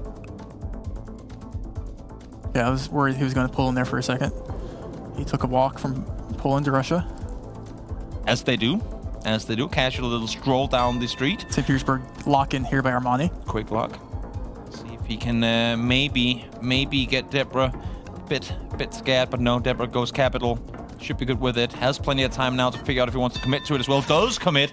And, well, it is going to be a round for Armani, but it shouldn't be a lot of points gone his way. As I say that, though, actually, 1,700, pretty decent chunk taken out of Armani's health bar. Oh, sorry, Deborah's health bar. Right back. These do not get any easier, do they? They don't. And this is the beauty of the game. It's consistency. Yep. Sure is. Deborah said, "Oh, listen, I got it wrong last time. Let me see if I can get it right this time." At least it's move. It's move. Had it not been, then they would have had practically. I mean, obviously they have plenty to go off of. It's just me with my With my Plenty new is with my relative. new Geo eyes, not seeing Give a anything. southern guess here by Armani in southern Russia. Solid guess in my opinion. Quick guess too. Will Debray agree here, as we see? He will not. He's on the clock. This is huge. We got 3.5 multipliers. He is getting a little bit closer by the second. 3 seconds, so Toby. Damage reduced, but who's gonna get it? Who's gonna be close? Oh Debray. my God, Debra! Once again on point with That is this game. one, and that is game. 4,000 damage. Armani down. Thought he had him caught off guard early, but Debra took the time, took all 15 seconds, and claimed the win. Wow. And you know, we might be ahead of schedule. Maybe that being ahead of schedule is just to prep Debray's that's final what interview that will take approximately 2 hours. Just to get us right back. Oh, that's what it is. That is what it is. He's already now setting up. You can see like right next to his game, he's writing notes for the interview to come. Should he go out and become Over victorious? under 3 times he puts the mic in Oscar's face to ask him a question. Well, that's assuming he wins the next game. True. Armani true. is no move. This is his specialty, and he still has to beat Armani in an NPZ if this is the case. So not to discredit Armani. Not at but all. Debray is playing well. Not at all. Armani, I mean, again, played a phenomenal game in the previous 2 against Topodic, but a tough challenge at that. Couldn't bring it home. Now let's head here into game number 2 of 3. With round 1, this is no move. Debray wins this, he will win the series, and we will leave without an NMPZ, which would be sad, but we'll see. Round 1 is Philly. A tuk-tuk and a car to work with. Let's see how satisfied they will be with that. Let's see. Luzon, it does look like a Luzon tuk-tuk. Does look like a They're Luzon fast. tuk-tuk, yeah. They're And this both will be fast. approximately 3 seconds before this round ends. I feel like 1, 2, nope, okay. And regardless, There you again, go, yeah. round 1, not gonna hurt either. We're looking maybe at single-digit damage here, and a little bit more. That 28 to go as we head on over to round number 2. Toby, Mm-hmm. I think we might have done it. You're kidding me. Have they given us what we wanted? This looks... Okay. Can we... Is there a road sign in... Oh my God. Oh my God, we're in Denmark. Can you read that for us? What does that say? Sættergårdstien. There you go. It's the Sætter. I don't know what that is, but it's like a farm road. Farm road. And there's a house for sale. Home's one of the big Danish real estate agencies. So Okay. they want to sell their house. Luckily, these people selling their house are actually from Norway, and they use Danish. Or Oh, from, that's what it is. yeah, Yep, exactly. Ooh, we're going north side Fyn, the central island of Denmark, connecting Jutland and Zealand, but it's northern Denmark, and it's so cool they're in the complete opposite part of an entire country, and still it's only 400 damage. Maybe that's why Denmark moment. It's not the most exciting map in GeoGuessr. I'm just hyped that we got it in. Thank There you. you go. Thank you, map Final makers, for game. throwing into Denmark. Exactly. This is interesting. It looks like we have our first, what was it, Equa? Yeah, our first, like, poop camp Ecuador. Yeah. Usually you, A lot of foliage once more. What do you go for? Is it just trees or lone mountains in the distance? you have the double Ooh. guardrail, and you have the Ecuador guardrail, or Ecuador bollards, and the double Chevrons yellows, as well. chevrons, yeah. Yep. The double guardrail is a big hit, and Debray's closer there. It's 1 second. You can see Armani, he really, every single time he goes for like the 2 seconds insta-plunk, Yeah. he hopes that now I got him, now I can catch him off. There's not enough info here for him to get what he wants. And Debra he does not get pushed. Nope. Same thing with Topodic. I feel like Armani maybe needs to change up his playstyle a bit and spend a bit more time to figure things out because Could be the case. He's close, but these guys are just, they'll take it 15 seconds any day of the week. Exactly. Close, but no CR. This is a GeoGuessr. It really, yeah, hand I mean, grenades. once again, the big brain info coming out from Rainbolt. Me win GeoGuessr. It sure is. That's why I'm here, man. To tell people that this is the game of GeoGuessr. In case they were confused. Exactly. This looks like Which I hope you aren't. Slovakia. Both players. This is going to be a 2 round, I think. A 2 second round. We'll see. Armani says, in the actually, I'll middle. take my time. No, I won't. Right in the middle. But finally, a quick pick that does work out in favor of Armani. While it might not be a lot of damage, at least it's something going his way in terms of the momentum. But you can see Armani still, I mean, there's just the look on his face. Could just be a full focus mode, but he still doesn't look too satisfied with what's going on. It's still anyone's game. It really is. It really is. I'm not just saying that to build hype either. That's like genuinely the No, case. it's yeah. one good guess here from either one of the two, even with a decent guess from the other. Because we have 3 times multiplier now, this game could completely upset. Ooh, basketball court. I mean, needs a little. You have not very much room to. I was gonna say if you this is miss where here, you have to jump a Where fence in order to Jokic get it. just practice his mid range, I guess. It's layups only. Yeah, literally. Yep, Maybe just yep. Fair. That's all you get to do. We'll see how much they appreciate this basketball hoop and pretty much nothing else to work with. As I say, there are plenty of mountains in the background, of course. mountains and pinpoint. architecture. Beautiful landscape. elite zoom in here by Armani. See where Debris does end up going. I love that even when we don't get a street sign, we get one on the ground. But hope, no. Slovenia, that's where we're going. It has fooled me before, and it fools them here as well. 760 damage again. It's small chips. As you can see, Debra going, what? Fun fact about that basketball goal. That was Luka Doncic. It's Luka's just out over there grinding over there in Slovenia. Shout out to must have been. Must have been. Armani still vibing with the music, playing his 400 albums at the same time, trying to figure out which one is going to give him the upper hand in the battle to come. Round 6. Round 6. This looks like a fun one. I'll leave them to do the guessing here, but it looks like... I like them when you don't know them. Yeah, those are the best to me because that knows that that makes for a bigger chance that this one is going to be a big point game. Yeah, sometimes you get freebies. This one's kind of you maybe get there in the end, but you have to kind of use your noggin, as I would like to say. This might also then be one of those where you get the quick picks because he just got like gut feeling pick and then hope that the other guy spends too much time, maybe overthinks and second guesses themselves. Quickly, Mexico log in. Yeah, Mexico makes sense. You know, it's either like Mexico or Colo or something like that, but presumably just Mexico here. And we see a Philippines guess here. This is game. This is game. 3.5 multiplier. It's game for you. I think it's actually Colo, but we'll see. Who comes out victorious? We are in Venezuela, no Colombia. There's no one's game. They were both too far off. It wasn't meant to be. They were both too far off. The distances were wide enough, but... wow. But, I mean, still. It's the fact that you can pick that far off and still be in, I mean, I think Armani has got to be happy with that one. Yeah, exactly. And that's kind of, it says a lot about no moving. Now, like, Armani could have won there, you know, and big time. These next 3 rounds, like, it's still anyone's game. Sure is. If we get one more game where just one of these two guys are that far away, then that's definitely game over for one. It's just going to come down to who. This could be the case here, too. In Russia again. Russia's a tricky country. Who would you favor of these two in Russia? That's actually a good question. Both players zoom in immediately to the antenna. Neither one of them has kind of coined it as their prioritized big country to move around in. No, that's a good. What would you say? I mean, I think they're both maybe equal. I actually don't know. Who has studied under Finnbar long enough to learn Russia? Yeah, probably Armani. We'll see if that's going to be the case or not. He at least is the first one to jump on the map. He seems very committed to a very specific area of the country, but we've seen Armani guess early before and been off by an inch, and here they are close to one another again, but Debra going further and further away. Oh, just east of Chelyabinsk. That's funny. Tell me why. Because they both just kind of... But, oh, wait. I'm just going to start singing. Yeah, go ahead. No, I'm not. No, I'm not. I'm sorry. No. I took away your moment, bro. I'm sorry. Round 8. This is going to be fun. Sure is. Where are we? Give me a second. I mean, it should just be Puerto Rico. With the Puerto Rico antenna there, it looks like. Okay. The smallest things, the smallest pixels can give away the locations, and for these players, of course, at the highest level you can possibly get to, they will take every single pixel and use it to their advantage. Quick pick down towards Puerto Rico for Armani. We'll see if Debra follows suit. That will be the case. And look how close Debra was. That's kind of crazy. Almost 5k, but not quite there. Small damage, but again, getting closer and closer to round 10. You need to start catching back up Armani. Yeah, you're hoping your opponent there goes NMI or Guam on that antenna. That was not the case. But it's something that does happen in the game with that antenna because it is found here, round 9. This is fun. Into the forest we go. Into the forest we go. Let's see what we have here.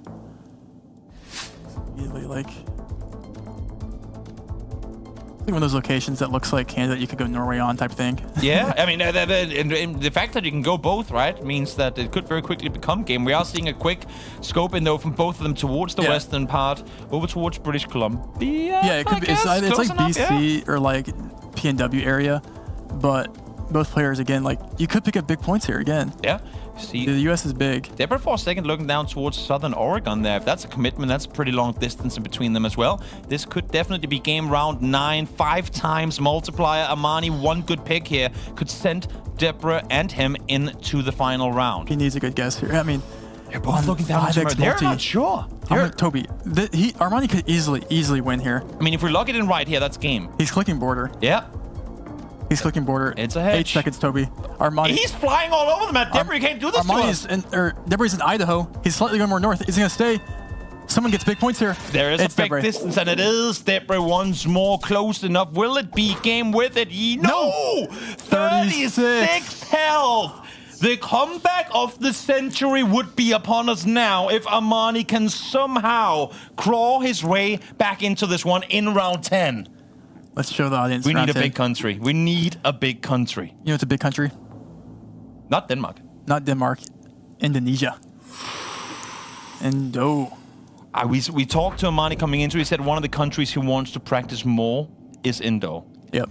Does he have it in him? Has he been? Oh, you see the reaction on his face. He knows this one is going to be tough. You have the Nusa pole there with the long or that long triangle thingy. That's the Nusa. So with water south, not really winnable for Armani unless he goes like Timor and it's like West Nusa or something. Deborah has to miss crucial info here in order to let this one slip out of his hands. It's actually technically winnable. If someone blunders and someone gets a really good guess here in the Nusas, they don't need to be that far apart. 5.5 damage. Wait, that's actually a really good point. It doesn't have to be that wild on the map for the damage multiplier to play a big factor here. And he did manage to chip away a bit. He's down to at half health, Deborah, that is, right? 36 points in a dream. Still doable. Potentially, this is the last 15 seconds we'll see for Armani here in the group. I mean, they're both like, you have to make a risky guess if you're Armani. You know, they're both kind of in the same. They're both on East Nusa right now, and this will be no points if they both stay. Need to try and see if you can get it. Nope, not gonna happen. They both picked right, but unfortunately for Armani, it's not really gonna be good enough. He will fall as Deborah comes out 2-0. Deborah not taking any losses today. Huge plays coming through, and again, similar story to the one of Patovic earlier. I mean, Armani's playing good game. Yeah, you outside can't be of mad. one bad pick, he had a phenomenal game all the way through. Yeah, he might be discouraged, but he shouldn't be. By any means at all. I know he was nervous coming into it, but he's still done well enough to proceed through, like further into the tournament. I think he should be very proud of how he's played, because as we said, against many other opponents, the 2 games he put up against Topodic, against Deborah, would have been wins. What a phenomenal game. What a way to finish off the first day of the EMEA regional qualifiers. But now let's hop back to the desk and let's close out day number 1 there. Thank you so much, Paula, Toby, Rainbolt, our wonderful caster, Zigzag. You are up there for a minute. Don't you leave me too, Gavin. I will be so sad.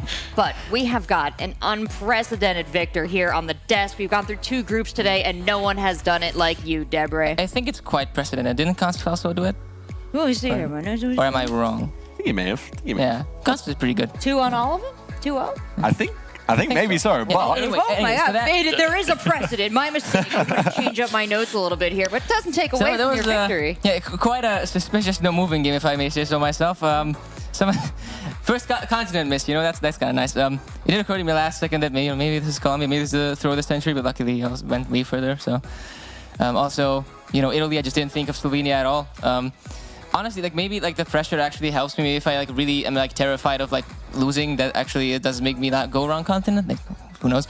Also, I got an area code. I can't believe it. I actually got an area code, and it was one that I knew very well. It was 913, which is Kansas City, Kansas.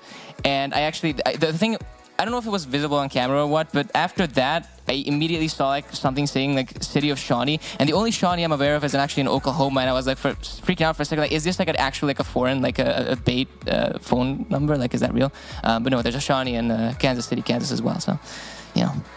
Told us that the baits might throw him off. They did nothing against him. Gavin, impressive plays all around. Deborah, are you a bit disappointed that you didn't use the basketball meta to solve that it was Slovenia? Luka Doncic meta. What, yeah? Slovenians, they love basketball. I have no idea about that. But I feel like they probably love it in some parts of Italy as well. Like, who knows? Maybe there's like towns in Liguria that are like really into it. Oh, maybe. Yeah. You don't know that. I mean, like, weren't the Lakers from there? The Liguria Lake? Yeah. I don't get that joke. I'm not American enough to get that. Okay.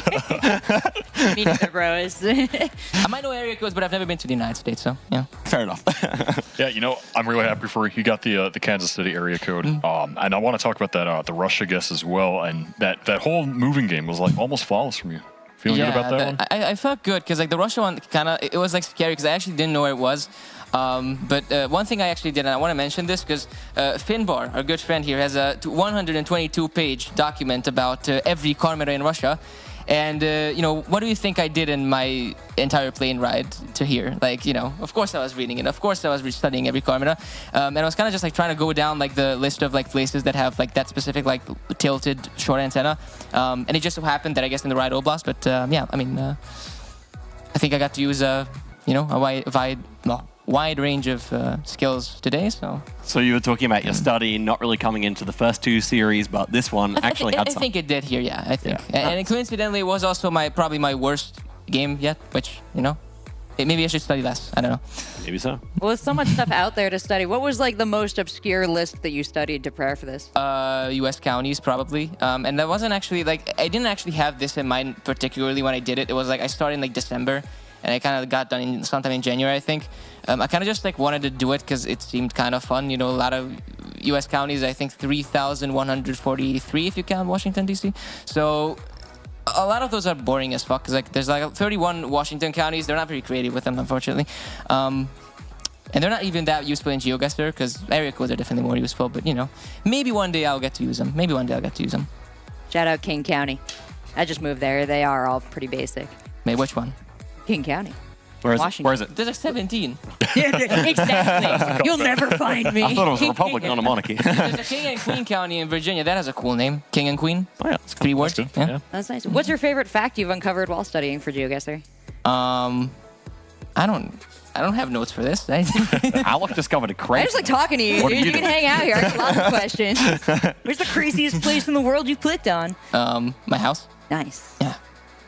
Well, nice. love talking to you, Deborah, but I'm not going to take up much more time from you. Thank you so much for the games. Thank you for the insights. Everyone watching at home, we hope you've had a good time today. We've got a lot more coming all weekend long. But taking a look at Group A, Group B, that's what we went through here today. Oh, yeah, you're right. Consus did the exact same thing. I'm excited for him, but I'm wrong. I mean, he's the world champion. He's a bit different, right? Different breed. It's true. But, there's a lot of them in GeoGuessr, a lot of smart players here, Gavin. So many that you and Zigzag have both played with over the years.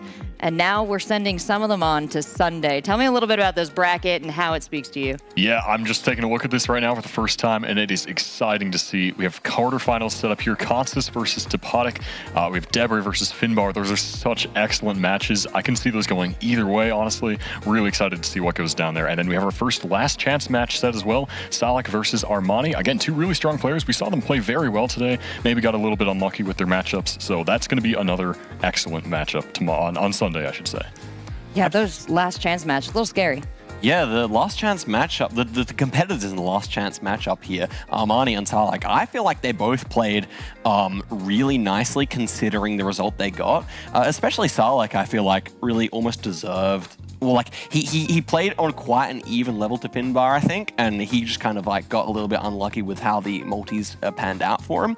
So, but then again, Armani, I think maybe had the tougher matchups and also played really nicely considering the situation he was in. I'm not sure if that one's a best of 3 or a best of 5, but if it's a best of 3, I think that really favors Armani. If it's a best of 5, I think that might favor Salek. So I'm curious to see what that ends up being and how it goes. Yeah, and they've got a whole day of preparation between now and then. We know all of these players very quick to soap up new information. Do you think we could see any changes in the relative skill levels that we've seen today by Sunday? Yeah, it's definitely possible. I expect these players to maybe, in between watching matches tomorrow, they're going to be grinding. I'm sure of that. So yeah, it's very possible to pick up some different skills and just hone in on things they maybe weren't so happy with today and really just give it their all on Sunday.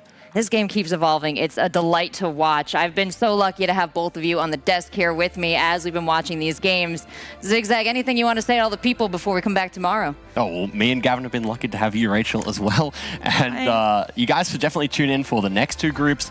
I mean, Group C, particularly kind of exciting. We got Blinky, World Cup Grand Finalist. And then we have Crook's debut on LAN. Then Group D, and we have the lovely Lenley. So that will be also quite exciting to see. It's going to be a great day of GeoGuessr.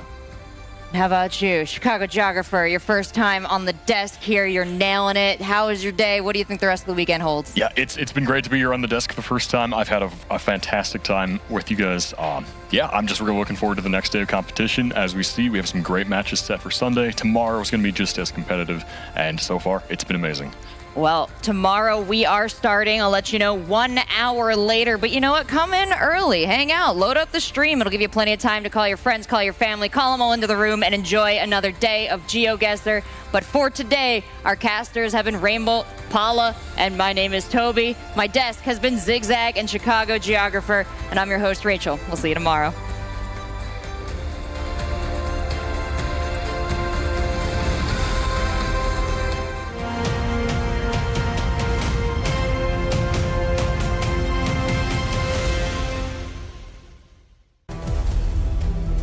Last year, history was written, and a champion was crowned.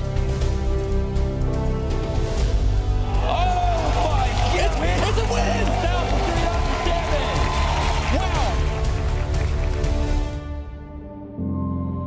But every story has an end, and every champion must once again rise to the top. In the halls of royalty and where innovation is praised, a new master will ascend the throne.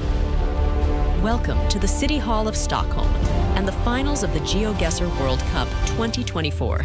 Secure your tickets now and be part of this historic event. See you in Stockholm.